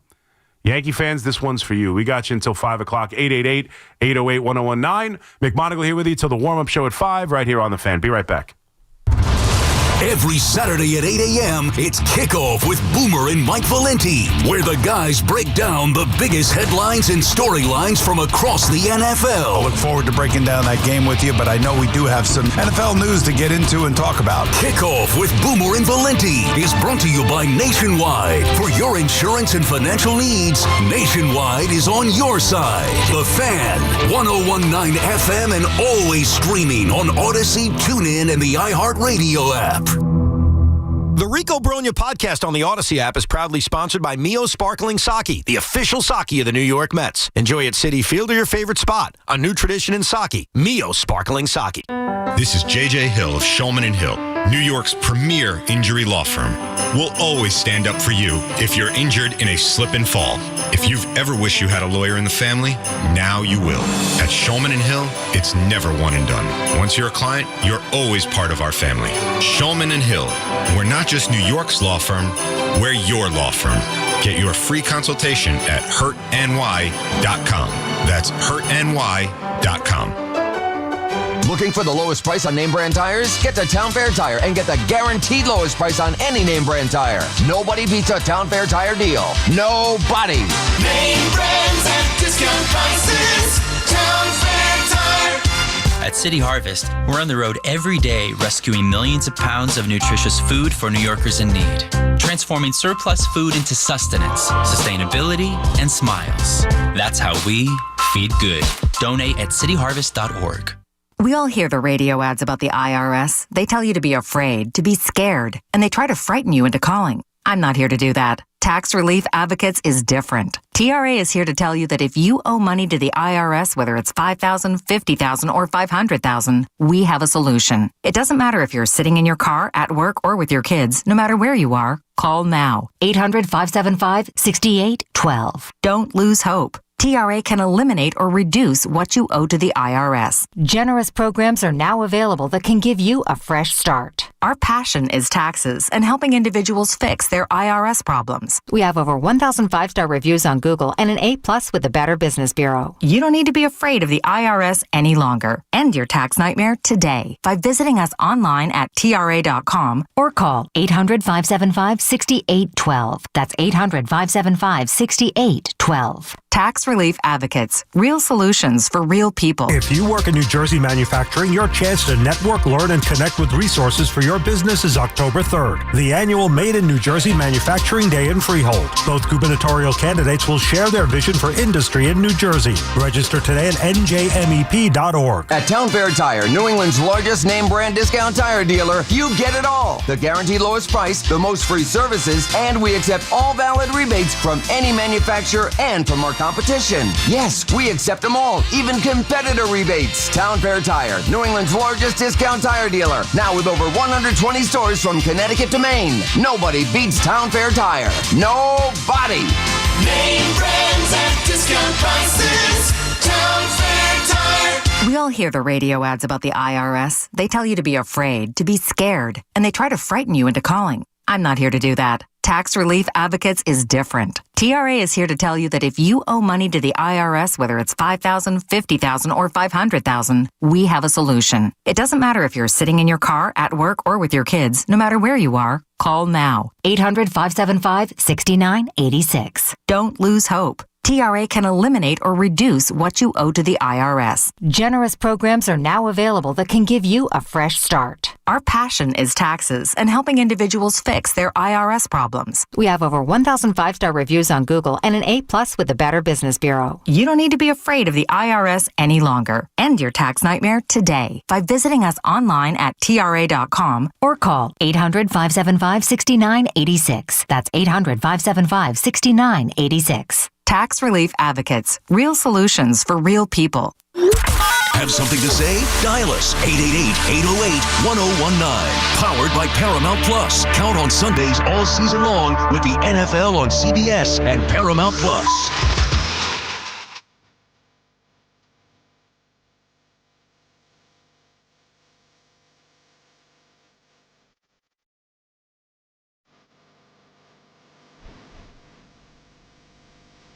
All right, 2:33. McMonagle here with you on the fan. 888-808-1019. Let's get right to the calls here as we are buzzing at 2:30. If you're still up, riding high from that game, I don't blame you. I probably still would be too, even if I weren't doing this. That's one of those games that's hard to go to sleep, man. You want to watch everything. I had to run out. That's the only, obviously I'm happy to be here and do this, and I DVR'd it, so I'll go back and watch it. But I really didn't get a chance to watch the champagne celebration. I had to run here as soon as I could. That's the best, man. I love watching the team celebrate. I've told you this about baseball. There's something about baseball, man. It's just different for me. I love, in the video I had my Giants sweatshirt on. I was wearing that earlier. I love football. I love the Giants. Football's the best. Football Sunday is, practically a religion. I get it. But there's something about riding with your baseball team for 162. There's something about the amount of games they play and, questioning every move of every game and every post game you hear from the manager. I mean, you hear from the football coach once a week. Once or twice a week, and no one cares. And then once the 1 o'clock game is over, maybe you watch a little bit of the post game. You probably end up watching it later because you're going to turn right to the 4 o'clock games. Baseball's different. You ride with this team every single night. Every single night. You know their flaws. You know their strengths inside and out. There's no game plan. You're like, oh, how are they going to attack the Chargers? There's no game plan. Just go out there and play good baseball for the most part. That's it. And to watch this team that we've had such fears about play that way and have the other team be the team that makes mistakes and see a young starting pitcher who goes out there and dominates in the way he did, where one guy, one runner in second base, one runner. The Boston Red Sox were 0 for 1 with runners in scoring position. Crazy. What a night. 888-808-1019. Let's get to the calls. Matt in Manhattan. What's up, Matt? Yeah, I love that this happened to the Red Sox. Yeah. Especially in the first round, where it's often that one of those AL Central afterthoughts. So this was particularly great. And you're going to get calls all night about how people love this, and we're going to sweep the Blue Jays and the rest of it. But I do want to be the person who just takes a pause to say, you know what, did we expect Cam Slitler to do what he did tonight? No. And there's a couple other things that we don't expect to happen. I don't expect any of the people who call and bash Boone and Cashman on a daily basis to give him or either of them any credit for setting up the rotation this way. I don't expect any of the people who thought that, Boone was an absolute fool for not having Rice in the lineup against the lefty in game 1 to say that maybe that was wrong because he looked completely lost there tonight. And as soon as Goldschmidt came in, he got a hit. Maybe these guys actually know what they're doing. Maybe they're part of the reason why this is working. Maybe, just maybe, they know what they're doing. I mean, I know nobody suspected to think that, and that's kind of crazy talk. I mean, because really it's just all that happens is they throw $300 million on the table, and then, just by luck, and by that amount of money, they just ride it to, division titles and constant playoffs. So, yeah, I mean, but maybe there is someone somewhere deep inside the organization who actually knows what they're doing. There's no doubt. And how about the idea that I took the calls from a lot of fans, and I definitely was, during the trade deadline, open to trading him for the right piece. I wouldn't have done it for like Suarez or someone like that, but like they were talking about, possibly trading for Ramirez in Cleveland or something. But like everybody, look, Cam Slitler, hey, listen, he throws five. You got to be willing to move him if you want to improve the team. Like, look, we talk about they don't know how to develop starting pitching. They don't know how to do this. They don't know how to do that. This Yankee team's pretty damn good. They have to go out there and play well. If they play this well and pitch like this, they're going to win. I'm telling. If Cam Slitler pitches like this, Max Fried pitches like he did in Game 1, and the Yankees play the defense they played in the series, it's going to be hard to beat in the American League, at least. We see the Dodgers, and that offense. I know it was just the Cincinnati Reds, but, we all know how talented the Dodgers are, and, we'll see about the National League and how good the Phillies could be, although I don't know how serious. Not that I don't take them seriously, but it's when you lose your ace. And I guess the Yankees lost Cole, but they lost their ace midseason. The Yankees had to deal with that all year. But we'll see. But, yeah, they absolutely. Look, you could say whatever you want about Boone, and I know Game 1. And I had a problem with him in Game 1. I absolutely did. It just wasn't the same one. I didn't think taking out Max Fried was crazy. That's all. I didn't think it was crazy. I thought there was some logic behind it, some sense behind it, and I put more of the blame on Weaver than I did Boone. But I don't want to rehash that game, but there were several things he did with Jazz, things he did not pinch hitting Rice for Wells. There were things in that game that I had a major problem with. And then in Game 2, I couldn't believe he put out Rodon for another inning. I thought that was a terrible mistake that somehow the Yankees got out of. To me, that is without question the biggest turning point of this series and why they won. The biggest turn, if Jazz doesn't make that play, if that inning unravels after he allowed Carlos Rodon to go back out there for the 7th and walk 2 guys on 8 pitches, if that inning unravels, they lose that game, they get swept, and I don't think Aaron Boone's the manager next year. Like, that's that inning, that bunt specifically. The pop-up bunt from Rafael, you could point to that moment specifically where this series turned around. From that moment on, the Yankees were the better team who played better defense, better sound baseball, and got the big hit when they needed it. That's the moment right there. But yeah, I thought Aaron Boone, I think this puts to bed the narrative that Aaron Boone wouldn't let someone go over 100 pitches, or that Aaron Boone is tied to the plan and only reads the spreadsheet. I can't tell you how many people hit me up on Twitter and everything saying, if Garrett Crochet was on the Yankees, Aaron Boone wouldn't let him go back out for the 8th inning. He just let Cam Slitler. I hope that narrative is dead, that it's all a plan and he sticks to it no matter what. Not saying you have to think he's a great manager. I get it. There's been a lot, and all is not made up in one decision. But the idea that he is a slave to the numbers and only does what analytical teams tell him to do, there is no way they told him to let Cam go out there for the 8th inning and see that lineup. There's no way for the 3rd and 4th time. No way. No way. That is a gut move by Aaron Boone. He decided to stick with his young starting pitcher. Max Fried didn't have that kind of performance. Max Fried had guys on and was battling out of jams every single inning. He was cruising, and that's why he let him go. I'm hoping we could move on from that stupid narrative that Aaron Boone is told what to do and they never deviate from the plan. Mark in Bayonne. What's up, Mark? Mark, you there? Oh, yep, here I am. Yeah, what's up, buddy? How you doing? Yeah, I was at the game today. Absolutely amazing, electric. All I got to say is, actually, I got a lot to say, but this is October baseball right here. You know what I mean? Yep. Cam is an absolute stud animal. You probably heard about Baby Cole. He's literally your Baby Cole. Like, he probably listens to Cole. He probably talks to Cole. He's probably giving him a lot of good notes, whatever, blah, blah. Yeah, I saw a lot of people like putting up, gifs of like them merging into the same person. He kind of has that kind of feel about him. But I mean, even this, that's better than any playoff Cole start ever. There's not even a question.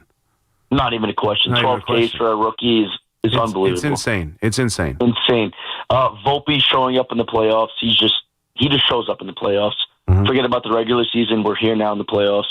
He shows up. Great defense. That's going to be an interesting conversation. If he continues to play like this, because I've been on record, and I know how the fan base feels about him during the season. I've been on record that if he had the same kind of offensive season as he did last year, I don't know if you can guarantee him being the starting shortstop next year. But if this dude's going to prove it that now back-to-back years, there's a switch that flips, and he becomes an excellent defender and a guy who hits 400, or right now he's hitting 3 or whatever. Like, if he's going to come through with big hits, hit a home run off a Crochet when nobody else could touch him, comes through with a big hit in this game, and makes game-saving defensive plays. If that's who Anthony Volpe's going to be, I don't know if we're going to have a problem with him being the starting shortstop moving forward. Correct. And I have one more thing to say. Yeah. One more thing. I think Boone did a great job with the lineup, putting in, Ahmed Rosario. Yep. And then taking him out and putting in McMahon. Yep. Made a crazy play. That was just absolutely electric. Aaron Boone had that was awesome. Aaron Boone, was awesome. yeah, no doubt. That play at third base was incredible. Aaron Boone had a great night, a perfect night. Now, is it a lot easier when your starting pitcher goes 8 shutout innings and only allows 1 runner to second base, strikes out 12 with 0 walks? Yeah, it's a lot easier. You didn't have to manage the game all that much. So I'm not. I think it's a perfect game, but it's a very easy game to be perfect, or at least as easy a game as you can have to be perfect. But yeah, no, putting Rosario in the starting lineup was, great. The only, you could say with the one negative was everybody screaming you have to have Ben Rice in the lineup. Ben Rice looked awful against Early, the left-hander. Looked awful. Those are the 2 worst at-bats of the night. And it kind of came up in clutch and killer situations. Like he comes up in, Stanton leads off the second inning with that double and I have to be fair. If he would have been thrown out at second base, sure, let's get all over Stanton. But Stanton never, ever pimps home runs that don't go out. I have never seen him been wrong about a home run before, ever. I know it's a big moment, and you can't allow yourself to believe that ball's gone. But, I mean, that dude knows his home runs. I don't know if the wind was blowing or what happened, but I have never seen him be so positive he hit a home run only to find out it went off the wall. So I'm going to give him a break. But in a postseason game, and especially with his speed, if he would have been thrown out at second there, that's a rough look for Giancarlo. But thankfully, he isn't. It didn't matter. He's not going to get to third no matter where he hit it, so that's fine. But have you ever seen Giancarlo Stanton be sure that he got a ball out and it didn't go out? I don't think I've ever seen that. I know Josh Donaldson led the league in it that one year, but I don't ever remember Giancarlo being confused about a home run, or being wrong about a home run, should I say. But he gets that leadoff double, and then you get the killer strikeout from Rice, at least to nowhere there. Then you get in the fourth inning, they end up scoring. It doesn't become killer, but in the moment it felt like it, because you get the Bellinger double, you get the Stanton walk, and then Rice strikes out swinging at that same slider in the dirt, that same sweeper in the dirt, and you're like, oh, he's going to kill another inning. So for a second, the one problem was everyone said, you got to play Ben Rice, you got to play Ben Rice. His first two at-bats damn near killed the Yankees. But having Rosario there with the base hit after the Rice strikeout was huge. Jazz comes through with the base hit, huge. And then obviously Vulpi with the big base hit. And then Wells puts the ball in play. I can't believe they called that an error. I have to be honest. They're going to give Judge a base hit on the play last night where it's in Duran's glove, and then a bullet like that hit right at the first baseman's an error? I mean, I guess. But I mean, he should have made the play. And if he does, it's a double play. But it wouldn't have mattered because 2 was going to be enough last night. But, I mean, yeah, to start Rosario, and he comes through with that the first RBI of the night. Good decision from Aaron Boone to play him at third base. And by the time any play was there, I don't even remember Rosario making a play. I don't think there was a single play at third base the entire night until McMahon was already in for defense. So it didn't hurt them at all playing him at third. He comes through with the first base hit that scores a run, and then he goes to McMahon later in the game. And I know some people were confused. You still let Rosario get that at last at bat in the sixth against a right-handed pitcher, because if you go to McMahon there and say, well, I might as well pinch him against a right-handed pitcher, he's going to play defense, then they bring in a lefty for McMahon. Rosario's been in the game. He already came through with a big hit. I'd rather see Rosario against the right-handed pitcher there than to bring in McMahon for that final at-bat and have a lefty come in and face McMahon. So stick with Rosario, let him get that at bat against the righty, and then bring in McMahon to play defense. Because I got a couple people saying, why wouldn't you just pinch hit him against the right-handed pitcher for McMahon if you were going to bring McMahon in for defense? Because I'd rather have Rosario against the right-hander than McMahon against the left-hander, and that's exactly what we've seen it time and time again. Alex Cora would have brought in, Matz was the next lefty that came in. He would have just brought in Matz to face McMahon. And I'd rather have Rosario, who's in the game, came through with a hit already. I'd rather just have him face a right-hander than bring in McMahon to face a lefty. So he lets Rosario get a hit, gets the at-bat, even though he doesn't come through in the at-bat, he strikes out. But then he goes to McMahon defensively. Aaron Boone had a great night. He did. And you know what? All we care about is results. So Aaron Boone had a better series than Alex Cora did because he won. Ray in the Bronx. What's up, Ray? This Nick Monaco. How Let's you doing? Go. Man? I'm doing great. How are you? I'm doing just as great. I need to give you so much credit, man, because when we lost that first game, Max Fried getting pulled, we were not coming through. You having an excellent back and forth conversation with Nicholas Turturro. Yep. You always kept your stance by saying it's not over. It's not over. You had the confidence. And then that gym tonight, all due respect to Positive Tommy, Chris, but you are now, as far as I'm concerned, magical McMonagle. Yeah. Great call, great prediction, man. God bless you, brother. Thank you. Love your positivity. Yeah. You called it and it came through, man. No, well, I appreciate it. Look, I mean, I don't think I'm not doing a Positive Tommy thing. I'm just trying to tell you, I feel, and there's a reason why. The Yankees are the better team. The Yankees are better than the Boston Red Sox. They just are. They're built better. The Red Sox are just starting to build this thing. They traded away their best hitter in Devers. They've done a really nice job, had a really good year. They didn't have a third starter for this game, and the offense at the bottom of the lineup, the lineup isn't as deep. They had a great starting pitcher, and they've played the Yankees well. That was the fear. In a 3-game set in particular, they have the great starter for game 1, and if you lose game 1, you're in trouble in a 3-game series. So that was the fear. Plus, the Yankees over the course of this regular season didn't play well against them. So that was the fear. But I just, and I wasn't like overly crazy. I just thought I didn't feel that bad. They lost the Crochet game. Like, that was the fear, right? Okay, it could have went the other way. They had an opportunity to beat them and beat the Red Sox in game one. They didn't. But the next two games lined up better for the Yankees. All they had to do was go out and play their game, and that's exactly what happened. I never for a second thought the series was over, ever. Except the brief moment of what I thought was just madness from Aaron Boone when Rodon walked the first two batters of the seventh inning with on 8 pitches. In that moment, I was very nervous the Yankees were going to lose that game. But outside of that, I never really felt like the Yankees were going to lose. Phil in Long Island, what's up, Phil? Hey, C-Mac. Yes, sir. Listen, I want to preface this with telling you that I do agree with the previous call. He stole my thunder, man. If after game one, you were still very confident. I wasn't, and you had hope, and that was great. And I'm always on a point with so much stuff that you say. I really agree with everything, but I just want to say one thing, and I'm ecstatic. I'm a big-time Yankees fan, and a star was born tonight with Schlitler. But But can I just say one thing? I know you opened up the show talking about the best, playoff pitching performances that you remember. But let's just be honest with me here. Yeah, you cannot. That Yankees were better. That roster tonight that they threw out there, except for Bregman, he'd be the only guy that would start on the Yankees. No, and you don't think Story would be the starting second baseman at 26 home runs and 90 starting shortstop at 26? Over Chisholm? I don't know. No. Shortstop. Over Anthony Volpe.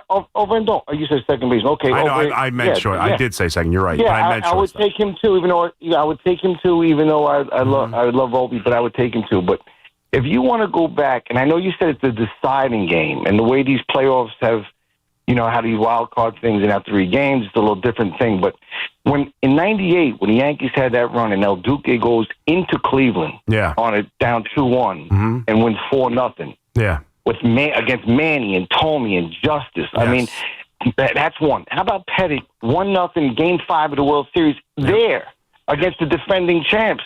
And Clemens, 15 strikeouts, Game 4 with Buhner and A-Rod and Edgar. I mean, those lineups was hard to navigate. So I love this guy. Is amazing. He's great. That was old country. The only one of those games that were where the pitcher was as dominant as Cam Slitler was last night as Roger Clemens. I understand what you're saying.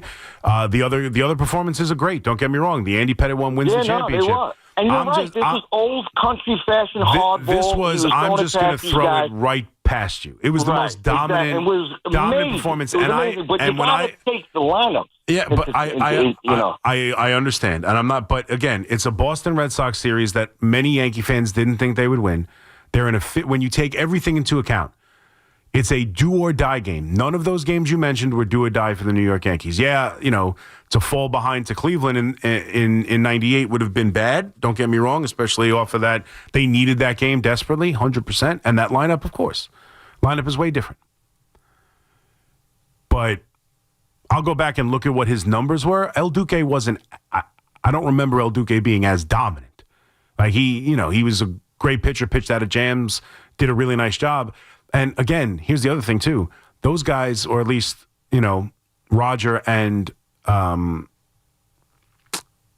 Duque, knew they had Mariano Rivera behind them. He's got no one behind him. He's got Bednar and then really, a bunch of relievers we don't trust on going for their 3rd consecutive day.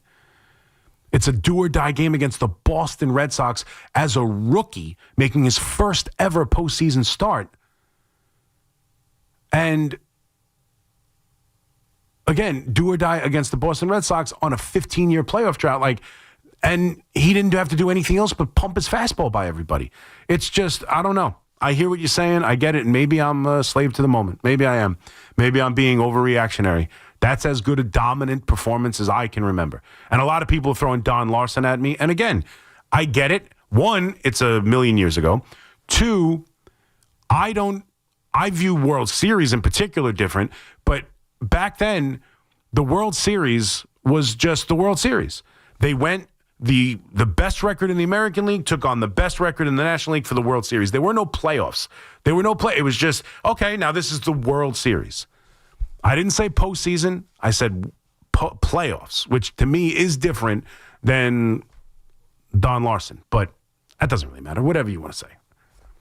You want to allow me a little bit of hyperbole to say it's the best playoff performance in Yankee history? Obviously, it's not a perfect game. You want to fight me on it? Fight me on it. That's as dominant a performance as I can ever remember.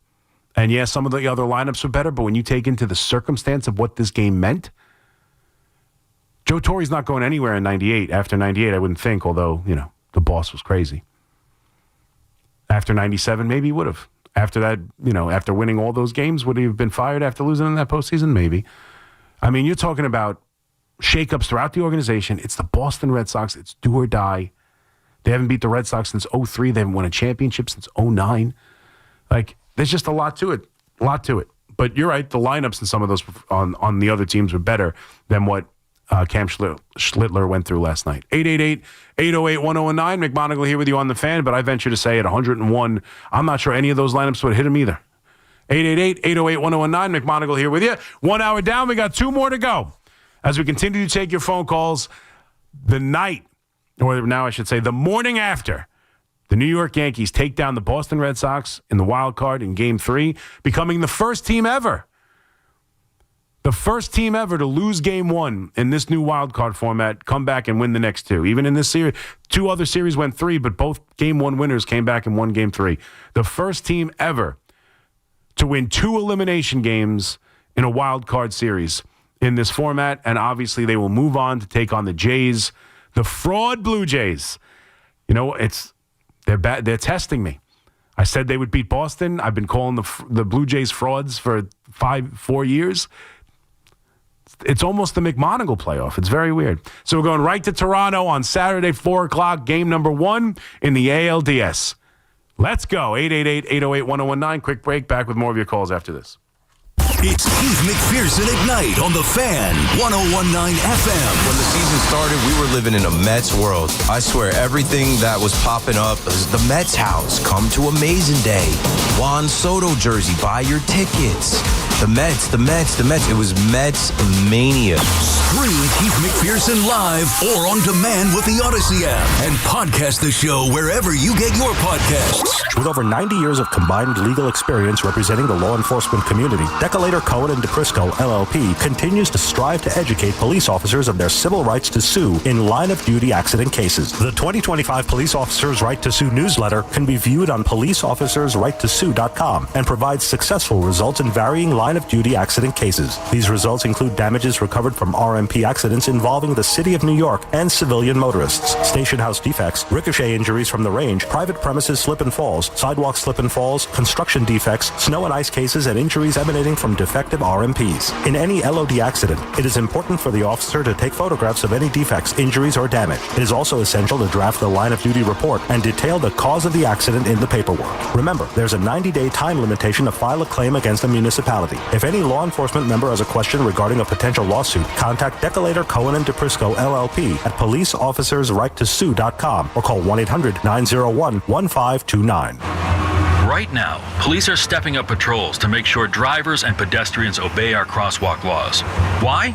Because every year in New York, people are injured or killed just crossing the street. So remember, pedestrians, obey traffic signals and use crosswalks. And drivers, yield to pedestrians in crosswalks. If you don't, we will educate you on the law, and you may get a ticket, because tickets get attention, and that saves lives. A message from the Governor's Traffic Safety Committee. Injured? Don't be a whiner. Call me, Attorney Mark Miner. I'm Mark Miner, and I have over 30 years of experience handling personal injury cases. If you or a loved one has been injured in an accident, don't whine. Call 1-800-LAW-LINE. You can trust that the personal injury law firm of Zalman, Schnurman, and Miner will treat you with respect and fight for your rights. Don't whine. Call 1-800-LAW-LINE for a free consultation. Our goal is to transform your pain into payment. If there is no recovery, there is no fee. We handle all type of accident cases and value the opportunity to help you. The sooner you call, the better. If you are injured, call 1-800-LAW-LINE so we can discuss how to transform your pain into payment. Don't be a whiner. Call Zalman, Schnerman, and Minor at 1-800-LAW-LINE. Zalman, Schnerman, and Minor, personal injury attorneys. Don't whine. Call 1-800-LAW-LINE. That's 1-800-LAW-LINE. At Town Fair Tire, New England's largest name brand discount tire dealer, you get it all. The guaranteed lowest price, the most free services, and we accept all valid rebates from any manufacturer and from our competition. Yes, we accept them all, even competitor rebates. Town Fair Tire, New England's largest discount tire dealer, now with over 120 stores from Connecticut to Maine. Nobody beats Town Fair Tire. Nobody. Name brands at discount prices. Town Fair Tire.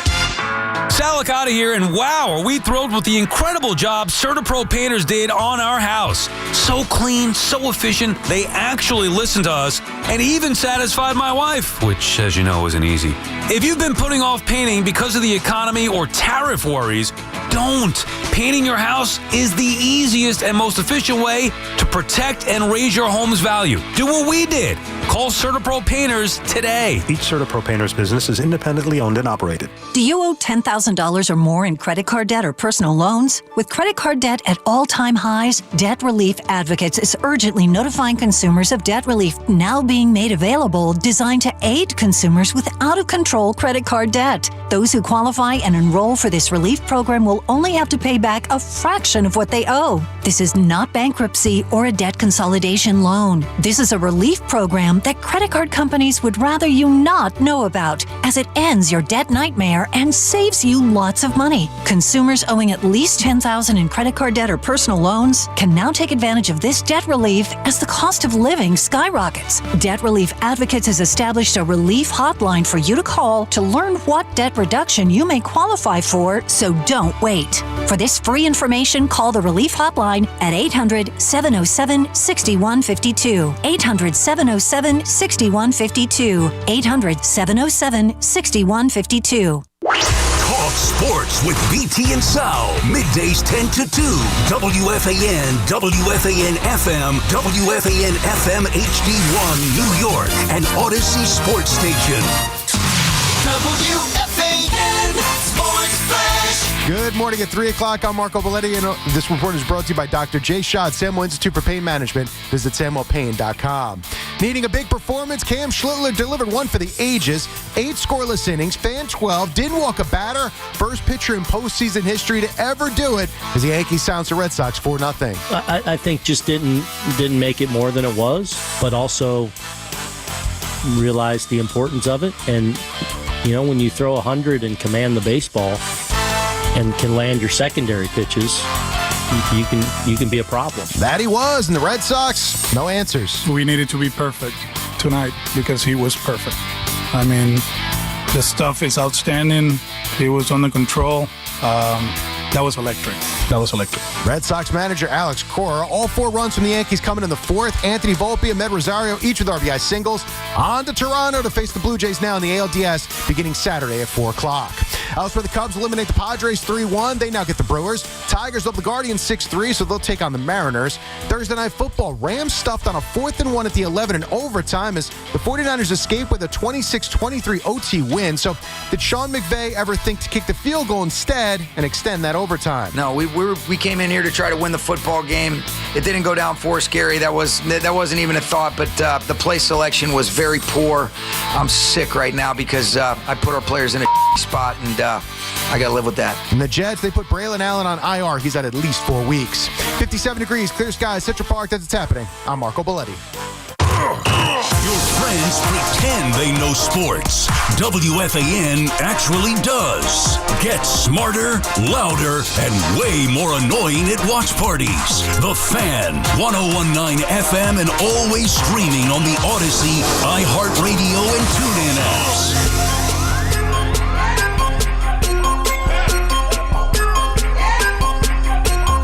Yeah! All right, 303, McMonagle here with you. We're having a party. I forgot to actually tell Jack we got to play that song. We got to play some party songs. We're going to play some music coming back. None of these, typical rejoins. We're going to have some fun on this early Friday morning. I apologize. I know many of you might be tuning in. Certainly some of you on the chat who remind me all the time about football. I know it's a football Friday. I'm on Saturday. We'll maybe get to it on Saturday. Today is Yankees beat the Red Sox. That's it. I'll do my picks on Saturday as well. We're going to do it all on Saturday. This is what shows. This is what we do, man. This is what we do. This is what we're here for, especially in the overnight, reacting to it before we even went to sleep, while we're still wearing it on our clothes, while we're still sitting in it. Let's go. In fact, I want to hear some of the calls here. So, Jack, whatever we got, I don't know how many they have in the system, but, I mean, just start going through it. What the hell? Let's play them all. Let's hear how Dave Sims and Susan Waldman and how the broadcast sounded on WFAN as the New York Yankees took down the Boston Red Sox. Let's hear some of the calls.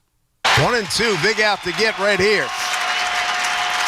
Steps into the line, the 1-2 pitch to Bregman. Strike three called on the outside corner. He took it. 1-2-3 in the first. A fine start for Cam Slitler. Yeah, you were looking for that good first start. You know what's funny, too, looking at it now? As many limited as the amount of limited base runners he had in the game, obviously didn't walk anybody and gave up 5 hits in the game. He had 3 leadoff singles. Like, he gave up 3 leadoff singles. He gives up a leadoff single in the second to Ishida. He gives up a leadoff single in the 5th to Lowe, and that's the one runner who gets to second base, where after 2 strikeouts, after striking out Navarez and Abreu, Gonzalez gets the single to move him to second before striking out Duran again. And then in the 6th, he gives up a leadoff single to Story. So, I mean, it wasn't really jams because he never allowed them to become jams, but that's how dominant it was. 3 separate occasions, 3 leadoff singles, nothing. Like, absolutely nothing. And especially the bottom of the 5th with Lowe scares you because that's the shutdown inning. They score 4 in the 4th. The last thing you want to do is now give up a run. So he gives up that leadoff single, and you're like, oh, here we go. Plus, it was a long 4th inning, pitching change, the review on whether or not there was catcher's interference.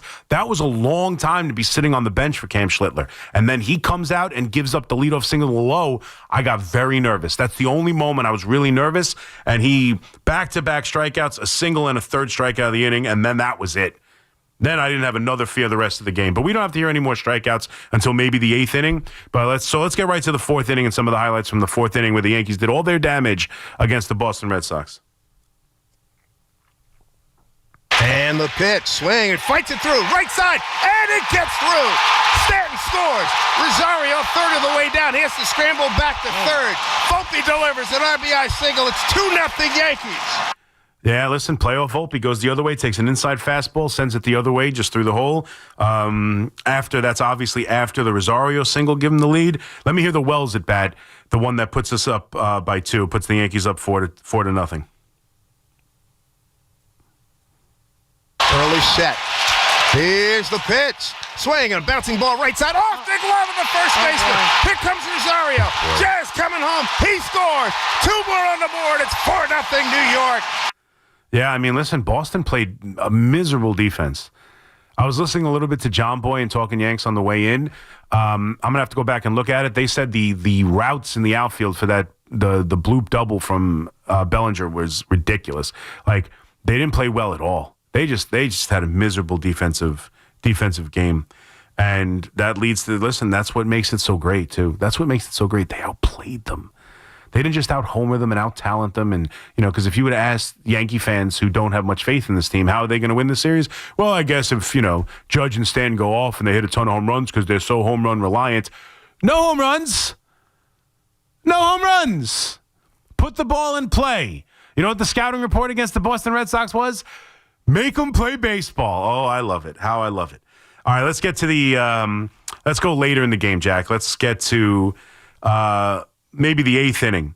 Is there a strikeout in the 8th, or obviously the pop-up to McMahon? Is the pop-up to McMahon in there? Let's hear the pop-up to McMahon.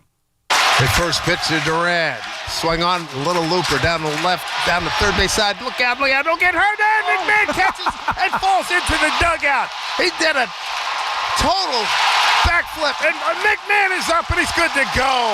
Wow, what a play. That was that moment right there. On top of everything, he comes out, right, in the 8th. That was the moment. We weren't sure if he was going to come out. The broadcast is talking about it, among other things, a million different stories. I hate when there's these personal stories, like where they came from impacts the game. Like they were going on and on. Like in the 8th inning, he's talking about some story about like a prison. And I'm like, what? Carl, I appreciate you trying to fit this in and that, weave in his connection to Boston. I get it. But man, we're watching one of the great performances ever. Can we just talk about baseball and not some anecdote about prisons? Like I was ready to rip my hair out. Oh my God. But he gets the strikeout of Gonzalez after that moment of, we see, I forgot to mention, so we see the everyone's concerned on whether or not he's going to come out for the 8th. And you see on camera, they come back and they say, John Boy's getting on us or whatever they said. And they showed Aaron Boone mouth, well, he's throwing strikes. Are you good to give me another? You're good to go another one? Like, that was what every Yankee fan, because we all felt it, even I defend Aaron Boone, and I thought you had to send him back out for the 8th. I'm a little nervous that he lets a runner on. Suddenly you got Williams with a runner on, because it's batter to batter at that point. But you had to send him back out there. It was too special not to. So he sends him back out for the 8th. He gets the strikeout, and then the quick pop-up. And that moment of him chasing, and every out is critical. Every out is critical, because if that ball's dropped and a walk or a base hit or a hits batter, he's out of the game, and now Devin Williams is in with one on and one out. And that's going to scare everybody on Devin Williams' 3rd consecutive day. So every out's critical. He comes running across, just gives up his body. He's in there for his defense. That's the one thing we all love about McMahon. He goes into the Boston dugout. That was a great moment. It's Jeter-esque. It added to that 8th inning. It added to the excitement of this young kid back out on the mound in the 8th. Something none of us would have suspected possible, pitching in the 8th inning. I would have never guessed that in a million years. And he's out there on the mound dominating. He's getting great defensive plays.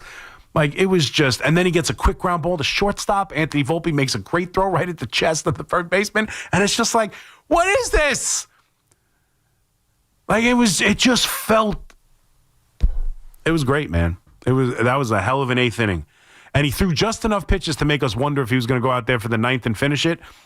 And you could tell Boone said, you're done. And I normally would be, no, send him out there. 4 runs in Bednar. I feel good about that game going to Bednar. I don't want to risk it. I don't want to put a runner on for Bednar and then bring him in. He's the closer. You bring him in a clean inning. I think Aaron Boone made the right call. I do. I have no doubt. Like, in my mind, does Cam Slitler go out there and get through the 9th? He probably does. That's how great he was. But I think Aaron Boone made the right call. And especially now that, he's going to have to pitch in 5 days, I feel a lot better about him than maybe, throwing 120 pitches, 125 pitches to get through a 9th inning. So, ultimately, a great night. Let's hear the final call as Dave Sims, for the first time as Yankee broadcaster, gets to paint the word picture, as Susan likes to say, paint the word picture of the Yankees beating the Boston Red Sox and advancing in a playoff series and onto the ALDS for the first time since Dave Sims has been the broadcast. Let's hear it sounded. The 0-1. Swing and a pop down the left field line. Looking for it, McMahon. He's got room. He's there. And the Yankees have won it. They win this wild card round and eliminate the Boston Red Sox. The final score, 4-0 New York. It's on to Toronto. It's on to Toronto. Good call. It's on to Toronto. And even the pop-up. I know, Volpe's not anywhere near it. And Jeter was right there with Charlie Hayes, but even that pop-up, that's in almost the exact same spot as Charlie Hayes in 96. And I know this isn't the World Series. I know we're having fun and I'm enjoying myself. It's not the World Series. They still have to go out and accomplish a hell of a lot more. But even that felt like, I'm like, man, that's exactly where Charlie Hayes caught it. That was just, it was a great night. 888-808-1019. Let's get to the calls. Peter in Clifton. What's up, Pete? Hey, C-Mac. I just want to call. I'm not going to give the same thing that everyone else is saying tonight. Like, go Yankees, I was at the game, whatever. I really want to say is today's game, and not today's just today's game, but the series overall really goes to show how important starting pitching truly is. Mm-hmm. A lot of people, and especially Salicata on the stand, they want to talk about David Stearns, of course, from the Mets. Oh, you don't want to give these big contracts to players because they get injured or whatever. I mean, you can look at Corbin Burns this season. Yeah. But look with Fried, Rodon, and obviously Schlitler is a rookie. We understand this. Look at how they performed and how they held us throughout, I guess, these 3 games, and how they're going to hopefully push us through this postseason. Yeah. Pitching cannot be underestimated any more than it already is. Obviously, if you want to go out there and they want like Ronald Acuna Jr. or they like Aaron Judge or Ohtani, and they want all these big batting players and fielders, you need pitching, and pitching wins playoff games. Bingo. You cannot. I mean but that's the point. We would have not gone through this series without obviously Rodon and Fried. Well, and yeah, no, I agree. And Schlittler's a rookie, and the Red Sox traded for a young Garrick Cole who hasn't hit free agency yet. If you can get you need great starting pitching. It doesn't have to come in free agency, and I don't think that David Stearns and the Mets, not to make this about the Mets, I don't think David Stearns and the Mets or anybody else doesn't think you don't need great starting pitching. They just don't necessarily think you have to go pay for it. They want to develop it. They want Nolan McLean. They want Cam Slitler. They want to develop it and control it and not spend a lot of money on it because it gets hurt. And hurt starting pitchers don't help you do anything. I think they don't even know what they're doing there. Because they've obviously pulled up McLean way too long. The Yankees, Schmidt went down. Garrick Cole went down, so we had to pull Schlitter. And then they waited until God knows how long to pull McLean. Yeah, I mean, you could argue that, but the point... Obviously... Stearns there, and they have no idea what is going on. That's a different argument. I'm not going to start knocking the Mets right now. It's not about the Mets, but your point about starting pitching. There's no doubt. Here's the thing about starting pitching, and you mentioned Judge and Ohtani. Yeah, those players are more important than starting pitching, and here's why. Over the course of 162, you can get away without having great starting pitching. You can. You can still be a playoff team. You could be a very good team. You can win a division. You don't have to have great starting pitching to win in the regular season. Great starting pitching impacts the postseason. You're right. You're 100% right. You want to have great starting pitching even in today's day, especially with this new playoff format, because you play so many damn games and you get into these long series, and not only does your bullpen get tired, but your bullpen becomes familiar to your opponent. They see these guys on a nightly basis. They get multiple at-bats against them. You need your starters to go deeper into the games, not necessarily the 7th or 8th or 9th, obviously, but you'd like to have really good starting pitching, no doubt. In the postseason is where it comes into play more so. And that's why you want to have your aces, because they win you big playoff games. But to get to the playoffs, you absolutely need your Judges, your Ohtanis, your Mookie Betts, your, I don't know, whatever other superstar you want to say. Your big dumpers, your Julio Rodriguez's, your Mike Trouts, your Bobby Witt Jr.'s. That's what you need. You need offensive players. They are far more everyday players, impact every game. That's why they're called everyday players. Max Fried started 33 games this year, 33 of 162. He impacted 33 games of 162. The pitching is less important over 162, and you have to get to the postseason before you can win in the postseason. So it's an interesting dynamic. There's no doubt. And I've been critical of the Mets in not wanting to try and get top-level starting pitching. But not paying for it does make sense. And that's why when I see a Garrick Cole available for trade, the Mets should be all over that, because they want young, controllable starting pitching. They were willing to pay Yamamoto $300 million because he's 26 years old. They don't want to pay starting pitching. They don't want to give Max Fried at 31 an 8-year contract, because in 4 years, who knows what it looks like. But for the Yankees, right now, the argument is, I don't care what he looks like in 4 years as long as he's got a ring on his finger. And that's where we're going, or that's what they're trying to get to. Molly in Lakewood. What's up, Molly? Hey, Chris. Thanks for taking my call. Just a couple of points. Of course.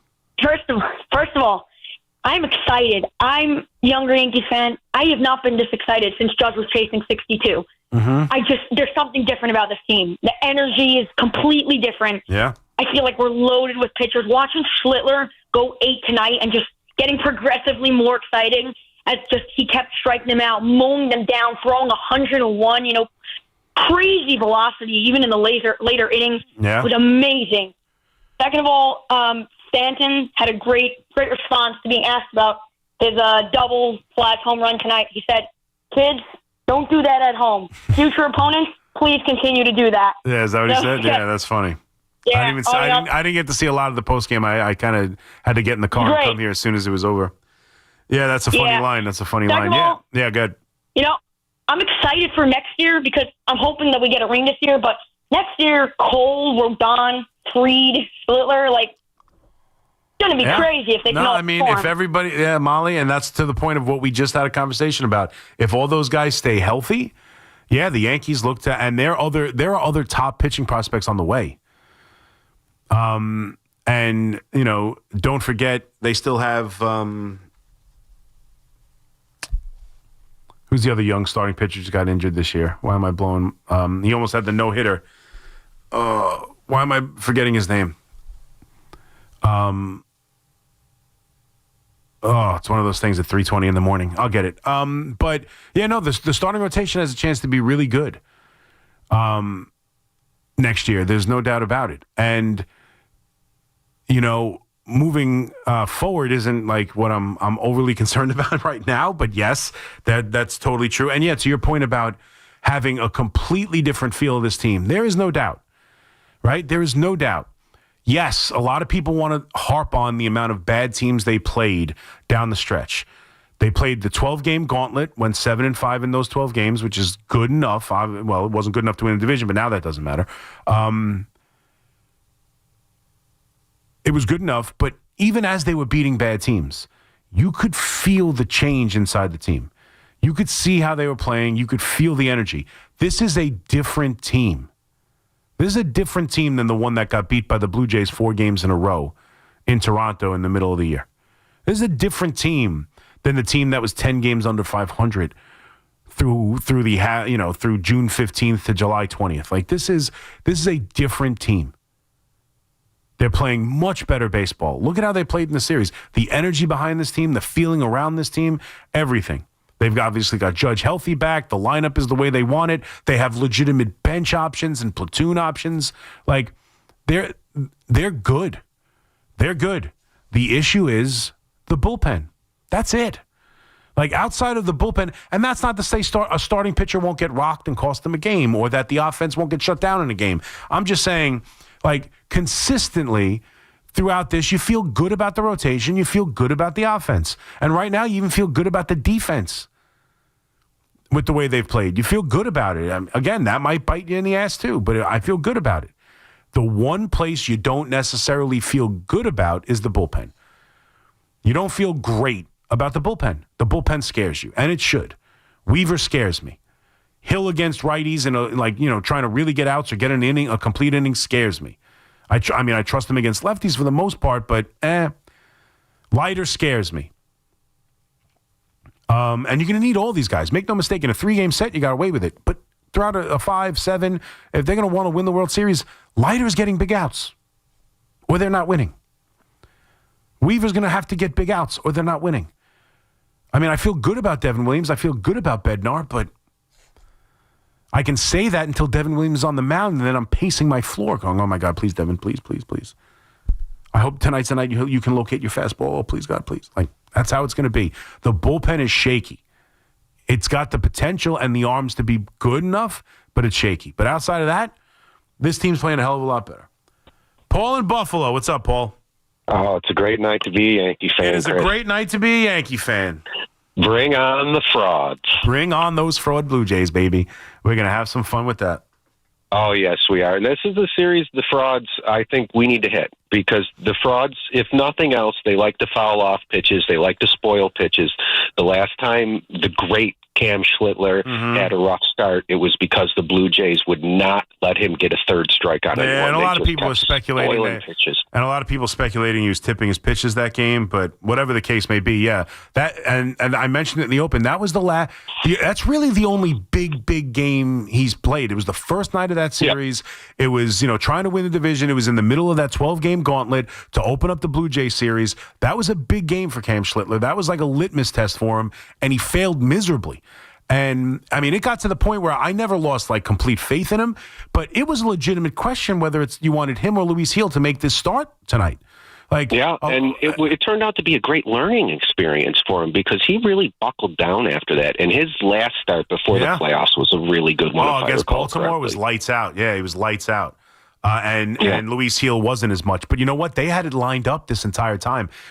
It wasn't just down to those last couple starts, and then they had to manipulate it. Yeah, based on rest. They had it lined based up on rest, they had, I don't know how long they had this in mind, but they knew Cam Slitler was the Game 3 starter for a while. They had faith in this kid, and it's it made them look great tonight.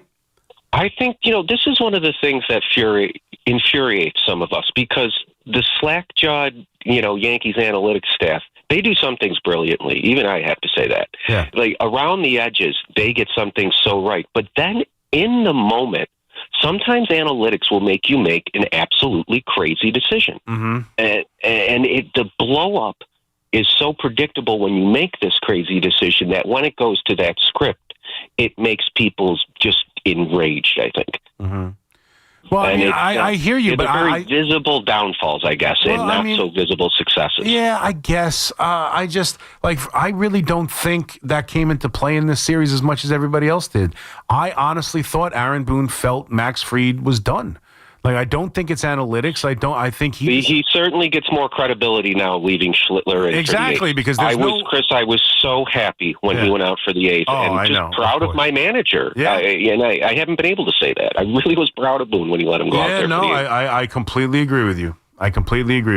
And if he was just some script holder and dictator of the plan, then that's not what would have happened.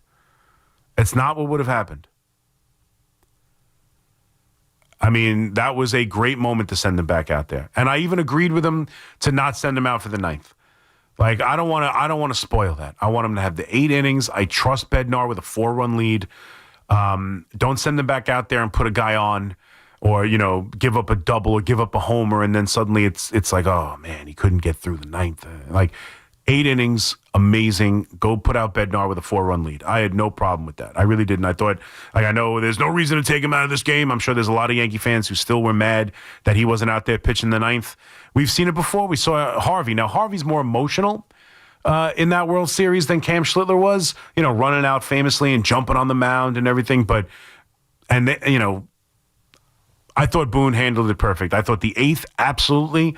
And then even though it was a quick 8th, I was done. I think he was done. I think Boone handled it perfectly. Brandon in Wappingers Falls. What's up, Brandon? What's up, Chris? I'm going to give you the pitcher you were thinking about before, free of charge. Clark Schmidt. Yeah, I know. I was going to just say it 10 seconds ago or a minute ago, but I figured, what the hell? But yes, Clark Schmidt was the guy I was thinking of. Yes. So even if you think about the Yankees pitching development right now, Warren had a really good rookie year. It's not Cam Slitler dominant. It's not even Luis Gil last year dominant. But he made 33 starts.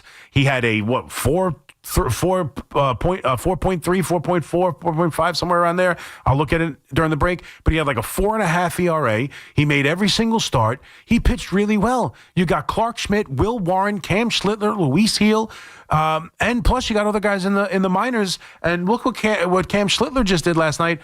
I think the Yankees are developing pitching pretty well. They are, and it's a lot to look forward to next year. Yeah. On Cam, I was able to see him a lot at High A. I live close to the stadium. And seeing him throw 94, 95, and then a year later, he supposedly made some adjustments allowed him to throw 100 miles an hour, which is crazy because he's throwing 100 miles an hour in the 8th inning, 105 pitches in. Crazy. Just something. I'm not saying this is the reason why, but when he pitched at High A, I noticed he never looked at his feet. Now every time he throws a pitch, he looks at his feet. It's just something I noticed. But about him tonight, what really surprised me is his calmness. Yeah. I've never seen a kid this young in the playoffs pitch like that. It was like he was a 10-year veteran making his 30th career postseason start and not his first. Crazy. I completely agree. And, I don't know if I've really talked up that part of it, but you're not wrong. Like, when it really jumped out to me was the 7th inning. He strikes out Abreu to end the 7th.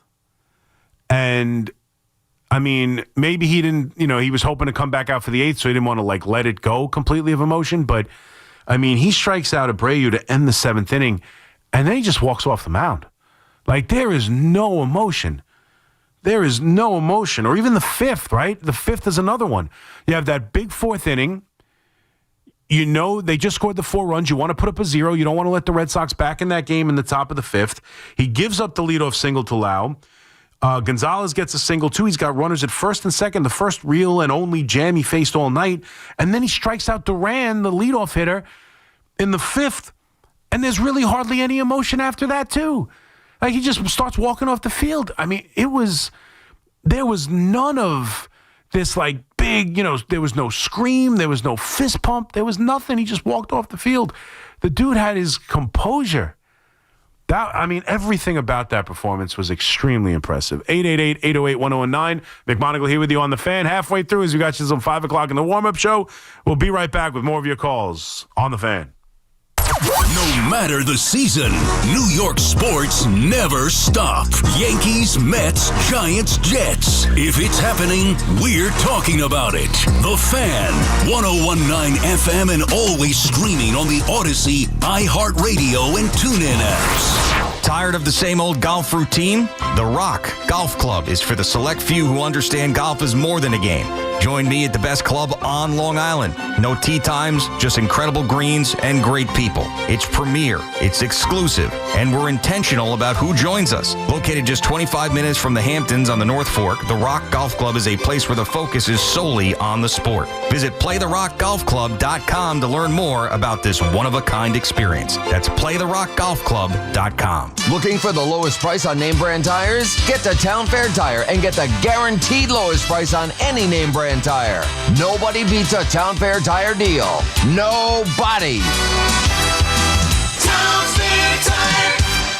Life insurance. Why are you putting it off? Can't afford it? Too much hassle? Think you don't need it? There's lots of excuses for putting off life insurance. But if you weren't there, who would pay the mortgage and other bills? With Ethos, you could be covered in 10 minutes and boom, family protected. Ethos, fast and easy online term life insurance. Up to $2 million in coverage with no medical exam. Some policies as low as $1 a day. Answer a few health questions and get your free quote at ethos.com/radio. That's ethos.com/radio.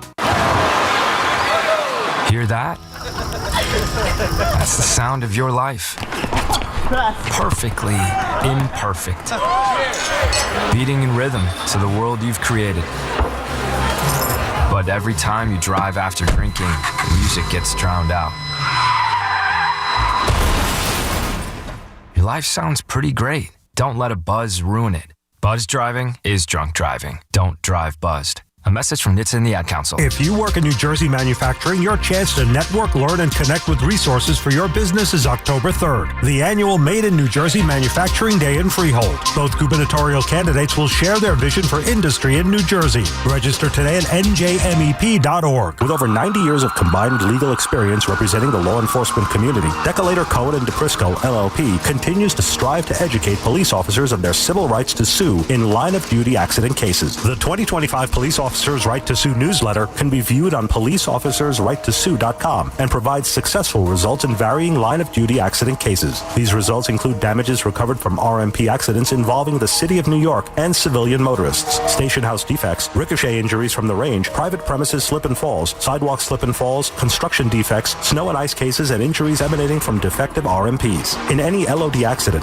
it is important for the officer to take photographs of any defects, injuries, or damage. It is also essential to draft the line-of-duty report report and detail the cause of the accident in the paperwork. Remember, there's a 90-day time limitation to file a claim against a municipality. If any law enforcement member has a question regarding a potential lawsuit, contact Decolator Cohen and DePrisco LLP at policeofficersrighttosue.com or call 1-800-901-1529. I can still remember my very first paycheck. It felt great, but waiting for it, brutal. With Cash App Direct Deposit, you can actually get paid up to 2 days earlier than some banks. That means your money is in your hands faster when you actually need it. Download Cash App today. Use code WFAN10, send $5 to a friend within 14 days, and get $10 instantly. Terms apply. That's money. That's Cash App. Cash App is a financial services platform, not a bank. Banking services provided by Cash App's bank partners. Prepaid debit cards issued by Sutton Bank, member FDIC. Direct deposit overdraft coverage and discounts provided by Cash App, a Block Inc. brand. Visit cash.app/legal/podcast for full disclosures. You make sure his toys don't have any sharp edges. You taught her what to do when the smoke alarm goes off and to wear a helmet when she rides her bicycle. You do so much to keep your child safe. But are you using the right car seat for your child? Car crashes are a leading killer of children ages 1 to 13. Protect your child's future at every stage of life. For information on the right seat for your child, visit safercar.gov/the right seat. Sponsored by the New York State Governor's Traffic Safety Committee. Talk New York sports here. The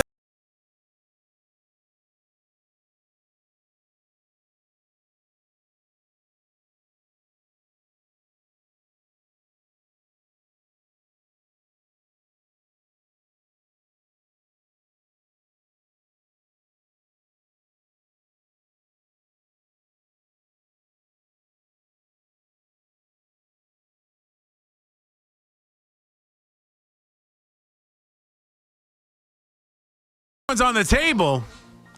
Let's go. 888-808-1019. We are having a party as the Yankees beat the Boston Red Sox. Finally, Cam Slitler with one of the all-time performances in postseason series, like postseason history, period. Like not obviously not the best in postseason history, but I mean that is one of, we don't see this anymore. In recent memory, when's the last time we saw anything like this? Crazy. What a crazy night. Crazy game, crazy night. Yankees move on. And we'll start to, I want to take your calls because this is a night about you guys getting your say and everything. But we can start to break down the Blue Jays series and what they do well and what their problems are. And, you know, how the Yankees match up against them. Because obviously, look, much like the Boston Red Sox, and Aaron Judge was talking about it, how, you know, they played them well in the regular season. The Blue Jays played them very well in the regular season. That's why they're the division champs and have been waiting for the Yankees. And the Yankees were forced to play a 3-game series because they played them well and beat them during the regular season. But right now, you're not sure about Bassett. Berrios is out of the rotation, has been pitching terribly. Like, their starting pitching is not in a good place right now. It just isn't.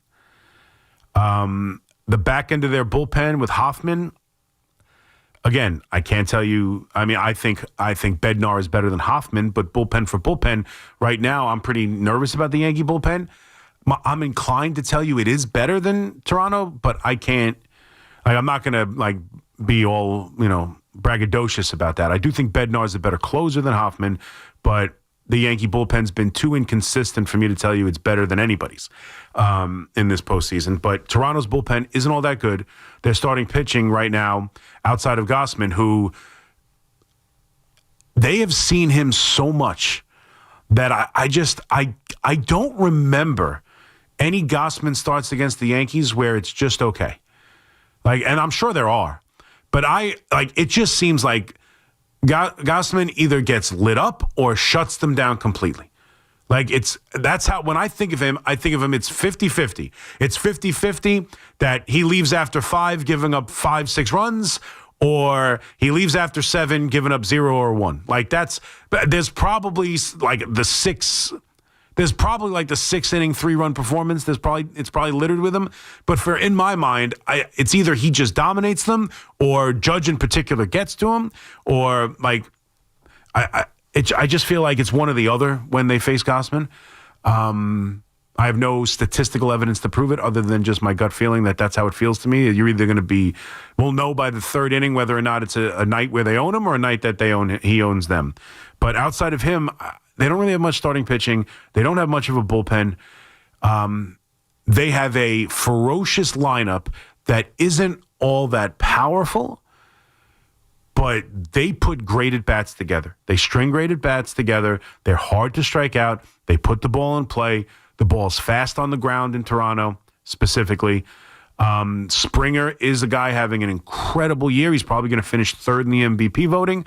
Obviously, Vladimir Guerrero, while not having a superstar season, is a superstar player and has killed the Yankees this year.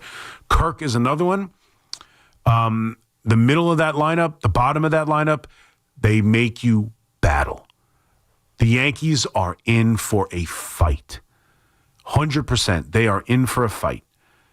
Now, this Toronto team historically, that's how they play this year. Historically, and why I've called them frauds, is that they don't battle, and they've yet to win a playoff game with this group. Not a playoff series, a playoff game. So let's see if they can actually play well in the playoffs. They're dealing with a bye, which probably helps the rotation on some level. Bichette right now is dealing with the knee injury from when he slid into Wells in the series against the Yankees back in early September. So he sprained his MCL, I believe, if I remember correctly.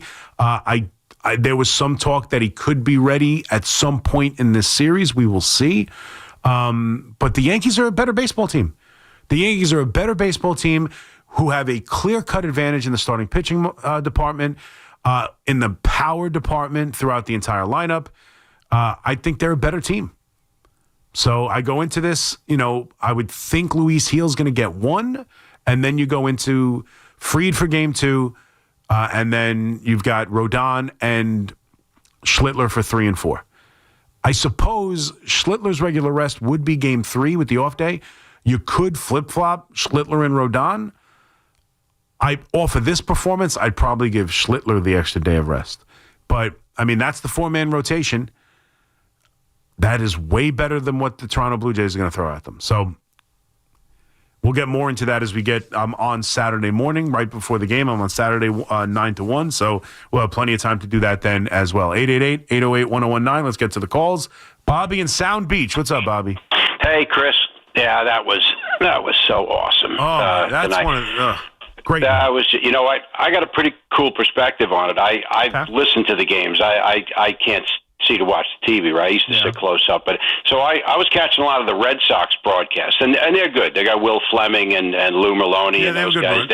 They're good. And I was bouncing around doing Sims. Yeah, they have a signature sound that broadcast. They do, and the two guys are great. The Will Middleton, they call. They were being fair. They were saying how awesome he was. So to listen to them, I was bouncing around with Sims and Susan, and then back to them. But they were just in awe of him. There was nothing really that they could say about it, and it was great. I was thinking of this, that it's almost like the revenge tour. We send home Cora and Bregman.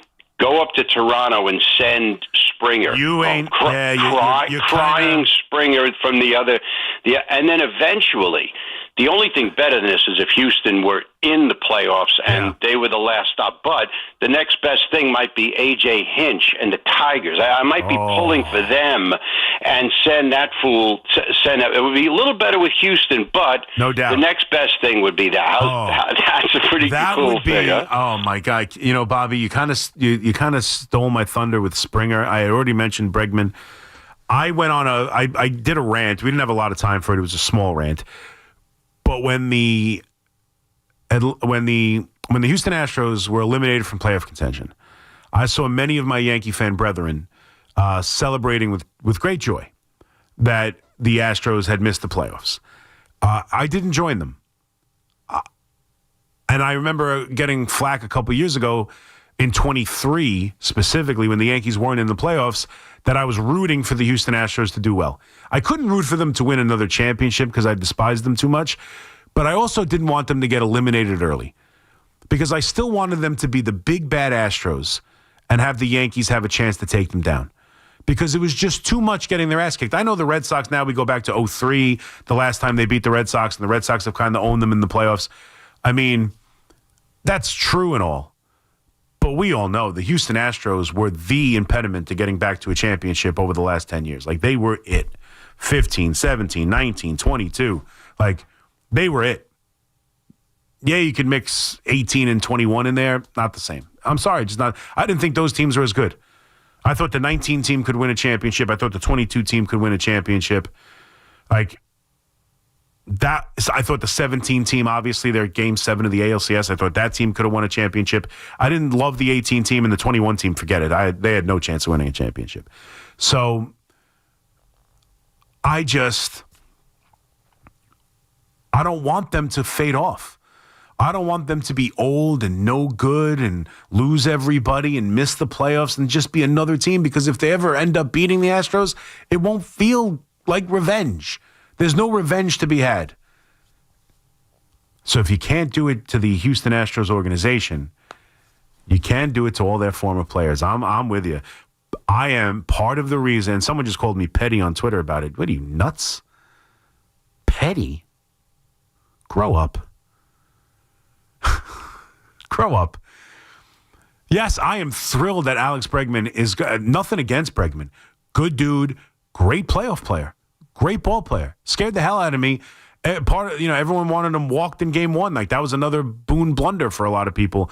Letting Bednar pitch to him and having that double that did score the run and changed the complexion of the ninth inning, being down 2 instead of 1. Bregman's a great player. I am so happy that he knows defeat at the hands of the New York Yankees. I am. And that is another cherry on top. He has to deal with defeat. He has to end his season. He has to be sick right now and annoyed right now and devastated right now as he's about to opt out of his contract and see who else signs him. Maybe sign with the Mets. But Alex Bregman needed to be sent home at the hand of the Yankees. And now they go take on Toronto with a little guy named George Springer. I shouldn't say a little guy, you know what I meant. A guy with a little connection to the Houston Astros, George Springer, who's having an incredible year, who was a killer when he was with Houston. He's been down the last couple of years with Toronto, but he's had a bounce back, incredible season. He's going to finish in the top 3 MVP. If they can send him home, and then you're right, Hinch, who so many people tell me, oh, what a great manager he is. All he did was blow the biggest lead in the history of sports. Now, he beat them in the playoffs, so it doesn't matter. Good for him.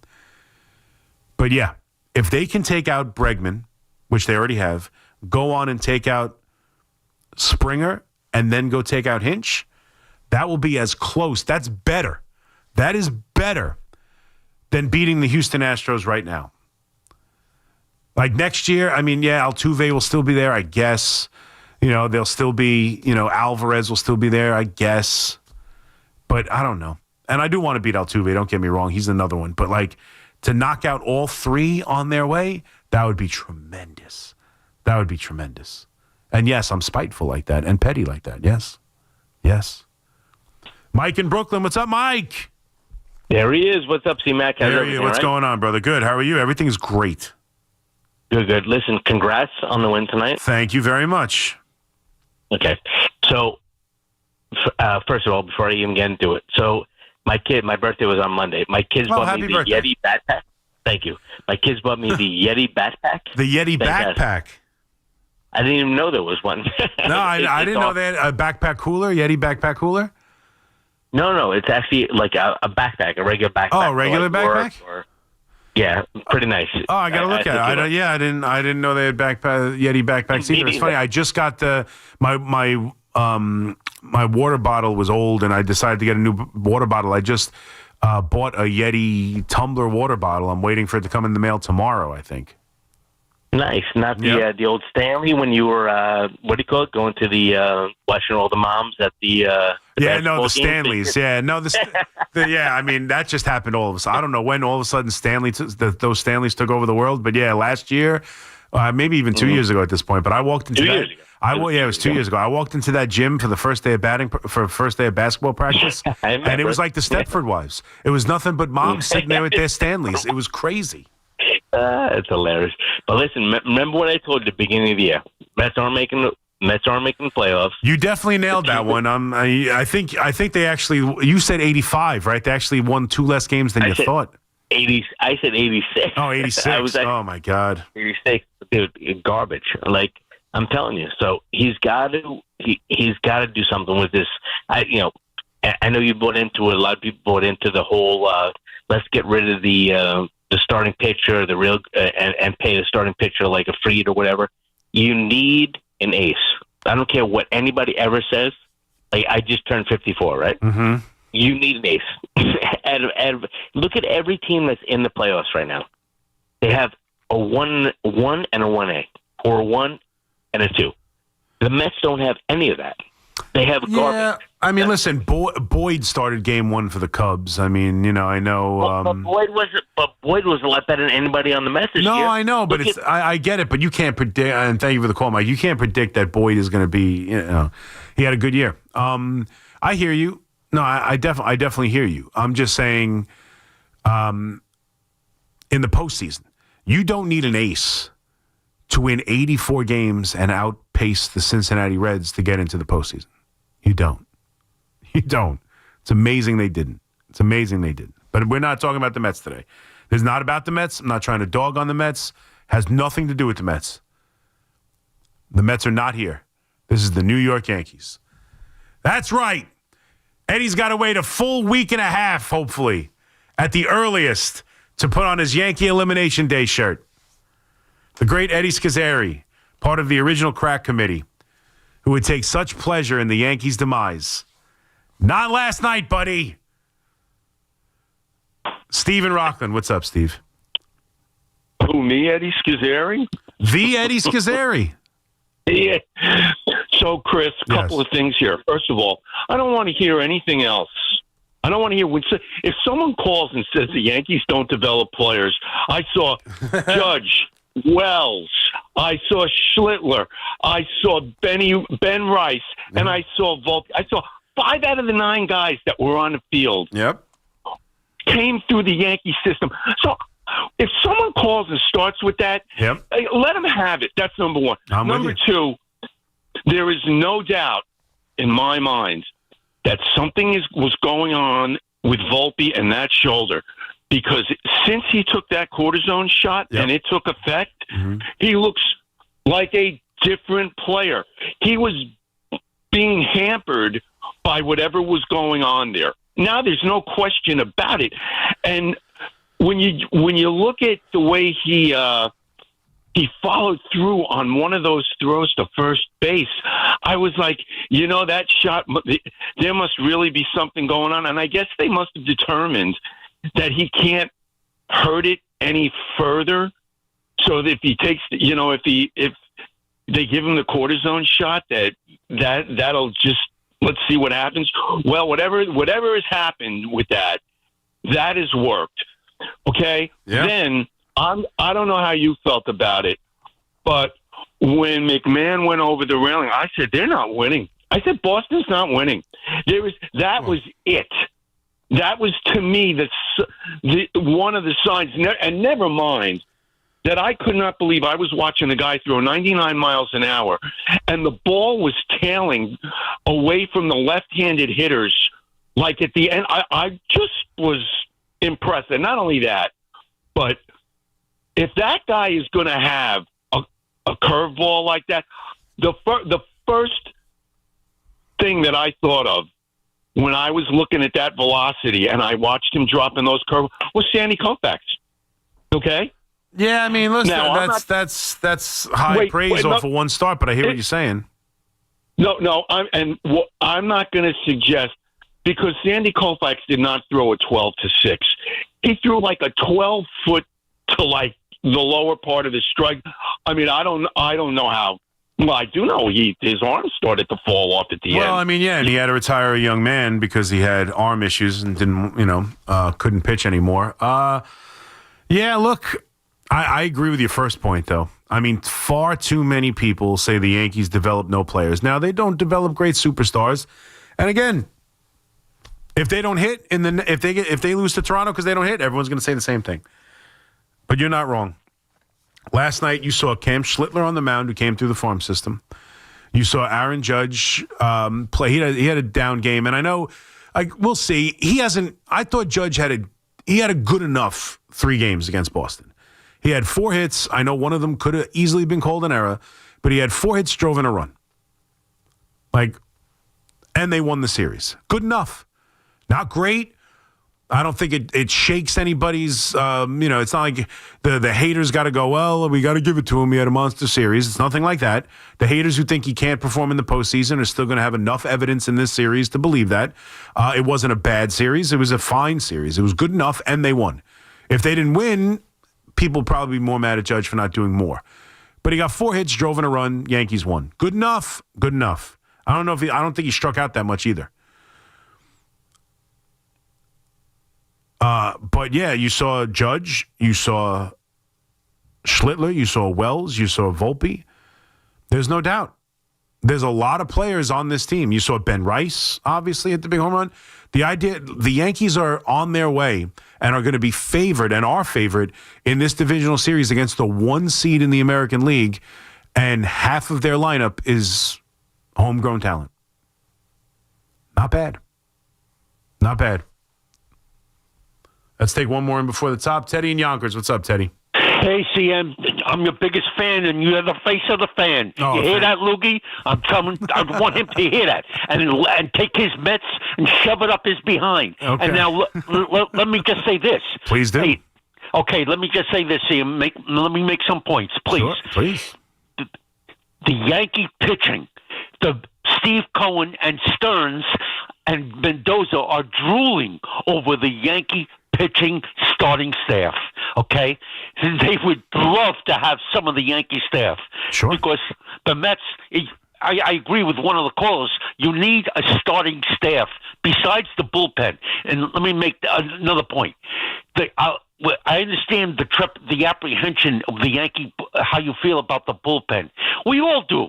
We all want perfection. Sure. But me being a math teacher, I give the Yankee starting staff an A-, and I'll give the bullpen in the past month, with the playoffs, a B+. Williams has been great in the 8th inning, and I think you'll concur. Okay? Yeah, but he's been much better. one's perfect, CM. No one's going to be perfect in any team, in Major League Baseball. No, absolutely. Everyone's going to have strengths and weaknesses. There's no doubt. Everyone's going to have flaws. And especially this year, there weren't many. There was no 100-game winner. There really wasn't a great team. The closest that we saw to it was a stretch for the Milwaukee Brewers, who I still don't believe are going to win anything. But we know how good the Dodgers can be. We saw, I guess Philly had a real stretch of really being a dominant baseball team. But of course there are going to be weaknesses. But make no mistake, you want to say B-, they've pitched outside of the 2 games against Detroit, right, where they completely fell apart and gave up 1 million runs. Outside of that, the bullpen has done a fairly decent job down the stretch here, but there's just no way to shake it. Every guy in the bullpen outside of Bednar has had a too large a portion of the season where they weren't very good. Even guys who have found it now, right? Devin Williams, I don't even need to tell you, obviously. We all feel good about Devin Williams in the moment, but he was so bad for so long, there's no way to eliminate all of our fears. There's just no way. Cruz good in this game. The other night, he had a stretch somewhat recently where there's just no way to alleviate all our fears. Weaver, obviously, he did it in the playoffs, but even if you feel good about a reliever with this team, they've all shown you of having long stretches of being ineffective, where there's no way you're going to build a confidence in that staff where just every time they come out, you can be like, oh, good. Yeah. Oh, 8th inning, Williams. We're all set. What is it, a 2-run lead? No problem. We're just never going to feel that way. Doesn't mean they can't go out and do it. But, or not that other teams don't have bad bullpens or that, yeah, of course, you're going to have you got to have a weakness somewhere. I get it. But it doesn't change the fact that that's the weakness and that it scares us. And that no matter who's in any situation, we're going to be nervous until they get the outs. Outside of really Bednar, and I guess Williams in the moment. I mean, I know they're going to go to him. I know he's the right guy to go to. He's earned the 8th inning. He's earned to be the second best reliever. I know Boone's going to do it. I'm not going to blame him for it, and I'm going to feel somewhat good about it. But he throws ball 1. Hell, forget letting a runner on. He throws ball 1. Half the fan base is going to go, here we go. There's no way to avoid it. And they have to go out there and prove us wrong. 888-808-1019. Quick break, then we'll have the update. We'll come back, say good morning, and we'll take you to 5 o'clock in the warm-up show on this glorious Friday morning. McMonagle here with you on The Fan. We'll be right back. It's Boomer and Gio, mornings on The Fan, 101.9 FM. That's the payroll plus the amount of luxury tax that Steve Cohen has to pay for this team. He paid essentially almost $500 million to have this team. The fans showed up.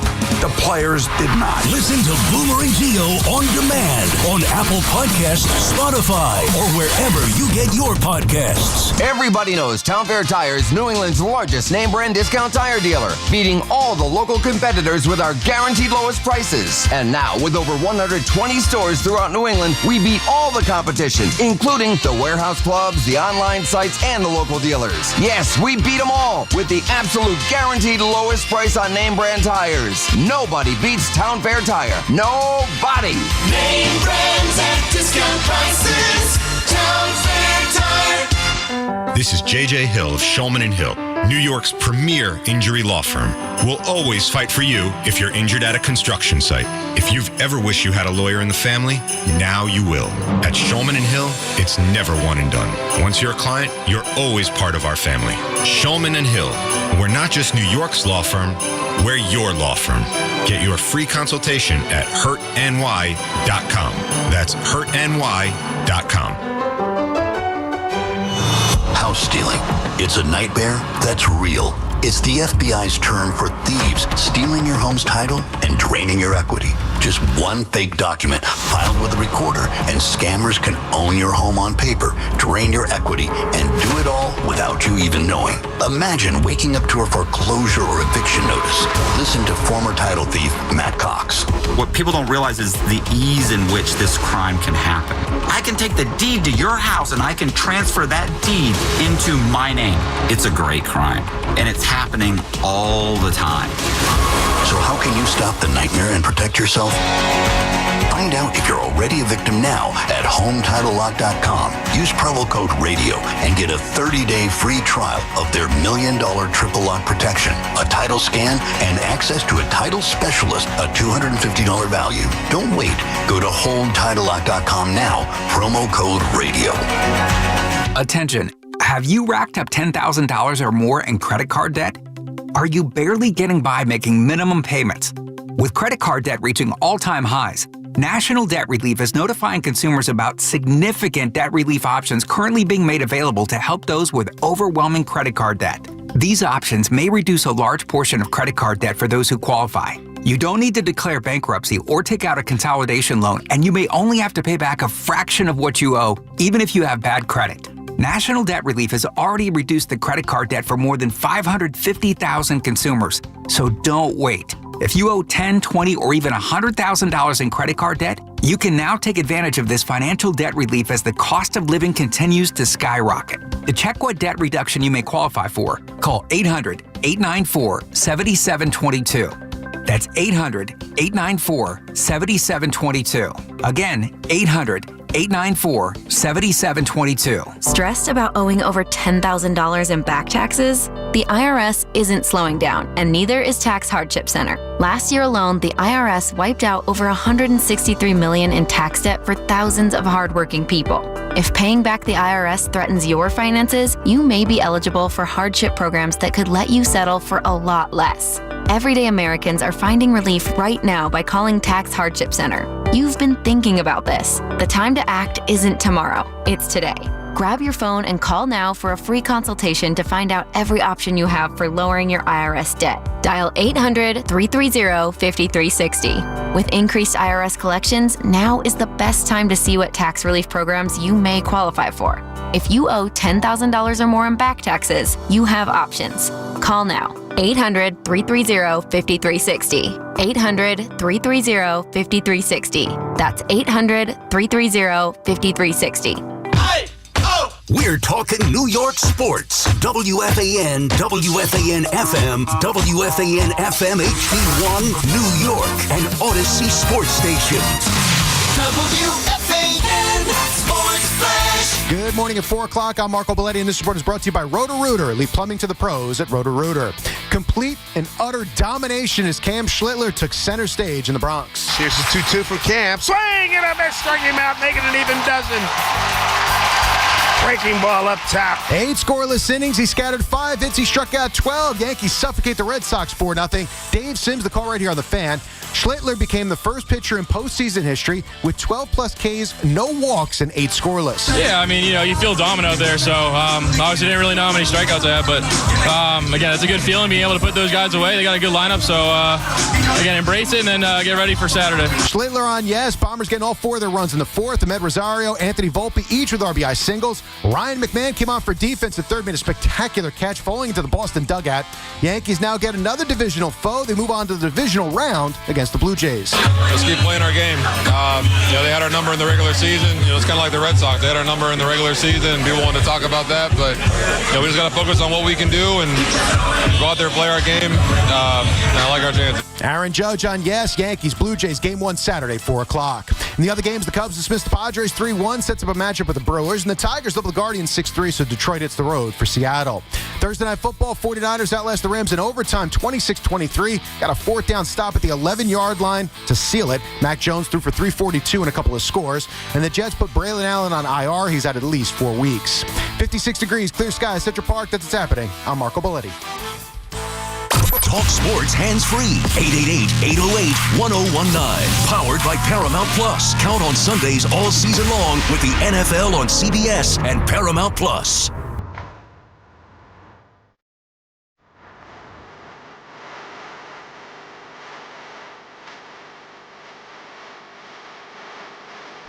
Oh, good morning, Colin's wife, and good morning, good morning.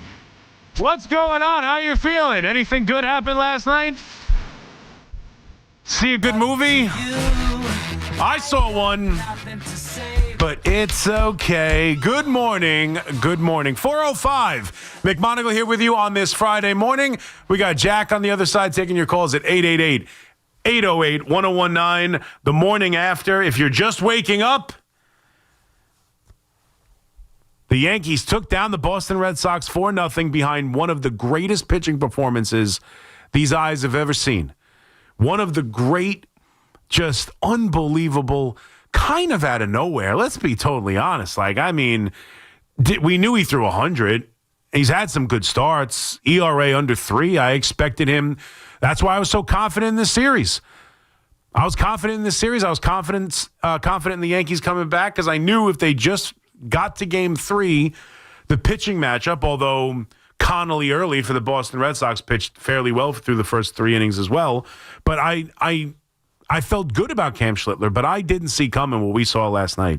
8 shutout innings, 12 strikeouts, 0 walks, a dominant performance where it wasn't even, and I'm not saying he wasn't pitching, but this wasn't Greg Maddux out there. He was throwing strikes, don't get me wrong, but he was just throwing 102-mile-an-hour sinkers that could not be touched by the Boston Red Sox. A performance for the ages. He gives up, again, no walks, 5 total base runners. Only one man ever reaches second base. I don't think he has he doesn't have a 3-ball count after the 5th inning or something crazy like that. It was just absolute dominance last night. Absolute dominance for the young kid from Massachusetts. Grew up a Red Sox fan. So much talk, especially during the game, good God. But so much talk even before the game about his family and how they would root, how they're coming to, they've fully been entrenched in being Yankee fans, but it's hard, and his friends and blah, blah. And he goes out there in a do-or-die game against the Boston Red Sox, trying to overcome everything about this franchise over the last, since 2003, 04, 18, 21. It's been a long time since the Yankees beat the Boston Red Sox in a postseason. A long time of Alex Cora dominating the New York Yankees in the postseason. And with their lives on the line, with the manager's job on the line, with the season on the line, this young rookie who the last time we saw him on the mound in a big game, let's be honest, the last time we saw him on the mound in a big game was the first game of the Toronto series, right in the middle of the gauntlet of the 12-game playoff stretch. That was a big game against the Blue Jays. They're trying to catch them and chase down the division, and he couldn't get out of the second inning. Now, there's some speculation that he was tipping pitches, but whatever the case may be, they kept fouling the ball off and fouling the ball off. He threw 100 pitches in the first 2 innings. He gives up 4 runs. That's the last time we saw Cam Slitler in a big spot. There was a lot of speculation that it could have been Luis Heel making this start last night and putting Cam Slitler in the bullpen.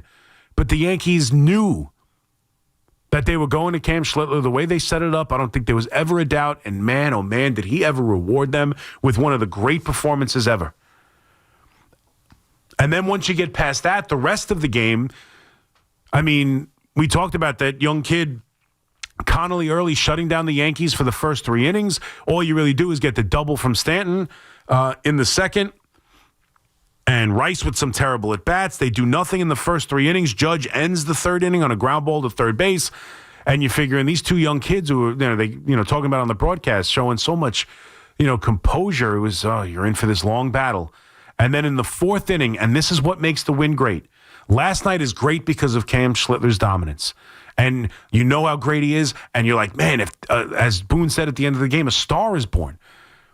And you start thinking about, well, what is he going to look like in playing against the Blue Jays? What kind of weapon is this now to go through the postseason and try and win the first championship since 2009? To have an ace like this, along with what we saw from Max Fried, and even, Rodon wasn't great, but 6 innings, 3 runs. Like, this starting rotation suddenly feels dangerous as hell if Max Fried's going to do what he did and Cam Slitler is going to pitch like this. So you're envisioning that. You're envisioning this guy for the rest of his career as a New York Yankee. A star is born in a Yankee uniform, shutting down the Red Sox.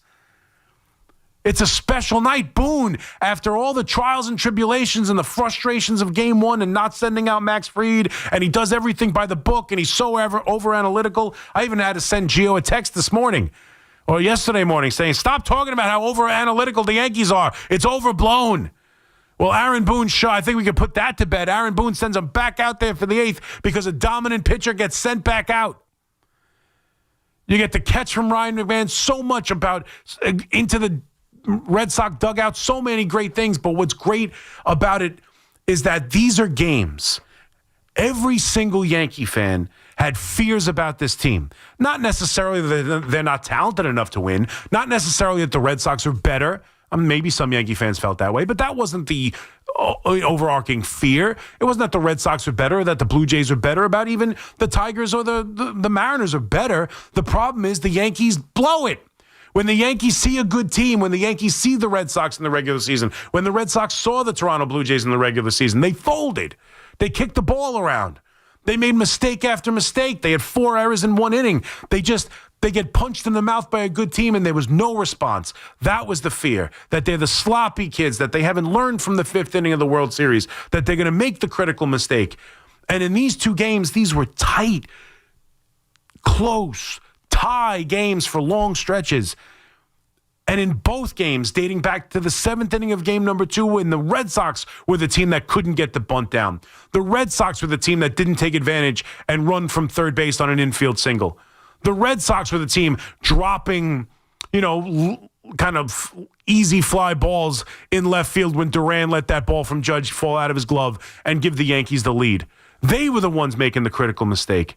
The Yankees were the one turning double plays. The Yankees were the one scoring first to third on the double down the line.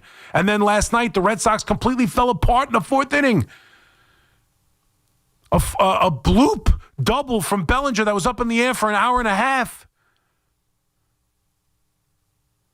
Lands for a double somehow.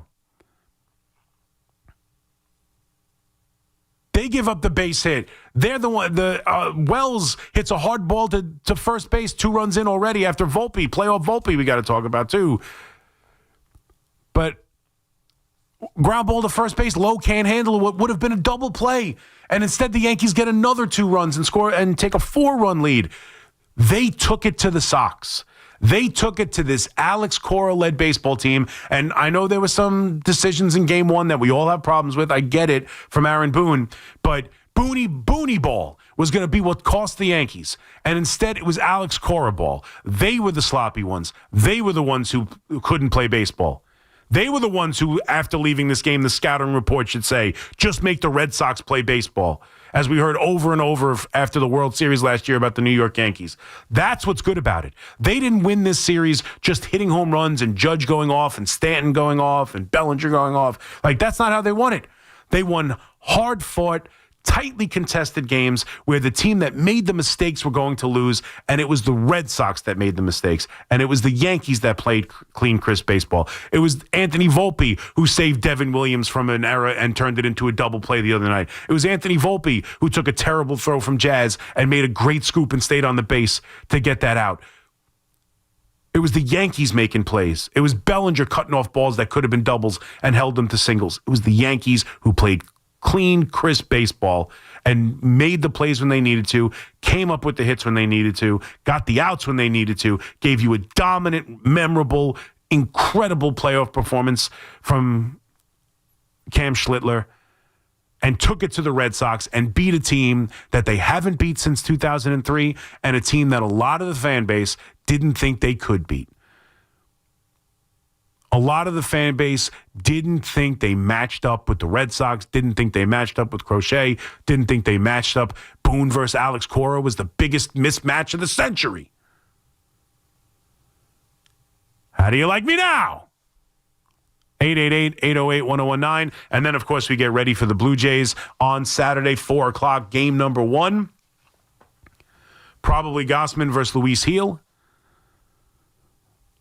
And you go take on the other frauds of the American League East, the Toronto Blue Jays. Last night was a great night for the New York Yankees, a great night for Cam Slitler, who has now emerged on the scene with one of the great pitching performances you'll ever see. And again, I don't even know if I want to call it a pitching performance. He just freaking reared back and said, I dare you to hit my fastball. He threw his sinker and his four-seamer at higher clips. He hardly ever threw his changeup. He threw his cutter every once in a while, but he was just rearing back and blowing high fastballs past everybody all night. It was it was just dominance. It was men amongst boys. It wasn't like he was locating spots and throwing 16 different pitches. That wasn't Greg Maddux.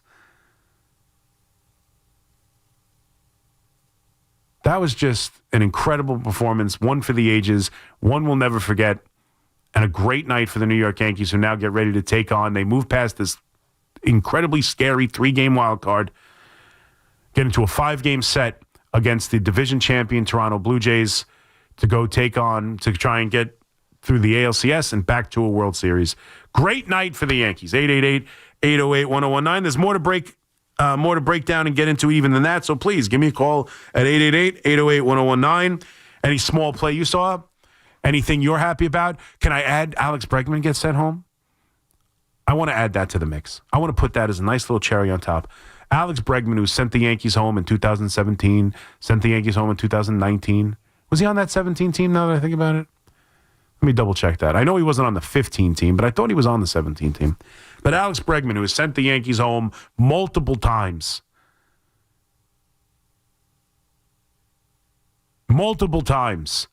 finally for once, although they couldn't do it to the Astros before they fell apart and weren't a playoff team anymore, they can do it against some of the players as they've got another chance tonight, this series against Springer. But last night, just watching that, him in his locker in Yankee Stadium, watching the Yankees celebrate as he's going home, tremendous. Another feather in the cap of what last night was to send him home. 888-808-1019, and of course Alex Cora. Those are the two guys I'm taking joy in, because we all know Alex Cora is a great manager. Don't get me wrong, but right now, if you go turn on, and don't because you're listening to me, and why would you go do anything else? But if you go listen to EI, right, WEI, I'm sure right now, why the hell would you leave early in so long? Why did you manage game 2 the way you managed it and feel like you didn't have a bullpen for game number 3? I talked about that all yesterday morning. Alex Cora managed game number 2 like he thought he had to win it. Like he thought he didn't have a good matchup in game number 3. They didn't have a good opportunity to win game number 3. He was going for it. He pulled Bayo in the 3rd inning. Like he went all in to win game number 2. And when he lost it, it made it more difficult to win game number 3. And he felt like he couldn't do the same thing and go to his bullpen as early against early. That's hard to say. But you couldn't pull the bull. You couldn't go and take Connolly early out in the 3rd inning. And in the 4th inning, as it's falling apart. And here's the other thing. They didn't even go out to talk to him. There's a young kid making his 5th major league start, his first road start in a major league ballpark after facing the A's in Tampa, who don't play in major league ballparks. He's out there on the ropes. Yeah, he's not getting hit hard, but he's out there on the ropes. The inning's falling apart. Where's Alex Cora to go talk to the kid? Should I say it? I don't know if it's entirely true, but should I say it? Let me just say it. Aaron Boone managed circles around Alex Cora.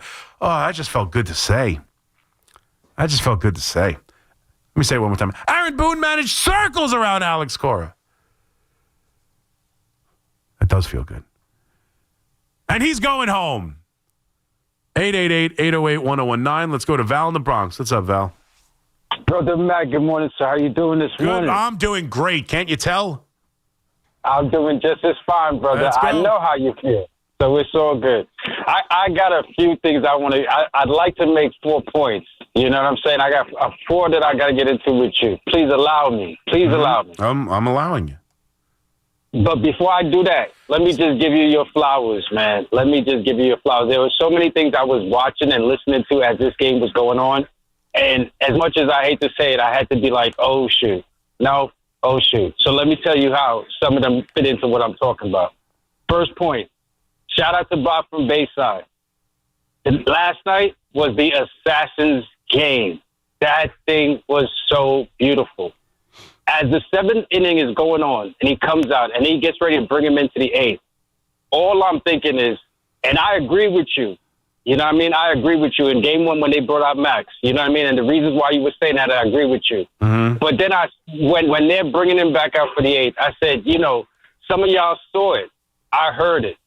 But when it's dominant, it makes it easier for a guy to come back out and say, you know what, let him go back out. It was not as easy. The way that Schlitler was doing his stuff last night, I mean, the way that he was giving you that, even Miss Wallman was saying it, the 98, the 99 is coming out of his hands, like it looks like it's no effort. It made it easy for Boone to continue and let him carry through. Absolutely. And to that point also, I heard you say something last night, and it had me scared as well, too, because we were talking about the repetition as far as seeing the bullpen and seeing the relievers come back out and come back out. That also helped to make it so that there was no conversation about having to bring Williams out for them to see him again, having to bring Cruz out for them to see him again. They went directly to Bednar. And as much as they saw Bednar before, if you notice, he was heavy on that breaking pitch today when he came in, which was different from how he was last night when he came in. So they got even a little bit of a different look there, too. You know, so again, to you, go your flowers, bro. And you know me. I don't give them out just like that. But when I saw how it was going to work and I did the math, and I'm like, we get to go straight to the 9th like that, that means we don't see that double up. You know what I mean? Mm-hmm. And again, I'm going to give it to you. We were talking about it, right? And we had that conversation about the lineup with Rice and everything like that. As much as we debated about Wells, I'm almost certain that you felt the same way that the real question was losing his defense, you know what I'm saying, behind the plate. And I was willing to give that up so I could get the offense from Rice to get me in a win tonight. Rice didn't give me the offense, but I got the offense from Wells. I mean, you know, another just good call. And you know what? There was something about the guys, the way they made you feel like for the buttons that Boone pushed, as much as people talk about him as a player's manager, the players whose buttons he pushed, it was almost like they were doing their very best to make sure that I got you, Skip. I'm going to make it all right so that nobody gets on you later on because we're going to do this. Yeah. It was. I don't know if they were thinking necessarily that because I don't know if they pay attention to that. But I know Jazz probably wasn't too thrilled with him, although I'm sure it was fine. But, yeah, look, a lot of the decisions he made, there's no doubt about it, right? The one everybody was clamoring for, you have to start Ben Rice, arguably gave you the worst 2 at-bats of the game and felt in the moment killers. They end up winning the game and no one's going to remember it, but, the Stanton double that we all thought was gone, including Giancarlo. The next batter is Rice, who strikes out swinging, and that kind of ruins, and swinging at sliders in the dirt, ruins the rest of that inning. And then in the fourth, in the inning, they end up scoring the 4 runs. For a second there, I thought he was going to ruin that inning too. Bellinger with the pop-up double we talked about. They walk Stanton, and then Rice again with a miserable at-bat, swinging at that slider down, and you're thinking he's going to ruin another inning. And thankfully, Rosario and Chisholm and Vulpi and Wells all consecutive. Well, Wells is ruled an error, but Rosario comes through with the base hit that scores a run. Chisholm comes through with the base hit, and then Anthony Volpe with the RBI single. So, but in the moment, I thought that at bat was going to kill him too. So everyone needed, you got to have Rice, you got to have Rice. That's the one decision, looking back on it, hindsight being 2020, that they might have been better off with playing Goldschmidt, but Rosario playing at third base absolutely works. He gets the big hit that gives them their first run. And then you're able to put McMahon in for defense later, and he makes the great play. So, yeah, look, it's easy to manage the game extremely well when your pitcher does what Cam Slitler did, but he managed the game very well. The lineup worked out. Putting McMahon in for defense, which is, again, a no-brainer, but everything about it worked out. Playing Wells worked out. All of it worked out. They were the better, crisper, sounder, more fundamental team. Oh, fundies. The fundamental Yankees. They out-pitched and out-fundamentaled the Boston Red Sox, and nobody thought that was going to be the case. That's what is so sweet about it for me. They won it in the exact way a lot of Yankee fans thought they would lose it. I love it. Andy in Yonkers. What's up, Andy? Baseball, hot dogs, apple pie, and Big Mac. And those Yankee fans, yeah, they do go together. It was in a ball game. Those Yankee fans who thought Boston was going to win, they're going to have to be banned from Yankee Stadium for 5 years. Come on. In a game, deciding game, and thinking the team is going to win, throw the regular season out. Sometimes you got to also figure that some teams are pitching around Aaron Judge. And that becomes a problem for him, too, in the lineup. But this Yankee team, I like it. I have no problems with it right now. We're going to go up to Toronto, and the Yankees are going to do their thing. And that's all I could say right now is go Yanks. Go Yanks. Go Yanks. 888-808-1019. Quick break. We'll come back with more of your calls as we take you for the next 35 minutes, all the way to 5 o'clock in the warm-up show right here on The Fan. Design run. Up the middle he goes to the tank to the front. Touchdown Giants! Jackson Dart's debut and timely defense led the Giants to New York's first victory of the NFL season. Fires it right. Batted at the line. Intercepted by Dexter Lawrence. He's running down the left side to the 15.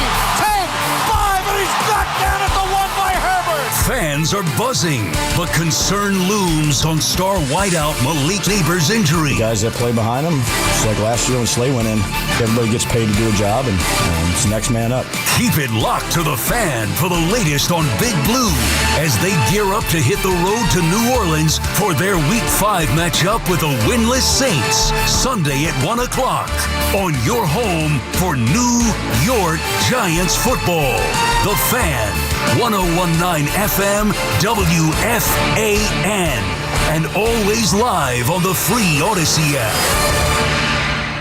Injured? Don't be a whiner. Call me, Attorney Mark Miner. I'm Mark Miner, and I have over 30 years of experience handling personal injury cases. If you or a loved one has been injured in an accident, don't whine. Call 1-800-LAW-LINE. You can trust that the personal injury law firm of Zalman, Schnurman, and Miner will treat you with respect and fight for your rights. Don't whine. Call 1-800-LAW-LINE for a free consultation. Our goal is to transform your pain into payment. If there is no recovery, there is no fee. We handle all type of accident cases and value the opportunities to help you. The sooner you call, the better. If you are injured, call 1-800-LAW-LINE so we can discuss how to transform your pain into payment. Don't be a whiner. Call Zalman, Schnurman, and Miner at 1-800-LAW-LINE. Zalman, Schnurman, and Miner, personal injury attorneys. Don't whine. Call 1-800-LAW-LINE. That's 1-800-LAW-LINE. Town Fair Tire honors any valid rebates, manufacturers or competitors' rebates. Yes, even any competitors' rebates. And we give you the guaranteed lowest price. Nobody beats Town Fair Tire. Nobody. Town Fair Tire. Stressed about owing over $10,000 in back taxes? The IRS isn't slowing down, and neither is Tax Hardship Center. Last year alone, the IRS wiped out over $163 million in tax debt for thousands of hardworking people. If paying back the IRS threatens your finances, you may be eligible for hardship programs that could let you settle for a lot less. Everyday Americans are finding relief right now by calling Tax Hardship Center. You've been thinking about this. The time to act isn't tomorrow, it's today. Grab your phone and call now for a free consultation to find out every option you have for lowering your IRS debt. Dial 800-330-5360. With increased IRS collections, now is the best time to see what tax relief programs you may qualify for. If you owe $10,000 or more in back taxes, you have options. Call now. 800-330-5360. 800-330-5360. That's 800-330-5360. If you work in New Jersey manufacturing, your chance to network, learn, and connect with resources for your business is October 3rd, the annual Made in New Jersey Manufacturing Day in Freehold. Both gubernatorial candidates will share their vision for industry in New Jersey. Register today at njmep.org. Everybody knows Town Fair Tire is New England's largest name brand discount tire dealer, beating all the local competitors with our guaranteed lowest prices. And now, with over 120 stores throughout New England, we beat all the competition, including the warehouse clubs, the online sites, and the local dealers. Yes, we beat them all with the absolute guaranteed lowest price on name brand tires. Nobody beats Town Fair Tire. Nobody. Name brands at discount prices. Town Fair Tire.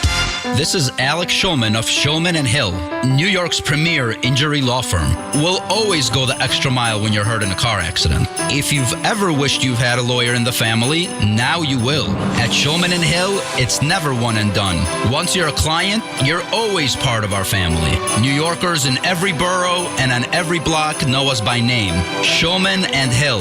Get your free consultation at hurtny.com. That's hurtny.com. Attention, have you racked up $10,000 or more in credit card debt? Are you barely getting by making minimum payments?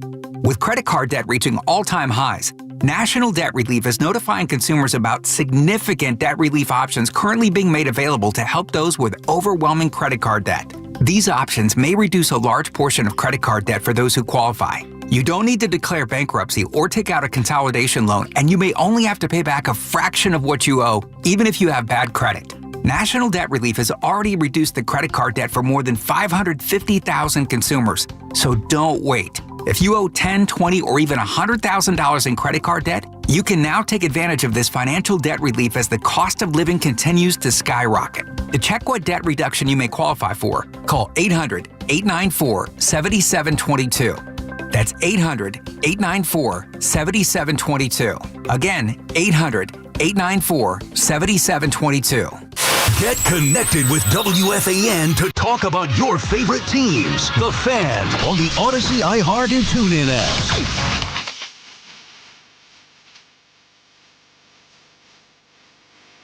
Oh, that's right. Oh, we had a Sweet 16? No. We're celebrating the New York Yankees. That's right. Time, come on.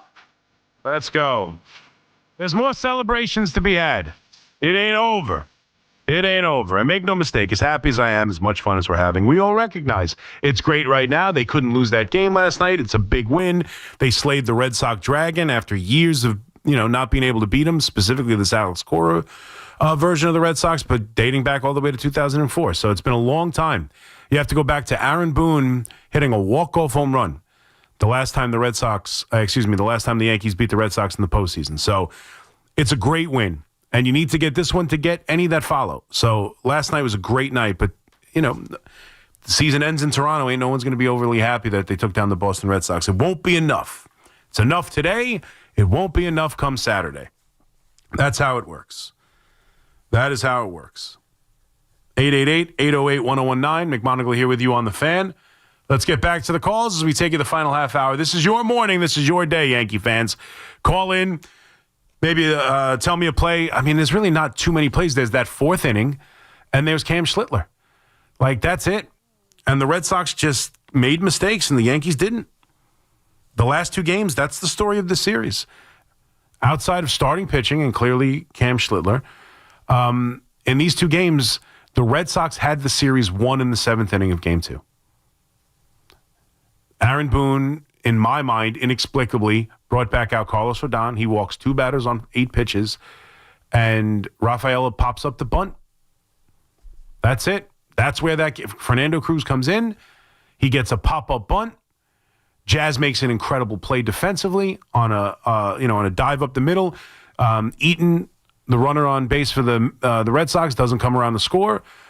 They don't give up a run in that inning. That's where the game is won. And then you get the Wells Jazz play. That's it. That inning right there. The Yankees, typically, that inning blows up. They give up 3 or 4 runs. C'est la vie. That's not what happened. They battled in. The Red Sox made a mistake on a bunt. The Yankees played good defense. Fernando Cruz got big outs. That you can point right there to that pop-up bunt. You could argue that's where the series really changed.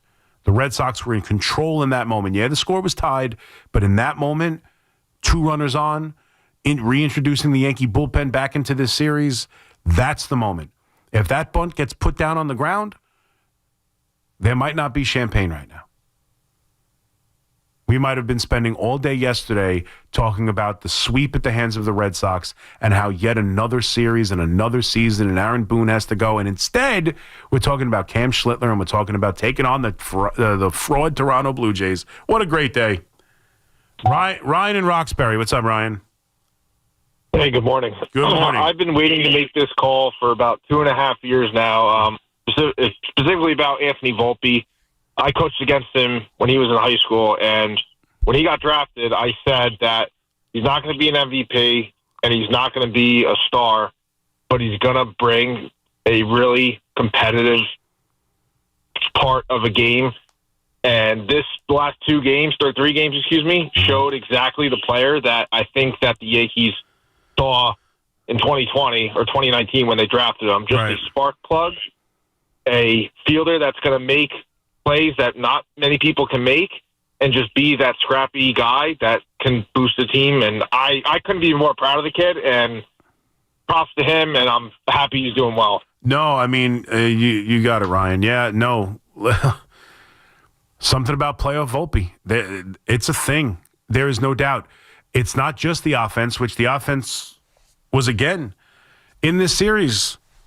Think about, what did he get? 5 hits in the series? 4 or 5 hits in the series? He hits the home run off Crochet when no one could touch him. Ultimately, I guess you want to call it meaningless. They lost the game, but he gets that big hit.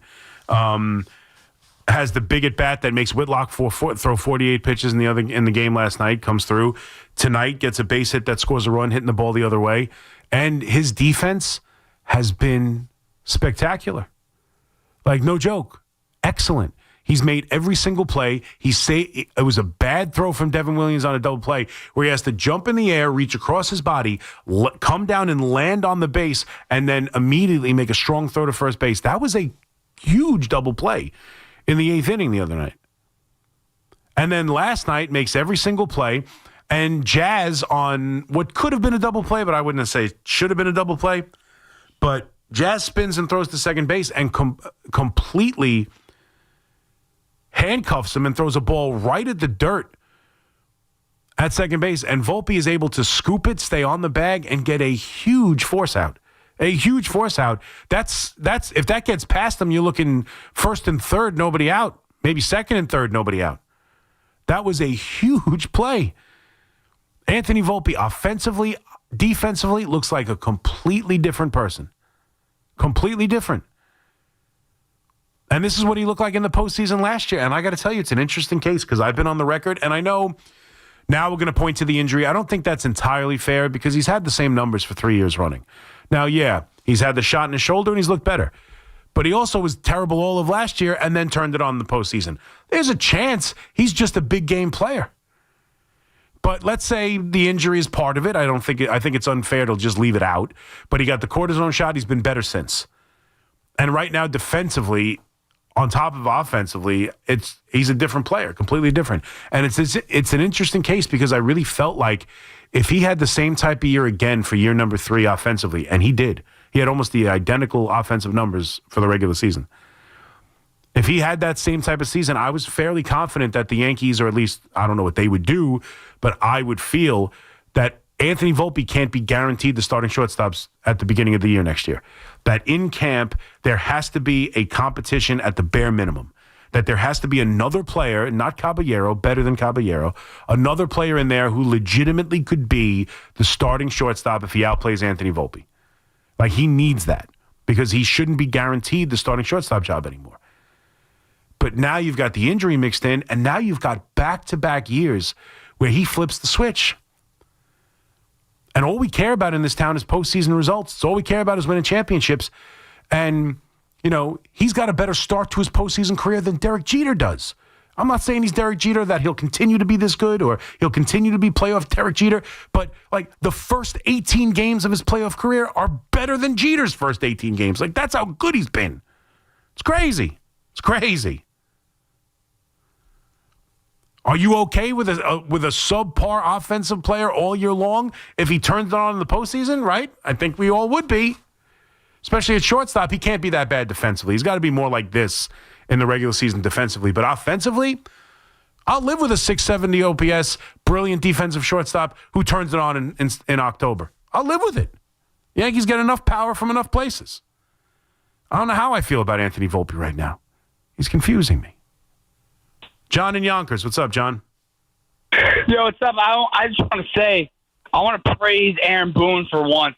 Hey! The past two or 3 years, I fucking hated on Aaron Boone. You got to turn the...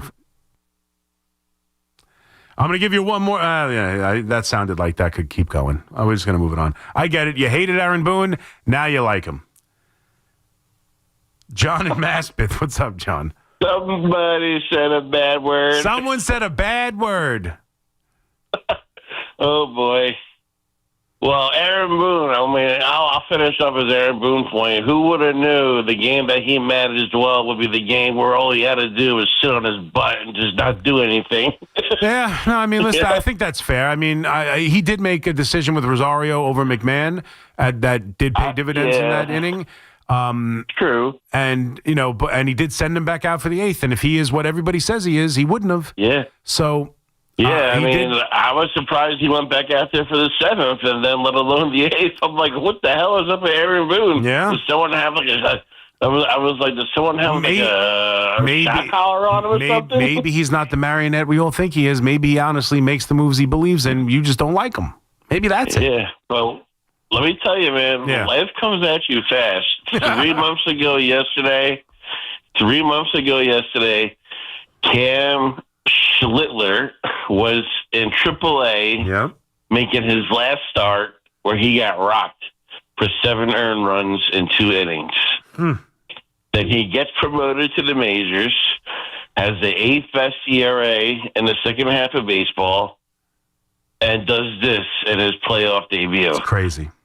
Who would have known crazy. after he was the last AAA start? Yeah, he was the opening day starter for the AA affiliate. Yeah, opening day. He was 10th in the depth chart. I know. Nobody, I mean, and I don't like, I'm not the biggest of, and thanks for the call, John, I'm not the biggest of like prospect guys. Like, I don't dig through their top 30 prospects a lot. Like, I take a look at the list every once in a while, but I don't really I'm not one of those guys who knows every one of their, top guys. And come trade deadline, I do some research to find out who they might be moving and stuff like that, who's having good years, but it's not overly my thing. Like, Cam Slitler was not a name that, like, I know the big time prospects. Cam Slitler was not a name that, like, Will Warren was that name before bringing him up last year. Like, I knew who Will Warren was. Will Warren was, especially when they were going through trades for Soto, like, Will Warren's name came up. Like, I knew who he was.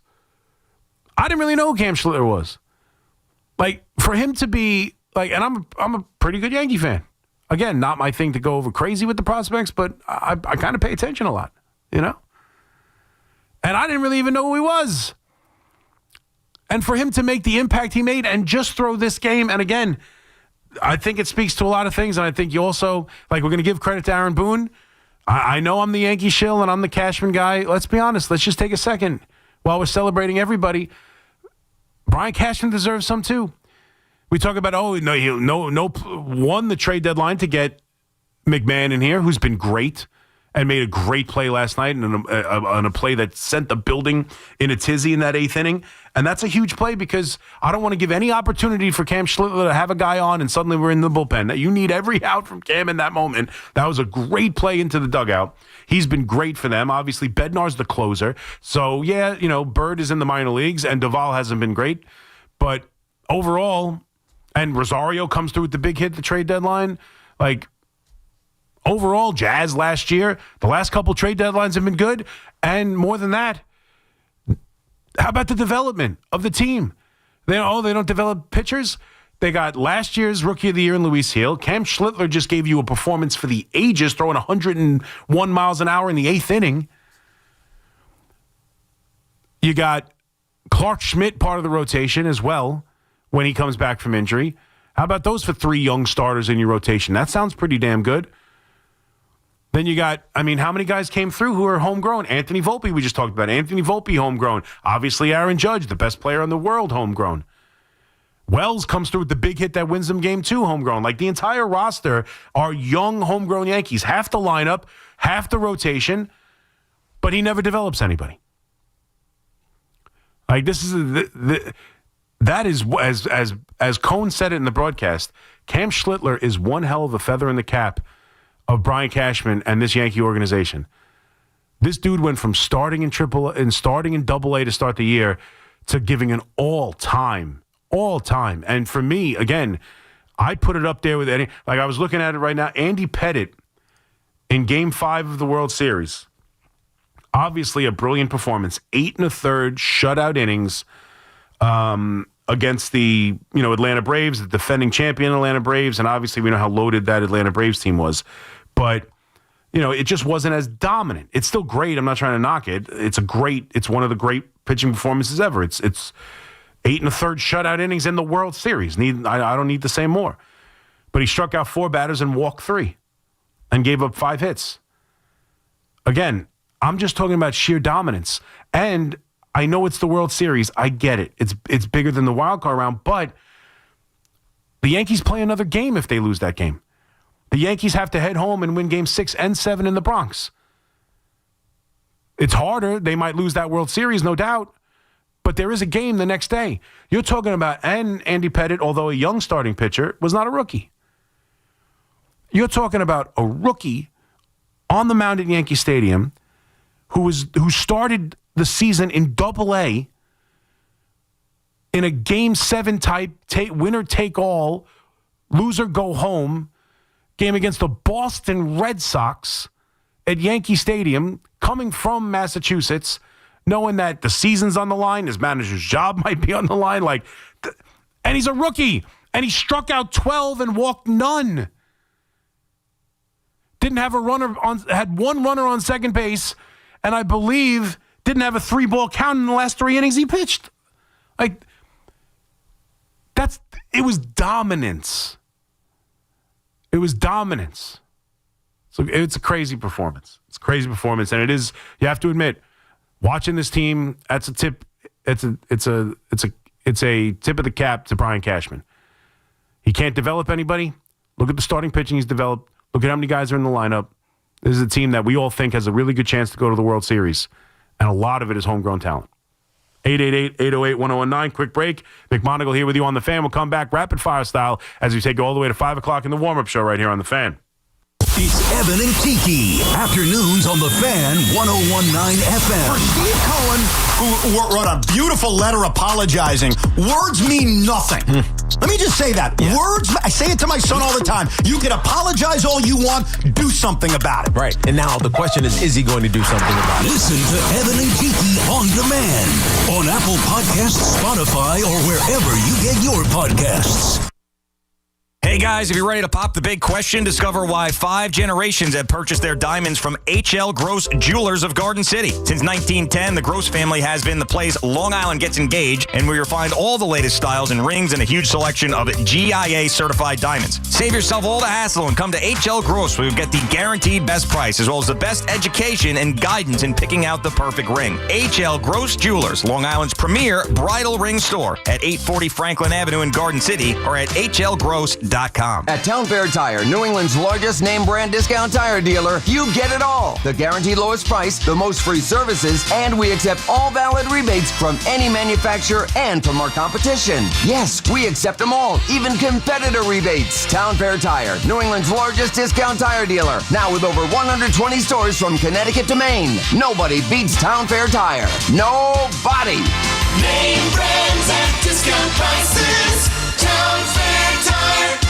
We all hear the radio ads about the IRS. They tell you to be afraid, to be scared, and they try to frighten you into calling. I'm not here to do that. Tax Relief Advocates is different. TRA is here to tell you that if you owe money to the IRS, whether it's $5,000, $50,000, or $500,000, we have a solution. It doesn't matter if you're sitting in your car, at work, or with your kids. No matter where you are, call now. 800-575-6812. Don't lose hope. TRA can eliminate or reduce what you owe to the IRS. Generous programs are now available that can give you a fresh start. Our passion is taxes and helping individuals fix their IRS problems. We have over 1,000 5-star reviews on Google and an A+ with the Better Business Bureau. You don't need to be afraid of the IRS any longer. End your tax nightmare today by visiting us online at TRA.com or call 800-575-6812. That's 800-575-6812. Tax Relief Advocates. Real solutions for real people. This is an important notice to all U.S. taxpayers. The IRS is giving away billions of dollars in tax savings through a federal program called the Fresh Start Initiative to aid delinquent taxpayers. This initiative was established for anyone facing financial hardship and unable to pay their back taxes. Qualifying and enrolling in this program will stop all collections, settle your delinquent tax problem, and even reduce what you owe by thousands of dollars. Call the hotline at People's Tax Relief to see if you qualify and get this free information by dialing 800-351-4596. If you have unfiled tax returns or cannot afford to pay your personal or business back taxes, you can now get the help you need. One simple phone call can resolve your tax problem and save you thousands of dollars. To see if you qualify and to get this important free information, call 800-351-4596. 800-351-4596. 800-351-4596. I'm Bob Burke, founder and chairman of Burke America Parts Group, a family of brands that includes RepairClinic.com, an appliance and HVAC parts solution company that's grown into an international brand. Before AmericanEagle.com, we partially launched a new technology platform developed by another firm. American Eagle helped take our technology to a whole new level with digital marketing, software development, and business insights into our key markets, appliances, HVAC, and outdoor power equipment, and did so both on time and on budget. AmericanEagle.com has the resources, experience, and talent needed to produce solutions. Our new technology platform, developed by AmericanEagle.com, has produced tremendous results with higher traffic, conversion, engagement, and online revenue. If you have any home repairs you need to take care of, check us out at RepairClinic.com. If you need a world-class website or technology project, then I would highly recommend AmericanEagle.com. Call AmericanEagle.com at 773-NETWORK. That's AmericanEagle.com, 773-NETWORK. This city lives and breathes sports. WFAN is where Yankees fans argue with Mets fans, and Giants fans debate Jets fans. Live, loud, and daily. The Fan, 101.9 FM, and always streaming on the Odyssey, iHeartRadio, and TuneIn apps. I got a feeling. All right, McMonagle here with you on The Fan on this Friday morning. I'll be with you tomorrow, Saturday morning at 9 a.m. We'll obviously break down the series coming up at 4 o'clock on that Saturday afternoon. We'll also, I'll give you the football picks on Saturday as well from Fleegs and Marco as well. And talk a little bit of football as we get ready for the weekend, the second start of Jackson Dart. But today has been, and obviously Jets Cowboys, but today has been a one-topic kind of show. When you beat the Red Sox and you throw one of the great pitching performances we've ever seen, that's what happens. 888-808-1019. Let's just get to it. As many calls as we can in the next 6 or 7 minutes. Tommy in Buffalo. What's up, Tommy? T-Mac. Yes, sir. First-time caller. Oh, nice to hear from you, Tommy. Thank you for calling. Hey, yeah, absolutely. And I had the pleasure of saying hi to you in line last Friday. You and your family were standing in line trying to get in the doors, and I was the guy across from me who said, "Hey, C-Mac." Oh, I remember you.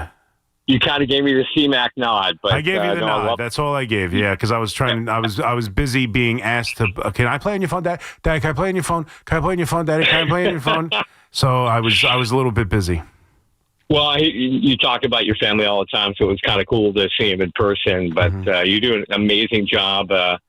Hey, I got to admit, Chris, you got me pumped up. I mean, I was a little bit skeptical, after the first game loss, and you got me pumped up last night. I was telling my buddy we were watching. So like, hey, C-Mac said they're going to win.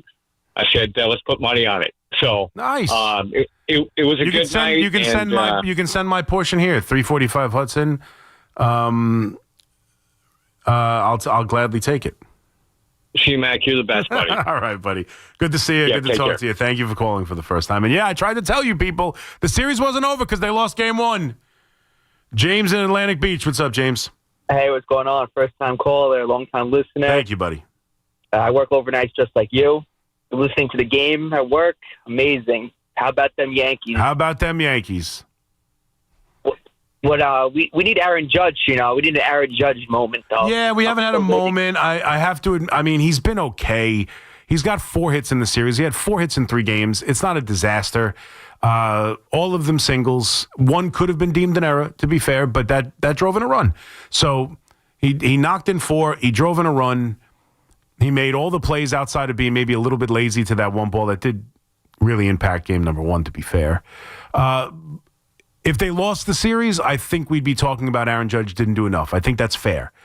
But considering they won the series, and we're talking about a guy who struggled to even make contact a lot in the postseason, I'm okay with this series. He got 4 hits, drove in a run, and they won the series. He didn't have a signature moment, didn't come through late and close or anything like that. Nondescript series for him for the most part. But again, 4 hits and they won the series. I'm okay with it. And let's see if he can move on and get better in Toronto. But yeah, I don't think it's anything worth killing him for. I don't think it's anything worth praising him for. I'm sure those of you who feel he's a terrible postseason performer and he'll never come through in the big spot, he probably didn't do anything to make you feel any different about that. But you can't call it a terrible series. He had 4 hits in 3 games and drove in a run, which gave them the lead in the 6th inning of game number 2 in a game they won. Richie in Queens. What's up, Richie? Hey, you sound happy. You deserve it. And by the way, third-time caller. Look, the kid was amazing. And I'm thinking of Rosario, shades of Luis Solo and Vizcaino back 20, to get these guys in for one purpose, to come up with a big hit. Yeah. As a decent player, when he first came up, there was a lot of hope for him when he was with the Mets. And it's a really good feeling to see him get that hit. So, yeah, look, they go into Toronto. I think they have the edge. With Judge, my mom's going to be 100 years old. I think I mentioned that. Yeah. She called me up. And Volpi came up big, too, C-Mac, on that rotten throw to Vizcaino. I mean, that would have been 2nd and 3rd. Yep. Who knows? But the kid was phenomenal. And again, with Judge, there will be a moment. I'm probably like he's had moments. Yes, it was an okay series. Yeah. But Ohtani had 2 homers. Betts had 7 hits. You want this guy to have a I get it. Well, moment. I think he can. Outside, they want it. I know, but I know he's got 3 championships. But you ever see Betts' numbers? I mean, the reason the Dodgers were so miserable and lost so many series in that stretch between championships is he was one of the worst. Judge has better numbers in the playoffs than Mookie Betts does. Except that he's still the guy, and I want to see him. I don't disagree with you. I'm not telling you it was a great series from Judge. I'm not saying, you see, look, he's finally having a great postseason, but he's been miserable, striking out half the at-bats, hitting under 200. He got 4 hits in 3 games. Like, it's not a terrible series. And he got hit by a pitch and walked a couple times. His on-base percentage, I could check, it's not worth doing it right now in the last couple minutes, but his on-base percentage for the series has got to be in the 400s. Like, he didn't have that signature moment. He didn't hit a home run. He drove in a run that gave them the lead in a game they won, and got 4 hits in a 3-game set. It's not a bad series. You can't say it's a bad series. You can't say it's a continuation of what he's done. It's far better than what he's done, but it's not what you hope. I agree with that. He still needs to show us more to really feel like he's turned the corner in his postseason. But now that he's gotten through this series, it was a decent enough series for him. I don't think there's a real talking point about, bad Judge in the postseason again. I don't think that's hovering over him. Hopefully he goes and has a big series in Toronto. Troy in Farmingdale. What's up, Troy? Hey, buddy. How you doing? T-Mac. What's up, buddy? First time, long time. Let me. I'm not a big Yankee fan, but I got to tell you something. I'm listening to everybody all night long. Everybody's praying and hoping. The Yankees, Boston Red Sox, just to let you know, their average batting average, 7 guys in the lineup, 240, 250. All right? We all know Cam Slitler pitched a great game, but Boston doesn't have an offense, okay? They have absolutely no offense, maybe 2 or 3 guys. That's about it. You're going up against the Toronto Blue Jays, who is a real team. They can hit. They take advantage of everything that they're not supposed to do, and it's just going to be an amazing series. I believe Toronto will win this series in 4. That's my prediction. Okay. And I'm not a Yankee fan. Obviously. Listen, right now, we don't know. They just have some built-in advantages. We don't know about Bassett. It sounds like he's going to be on the postseason roster because they have a hope that he can make a start, but they're not sure. Bichette isn't going to hit. Let me get to Aiden in the Bronx. What's up, Aiden? Just give me a let's go Yankees, unfortunately. You got it in you? Yeah, let's go Yankees. I think the Yankees have the advantage in this series. Of course they could lose, but don't diminish the Red Sox because a lot of people thought they were going to lose to the Red Sox. They haven't beaten the Red Sox in a long time, including in the regular season. Thank you guys for calling. Thank you for listening. Thank you for joining me on our celebratory Friday. Thank you very much. Thank you to Jack on the other side. I'll be with you tomorrow morning, 9 a.m. for our Saturday rendezvous. Enjoy the warm-up show that's coming up. Enjoy the rest of the day celebrating the New York Yankees and Cam Slitler. Everybody have a great rest of your Friday. I'm out of here. Bye-bye. 101.9 FM.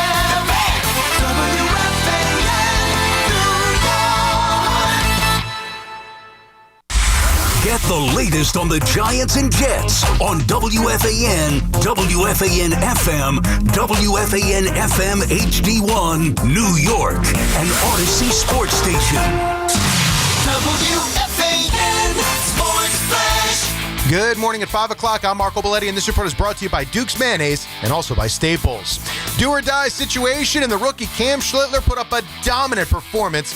8 scoreless innings with 12 Ks. First pitcher in postseason history with 8 scoreless, 12-plus Ks, and no walks as the Yankees shut down the Red Sox 4-0. So did Schlitler even surprise himself with just how brilliant he was? I mean, you're going to mentally think that it's a hard thing to do, so that's a PR for me in both stats. So, I'm a confident guy, and so I don't not expect that. That from Yes. So at 100 pitches after 7 innings, what was the thought process from Aaron Boone to leave him in for the 8th? I didn't even want to talk to him much. I just wanted to say, you good?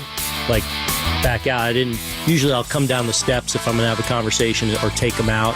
I kind of stood on the steps and just kind of gave him my away, and you good? And he was. Yankees scoring all 4 of their runs in the 4th. Ahmed Rosario, Anthony Volpe, each with RBI singles. The Yankees now head to Toronto for Game 1 with the Blue Jays ALDS on Saturday afternoon at 4 o'clock. Elsewhere, the Cubs bounced the Padres 3-1. They'll now get the Brewers. And the Tigers coughed up the division, but came back to knock out the Guardians 6-3. They'll now face the Mariners in the ALDS.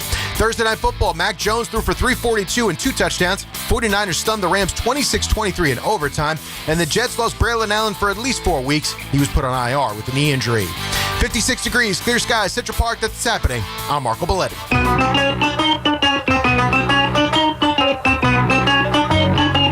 Good morning, campers. Alan and Jerry. Don't worry, it's only an hour long, and most days it doesn't suck. All right, here we go. 5:02, Friday. The Eddie Schizzeri, your YE day, will have to wait at least another week or so as the Yankees roll into the ALDS. Al, what up, Al? Good morning, Jerry. We need to ramp up that. Remember there was when Trump was battling Canada and some of the Americas hated Canada. We didn't really know why, but we were like, yeah, let's hate Canada. We need that back for this upcoming series against the Blue Jays. Yeah, I feel like that's over. I know. I want it back. I feel like that's over. I need the Blue Jays to say mean things about America. Yeah, well, the problem with that is most of them are from here. Yeah, that is a problem, Jerry. I don't know how many. Our sport. How many Canadians do you think are actually on their roster? See, that's what we should be doing. If you want to play on the Canadian teams, you've got to be from Canada. Yeah, because then the Blue Jays would never be in the playoffs because there's no way Canadians know how to play baseball. I don't know if that's true. They're busy rocking out to Bryan Adams. This is what they do in Canada. That's probably true. And digging themselves out of snow in July.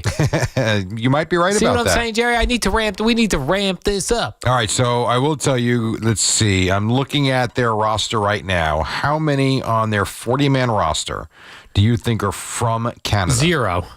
They've got 0 Canadians on that Well, that's team. what I think, too, Doesn't but seem I'm just fair. asking. I'm checking. Yeah, correct. Meanwhile, everyone on the Yankees from the Bronx originally, which is really cool. They are not all from the Bronx, nor are they all from America or the U.S. You don't know that. Oh, no. I didn't know this.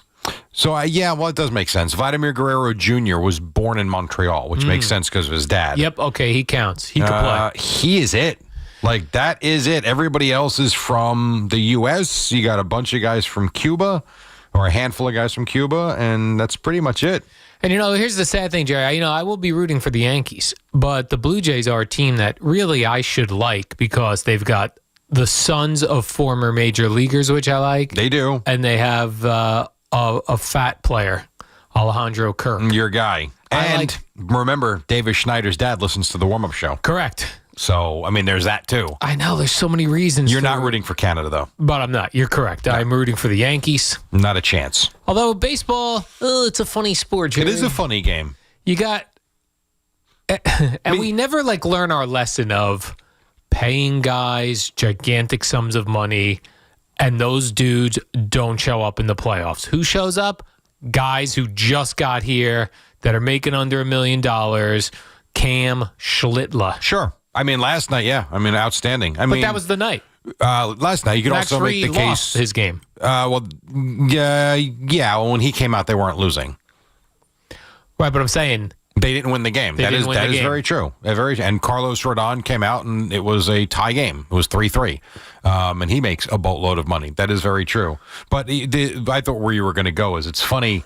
Watching the game. So I watched the Cubs and Padres game, and the Padres are hitting line drives all over the place, but they're hitting them right at the defense. It really would, Dansby Swanson made a couple of really good plays. I forget who their second baseman is. He goes high to snag a line drive that should have been a base hit away, and they're really hitting the ball, but they can't find an opening. Meantime, Ahmed Rosario, it's a ground ball. It's a base hit. Anthony Volpe, a soft ground ball to the right side, but because the second baseman is cheating towards second, it's a base. It's just baseball's a funny game, and they had more traffic on the bases, and good for them. And Schlitler was amazing. I looked at his salary; he's making $700,000. Well, yeah, he's 24. He's a rookie. These other guys got to scratch that dude a check. That guy should have. It should be like Cam Slitler's birthday today. He should have cards in his locker with checks in it. And when he gets the monster contract, do you pay the money back? Is it like a loan? We're going to front you some money, kid. By the way, $750,000. He's doing fine for a 24-year-old. But you have to pay that money back then, let's say 5 years from now when he gets the big $58 million a year contract? No, this is a gift for getting them to the next series. It's like a ratings bonus. Yeah, ratings bonus. There you go. Absolutely, Jerry. Now, what happens if he poops the bed next time he pitches? Do you have to give the money back then? Okay, that's fair. That so in the next round, if he's the reason they don't advance, yes, he's got to give the money back. So it's an advance right now. Yes, what you do, you take those checks, you deposit them, you don't spend them yet. Okay, fair enough. Good point. If I'm Cam Slitler right now, I'll be like, oh, I'm injured. I can't play this. No, he's go out on a high. Yeah, you got to go out on a high note. Yeah, it's called competing, Al. I know you don't like doing it, but some of these guys, like I'm sure this kid wants to pitch tomorrow. Yeah, so I looked. I was like, when did Cam Slitler come up? I would say June. July 9th. Okay. Was his first game. And no one had ever heard, I mean, I shouldn't say no one. I'm sure the hardcore Yankee fan that's deep into the Yankees farm system heard of him. Yeah. Most casual Yankee fans and normal baseball fans never heard of this kid before they brought him up. And this is great. You know the guy on X called Super 70s Sports? Yes. Well, he posted this last night. He goes, on July 2nd, Cam Slitler gave up 7 runs in 2 1/3 innings. Wow. Against the Lehigh Valley Iron Pigs. The Iron Pigs. The Iron Pigs got to him, Jerry. That was one of my rec teams. We were the Iron Pigs. The for a Iron season. Pigs? Yeah, that's funny. This is what baseball doesn't make any sense. Well, it does, because what makes sense about it is these are humans with emotions. We've talked about some guys that go down. Was it Luis Angel Acuna? I forget who it was, who wasn't doing a whole lot at AAA, and a lot of, by most accounts, people that were watching him, like when you come up to the majors, you have the high of playing in the major leagues. You go back down there, and you don't have the same. Doesn't mean you should or you shouldn't, but you don't have the same oomph or motivation, for lack of a better term. Now, this kid, I don't think had ever pitched in the majors before that, so it's interesting that they brought him up after a disastrous performance, and he's been good. I mean, all season long, he's been really good since he's come up. I mean, what a line to look at in the box score. What do you call that, Jerry? Stat line? The line score?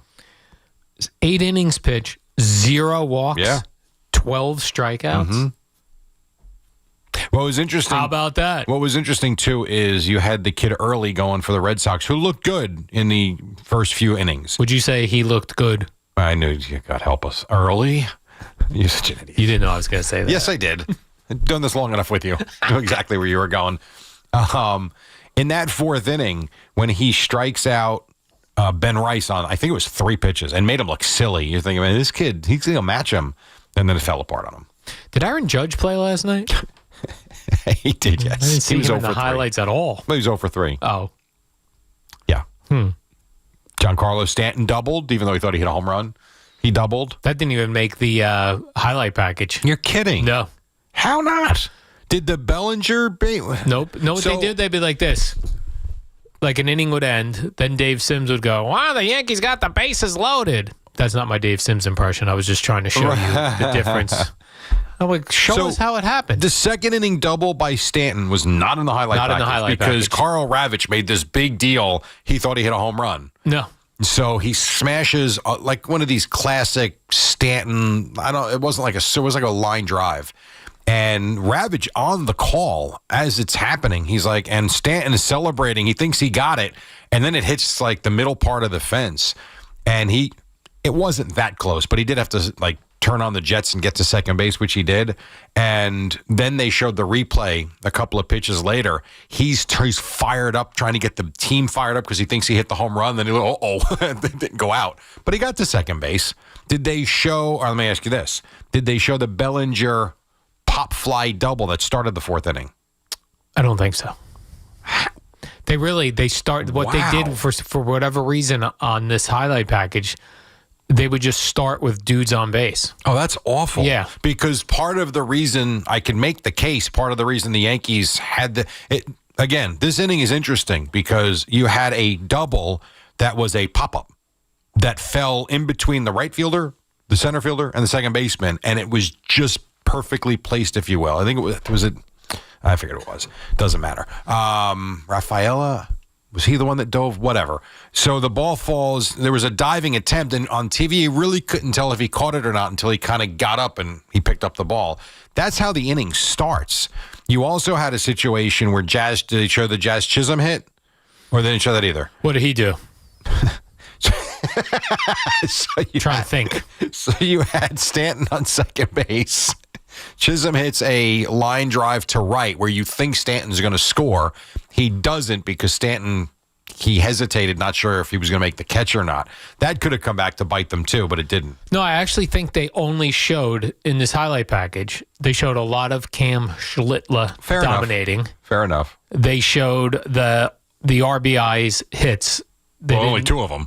They didn't show Was it? It was it was Rosario, Volpe, and Wells. Yeah, Wells, they didn't give him a hit for that. Really? Which is amazing to me, considering we gave Judge a base hit for the drop ball in left field the other day.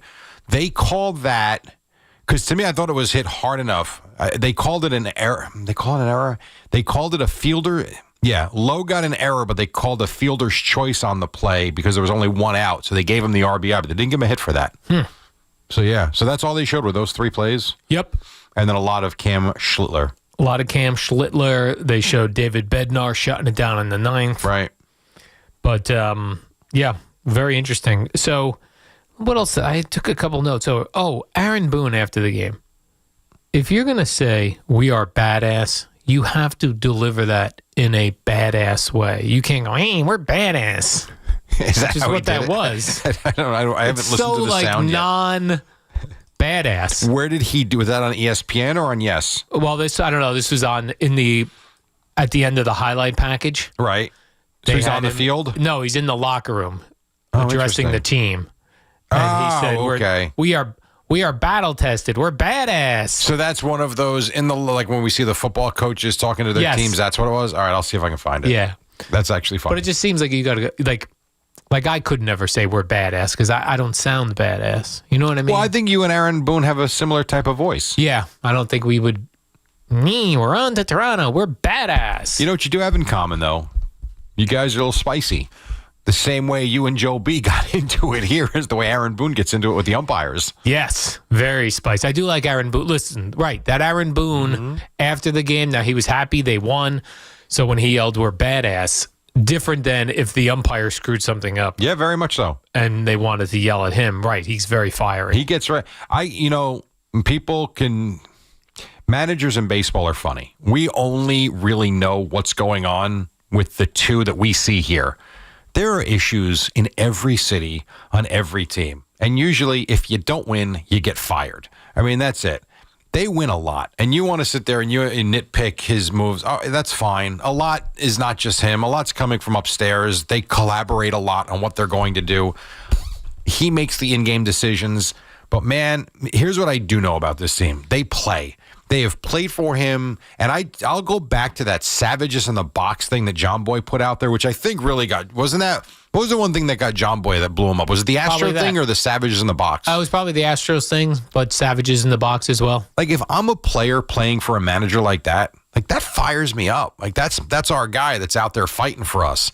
And I think, like, that day gave him a lot of leash, if you will, with this team. And when you say whatever you want about this team, they are in the playoffs every single year. And you know what we've learned, which I've said forever, money don't buy you a damn thing. I think the Mets are a pretty good example of that. Yeah. And I think that Nick Castellanos made that. Nick Castellanos. God. Yeah, that guy. Yes, I'll have the audio maybe at 7:30. He made that point about the Mets. Yeah, he did. That if you're going to go out and get a big player that gets the biggest salary, you normally don't do worse the next year. You don't go backwards. Yeah. And in fairness, he was answering, so just so people are aware, he was on one of the MLB Network podcasts, and he was asked the question, and it was a leading question because obviously the Mets are the answer, but he was asked, any teams that didn't make the playoffs surprise you? And he gave it long thought. And then, and he said, I'm not trying to be a jerk, but. Yeah, the Mets. Pretty much. That's the right answer. Yeah. By the way, and the Yankees became now the first team that won that wild card losing series. The first game. That's right. Yeah, after losing the first game. I hate when I hear this, though, and I will not reference this. In the history of the format, it's like 4 years. Can we stop saying in the history of the format? Right. It's not the 1980s wild card that we recall. How about we say, since the format started a few years ago, they're the first team to do it. Yeah. They're the first team in a few years. The first team in baseball history. Shut up. So stupid. Right. And I'd show like a picture of like Babe Ruth. Right. If you're going to bring history into the conversation, I need to at least see Mickey Mantle. Yeah. Even Reggie. Like, take me to the 70s or the 80s. You can't give me something that just started 5 years ago. Correct. It's silly. So. Correct, Jerry. Are you excited for a 4:08 p.m. start on Saturday? Yeah. Will you put this on? I will put this on. Yeah, so Saturday and Sunday get 4:08 Pretty starts. good. And then off Monday, Tuesday back to the Bronx. Yes, correct. And this is a best of 7. 5. Best of 5, Jerry. Unless they changed it. The ALDS has always been a best of 5. In the history of the ALDS, Jerry. You're funny. Best of 5? Best of 5. That's good. I like best of 5. Yeah, best of 3 felt... Best of 5 is a good number. I agree with you. Best of 5 is great. And we'll have tickets for nice. That game 3, 4, and 5. Is it 2-2, 1-1-1, or is it 2-3-2? Well, 2-2-1 because it's 5, not 7. Alrighty then. As we were just saying. But don't call now, right, Al? Don't call now. We don't have them. We won't have them until next week, right? Right. Oh, yeah. Put them up. Right, the first games are in Toronto. Yeah. You know, I like too, because we can complain about the baseball season. Well, let me rewind. You can complain about the length of the baseball season. Oh, I will. And I get it. I understand it's long. I love it, but I understand why some people don't. That having been said, unlike the NBA that likes to play a best of 7 game series or a best of 5, whatever, and it takes them a month to play that series, like these games come right at you. You get a day off. We start Saturday. And you get the 1 day for travel, 2 games in a row. There's none of this nonsense. Game, day off, game, day off. I agree. It's great. It is good. Because I was even thinking that, like, man, I'd be like all pumped up that I just won the series. Like, oh, I got 1 day off That's and I it. got to go now to Toronto. And I wouldn't even be surprised if they went to Toronto last night or like they just arrived in Toronto. I would not. Matter of fact, I would have expected them to have gone to Toronto already. All right. Did you see the one thing in the article? I want to see if I can find some audio. So it was about Cam Slitler and his performance. And in the article, I'm going to read this for you if I can. Keep my fader down, please, Eddie, just in case something Eddie, pops up here. Well, you know what I'm saying. All right, let me just pull up this article really quick. So this is the ESPN article by Jorge Castillo. Good article, gives you all the cool stuff from the game and what he did. And he says here, meaning Schlitler, after the game, he dutifully fielded rounds of interviews on the field, while his parents, John and Christine, stood nearby answering questions from reporters about their son. What do you think of your son's performance? That's hilarious. Since when do parents do interviews? People are looking to fill time on all these podcasts and all these post-game and pre-games. That is really, good for them. I thought it was hilarious when I saw it. Yes. How old do you think the parents are? 42. So you think she was 18 when she had them? Correct. It's possible, I suppose. Let's see. I don't know how old they are. They don't look, I'll tell you this, they're not 65. Okay. That is for sure. So anyway, and they have account. I'll have the answer for you when we come back. Thank you. And we got to do cool games, Yes, too. we do. Because we do have Week 5 in the NFL, which did open last night with the Niners beating the Rams. We'll have that and more, and then Boomer and Gio. It's a Friday on The Fan. Baseball or football, WFAN runs the city. Yankees bats, Mets heat, Giants defense, Jets dreams. It's all here every day. The Fan, 101.9 FM and always streaming on the Odyssey, iHeartRadio, and TuneIn apps. This is the Duke's country song. It's a song about the best mayo. It has a yellow lid, and its full name is Duke's Mayonnaise. Get Duke's Mayo in store. It's got twang. Your local Staples has hot deals and super low prices throughout the store on everything for your business. And right now at Staples, save up to $125 off your print order. Exclusions apply. Visit staples.com/print for details. NC 11-1. Plus, save even more with the Easy Rewards program at Staples. Parts department, what's up? Hi, I'm looking for volume control valves. This guy wants some volume knobs. I don't know. When your client's home is in your hands, you don't have time for nonsense. Trust the real experts at General Plumbing Supply. Hi, this is Tara at GPS. How can I help you today? Hey, Tara, I'm looking for some 3/4-inch volume control valves. Sure. What finish are we talking? Brass, nickel, chrome? To check off all your plumbing, heating, and HVAC project to-dos, call the real experts at General Plumbing Supply at 1-800-CALL-GPS. At Hanover Bank, we're more than just your bank. We're your neighbor. Our decisions are made locally by people who live and work right here in your community and who understand what matters most to you. And your deposits, they stay local, benefiting the businesses, homes, families, and futures that make our towns thrive. We believe in true relationship banking, individual service, and commitment to community. Visit HanoverBank.com to learn more today. That's HanoverBank.com. Hanover Bank. Forward together. When your name's on the paint job, your primer better hold up. Painters Trust kills primers for serious adhesion, stain blocking, and a finish that lasts. Now, the full Kills lineup is available exclusively at the Home Depot. Need it fast? Get same-day or next-day delivery, or order online and pick it up in-store. Kills primers. Pro results faster. The Home Depot. If you're a pro, you know. Finding great candidates to hire can be like, well, trying to find a needle in a haystack, but not with ZipRecruiter. Its powerful technology actively finds and invites qualified candidates to apply to your job. So while other companies might deliver a lot of hay, ZipRecruiter finds you the needle in the haystack. See why 4 out of 5 employers who post a job on ZipRecruiter get a quality candidate within the first day. Try ZipRecruiter for free at ZipRecruiter.com/free. That's ZipRecruiter.com/free. Hey, it's Alicata. Get your game on at Wing Creek Bethlehem. Play the hottest slots and table games, or go big in the poker room. Feel the thrill of live dealer stadium gaming. Try axe throwing or virtual golf. Dine at their classic steakhouse, chop house, or enjoy contemporary urban cuisine at Urban Table. Cap it off with cocktails and a stay at Wing Creek's AAA 4-Diamond Hotel. Play online anytime in the Wing Creek Casino-verse. Learn more at wingcreekbethlehem.com. Must be 21 years or older. Gambling problem? Call 1-800-GAMBLER. Find excellence in every detail in a new Volvo. At Volvo Cars Ramsey, 8-time winner of the Volvo Excellence Award. Choose from excellent offers on a new Volvo XC40, XC60, or a new 2025 Volvo XC90. View our entire inventory at VolvoCarsRamsey.com. Find excellence in a new Volvo at Volvo Cars Ramsey, where it's all about you. Looking for the best value on new tires? Get to Town Fair Tire. We honor every valid manufacturer's and competitor rebates and give you the guaranteed lowest price. Nobody beats Town Fair Tire. Nobody. Town Fair Tire. Come visit the engagement experts at London Jewelers at any one of their 6 locations.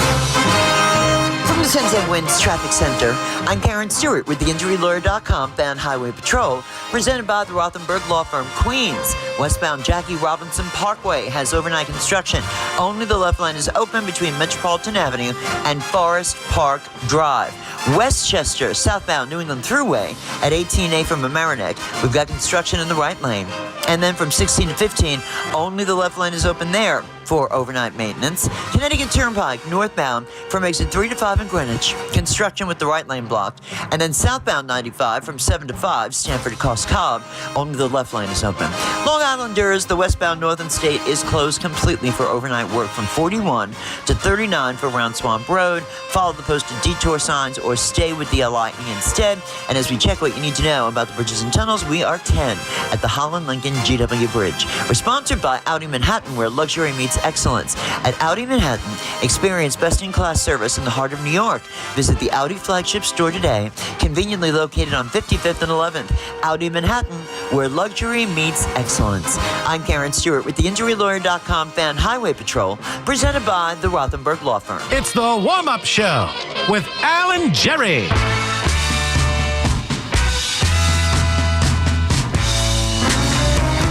Oh, yeah, 25 after 5. We just say it's a clean out Friday for Al. It's nice to have you with us. I had a bathroom emergency there, Jerry. Which is very rare for you. Twice this week, by the way. Ran to the toilet. Yeah. I'm sitting there wondering why I was going to break and you were throwing your headsets onto the table. My body is, I don't know what's going on. Yeah, it's called. I am thrown off. It's called these hours screw around with our bodies. Yeah, but I normally have it under control. Well, not what today. What the heck's going on? Well, you made it, so that's all that matters. I made it, Jerry. I had very little success finding out the age of the Schlitler parents. Oh, okay. I will tell you, though, his dad is a police chief. Is that right? Yeah, up in Massachusetts. Now, normally, Jerry, I would say like 99% of the moms of young athletes are hot chicks. Is she hot? Can't find a photo. What? Now, I'm sure they were shown on TV last night. I don't remember seeing it, but I'm sure they were. But even like you just look for photos of them. I'm just trying to see if they're really how young. old they are. I will tell you, though, she's got a protected Twitter profile. Smart. Very smart. She's got a great photo, though, of what looks like Cam, his brother, and his sister when they're really young watching baseball. Very cool. That's my one regret of not having children, Jerry, that my sperm could not produce a professional athlete. That would be cool. Well, you might have produced a great producer. Well. What's the matter? Can't lead that kid into this life, Jerry. It's a rough life. Do you not think that during World War II or Vietnam that the parents back then didn't think the same thing? That is funny. Like in the Great Depression and all that stuff, people were still having kids. Well, what do you want them to do? They had no cable TV during the Great Depression. I know, but you would have thought like, I don't know. People nowadays are like, I don't know if I want to bring a kid into this world. Meanwhile, they've been saying that forever. Yeah, it doesn't change. That's fair. But in the Great Depression, I mean, that was it. It was be sad, have sex. Right. Did they have condoms during the Great Depression? Lambskin. Lambskin. I don't know if Trojan Man was up and running yet in 1929. There were no rubber factories back then. No, there might have been. Where it was just, you ever see it's steel factories. Every once in a while, you'll see they'll show an old condom and it's like leather. I'm sorry, I've never seen a leather condom. I'm telling you, there's it's like leather with bootstrap ties to tie it on you. Very bizarre. Doesn't that kill the mood? You would think. All right, Trojan, just so you know. Trojan Man. Wow. Trojan condoms invented in 1960.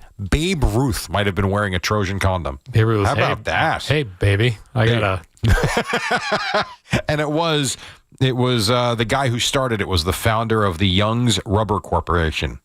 And he made a brand name called Trojan. No, I never understood. And a lot. And I worked at a drugstore for many years. They come out with a new one, it'd be like Trojan, ultra thin. Okay, so why sell the other ones then? You know what I mean? I don't know. There's so many kinds. They have light up ones. Now, you should know that the lambskin ones, the lambskin is good enough that the sperm cannot get through it, but diseases can get through the lambskin. I can't believe we're still selling them. So gonorrhea, syphilis, that goes right through lambskin. So you gotta be very careful. Just to recap, the morning after Cam Slitler throws 8 innings of scoreless baseball and strikes out 12 and the Yankees advance, we've got condom talk right here on the Fan. Correct. All right. Now, that having been said, we will get back to the baseball in a minute, but it is week 5. We did start last night with the Niners beating the Rams. Didn't have that one. Didn't factor that one. Me neither. But I have not looked. I only know about the Giants and the Jets. That's all I know about. So I'm very... A couple of people have told me not a great week. So I'm very curious as to what we're going to get as I present to you Al Dukes and the Week 5 edition of Cool Game. Thank you so much, Jerry Recco.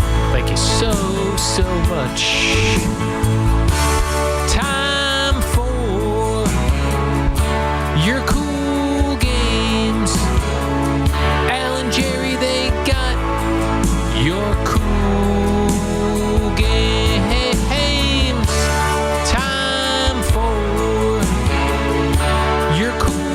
Games. Al and Jerry, they got your cool. Yeah.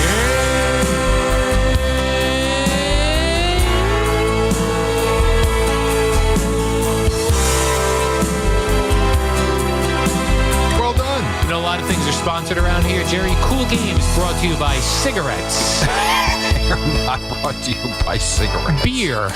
But you do unawarely bring up a great question. How is Cool Games not sponsored yet? Well, we do. It's sponsored by cigarettes, beer, and nudie magazines. Yeah. So thank you to our sponsors this week. Brought to you by Penthouse. Well, I take it. Brought to you by Penthouse. When Playboy isn't dirty enough.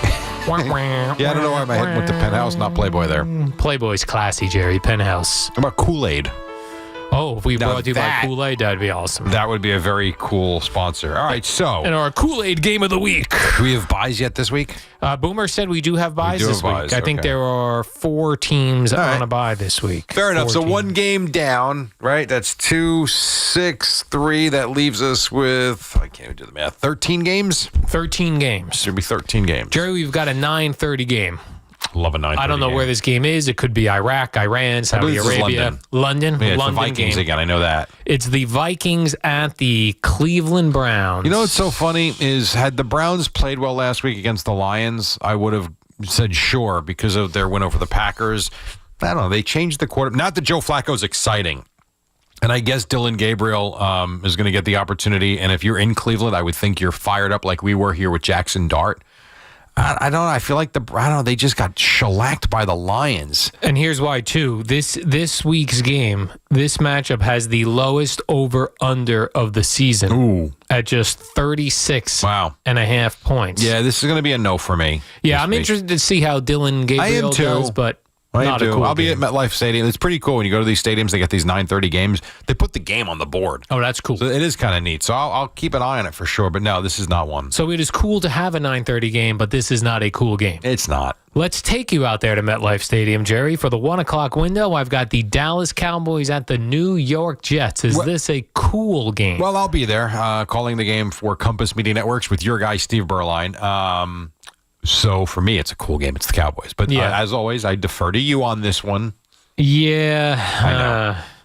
I mean, the Jets are 0-4. The Jets are 0-4. Braylon Allen's hurt. Yeah, that's true. I'm going to go no cool game on this one. I understand. Although I will be watching. Yeah, no, cool game for me, but I understand it's not for most. I get it. In addition to the Jets playing at 1, the New York Giants are playing at 1 o'clock. They are in New Orleans. I don't know how to characterize this one. I'm giving this a cool game. Okay. I mean, the Saints are dreadful. Yes. But I know you got Jackson Dart. It's a road game. Okay. I'll defer to you. I think this is a bad game. I'm going cool game just because of Jackson Dart and Cam Scattaboo. Oh, Scattaboo's a blast to watch. I mean, no Malik Neighbors. Jerry, does that mean we now have 2 great Cams in town with Cam Scattaboo and Cam Slitler? That is correct. The Knicks had Cameron. Didn't the Knicks have Cameron Campaign too? Cameron Campaign? No, Cameron Payne. Cam Payne. Campaign. An idiot. But yes, you are correct. Scattaboo and Schlitler. And by the way, both CSs. Yeah, I'm going to go cool game just because the Jackson Dart, if he can pull off another... If he doesn't play well. If he plays well... Thank God for the Yankees. The Giants could keep getting cool games. If he plays terribly... I will tell you, if he plays well and they win Sunday, and then you've got the Eagles next, which I think, I got to check, I think that's in prime time. I think. I could be wrong about that. It is prime time. It is, right? All of a sudden, you got something. That's interesting. But I would say... And I know he talked about it this week. He's used to loud crowds, and this is going to be different only because he doesn't have I know Wan'Dale Robinson can be a deep threat, but he doesn't have Malik Neighbors. And I wonder how much that changes what the Saints throw at him. So, interesting game for sure. You call it a cool game. I'm going to say cool game. Okay. I've got the Raiders at the Colts. No, I mean, I want to see how the Colts bounce back, but the Raiders just haven't been good. Yeah. And you've got Geno Smith throwing interceptions left and right. So, no, this is not a cool game. No, though I'm interested in it. What about the Dolphins, Jerry? Not a cool game. Got to win. They're playing at the Panthers. Oh, wow. Oh, God, no. Dolphins at Panthers, Jerry. That's a rough one. Time for rough games. How about this for a 1 o'clock game? I've got the Denver Broncos. Good start. At the Eagles. Oh, yeah, that's a good game. That's a cool game. Yeah. Yeah, because Denver's defense, I think they're 2-2, so they're a little slow out the gate from what people might have thought, and the Eagles don't lose. So that's a good one. That's a good game. Yeah, absolutely. You got Sean Payton, Bo Nix. Yeah. In Philadelphia. Yeah. Cool game. What about this one? Houston Texans. Not interested. I'm just not. At the Lamar Jackson-less Ravens. No, it actually sounds terrible. That does sound like a terrible game. Yeah, no thanks. Wow, so that's your 1 o'clock window. So Giants, Saints. I've got Giants, Saints. You like Cowboys, Jets. It's one of those two. I do like but we're not calling it a cool game. And then Broncos, Eagles. So we have 2 cool games officially. So we got the 2 New York teams and the Broncos, Eagles. That's what we're going to be looking at 1 o'clock. Yes. Locally here. Correct. But officially 2 cool games. The Cowboys and Jets are not qualifying, even though I always qualify the Cowboys as a cool game. I've got 2 4:05 games, 2 4:25 games, and a couple of primetime games. At 4:05, I've got the wee-ass Titans. Wow. At the Cardinals. That is a rough one. No thanks. Woo! I'll pass. Okay, what about this one, Jerry? I've got the Tampa Bay Buccaneers at the Seattle Seahawks. Before you answer, you should know this, Jerry. both of these teams will be in their throwback uniforms. That's a big deal. I don't care. I don't know why. It's not popping for me. It's a good game. The Seahawks don't interest me. Me neither. And I know you got Sam Darnold out there, so maybe I should be a little more interested. I'm not. Bucks at Seahawks in the old uniforms. Don't care about the uniforms. That's for you. In terms of the game. Not cool. Not interested. And I like Baker Mayfield. I'm not interested. What about this one? Boy, I got to tell you, this 425 game. Should be good if it's 425. It should be good, but it's not, unfortunately. I've got the Detroit Lions. Okay. Playing in Cincinnati. Oh, that should have been such a great game. Oh, my gosh, Jerry, that would have been a tremendous. And I'm even wearing my Boomer Esiason shirt today. But no, with the way Jake Brown, that offense, do you know Jake Browning only threw for 100 in 2025 NFL? He only threw for 125 yards the other night. I can't call that. Yeah, that's not a cool game. Now, Jackson Darnold only threw for 111, so I don't want to be a hypocrite. But he was electric. Yes, exactly. It was a little different for sure. The other 425 game I've got. This has to be good. I've got the Washington Commanders. Jaden Daniels back. Oh, he is back? Yes, he's back. Well, then this is something. They are at the Chargers. Yeah, that's a great game. That should be fun. Yes, 100%. And then I've got a Sunday night game, which includes the New England Patriots at the Buffalo Bills. No, I mean, the Patriots put up a lot of points last week, and they've started to look better. No. That's not a game I'm staying up for. I'm a no for that one, too. Then I've got a Monday Night Football game that starts off with the Kansas City Chiefs. Okay. At Duval. Oh, Jacksonville. The Jacksonville Jaguars. You know what's so funny about this? I'm going to say yes because I think the Jags have played well, and I'm not a Jaguars fan. Liam Cohn showed some stones. He did. He wanted to fight He was yelling at Rob Saleh last week. I agree. I thought Liam Cohn was like a guy I could beat up. Well, especially when you just did the Duval thing, the way he did it. He seemed like a dork. Yeah, total dork. But, I'm going to say, I can't believe I'm doing this with a Jacksonville Jaguars game. Yes, cool game. I think so. All right, well, let's take a look at this then, Jerry. I've got Giants Saints. I've got Broncos Eagles. I've got Commanders Chargers, and I've got Chiefs Jags. No, it's not terrible. A total of 4. And I like the Cowboys and Jets. It's not a bad. Games. That's not a bad week. I had a couple people message me that it was going to be just a brutal cool game segment. There's no cool games. There's some good ones. There are some good ones. All right, Jerry, may I sing you out? Please, yes, thank you. Okay, Jerry, thank you so much for that opportunity to do that. Those were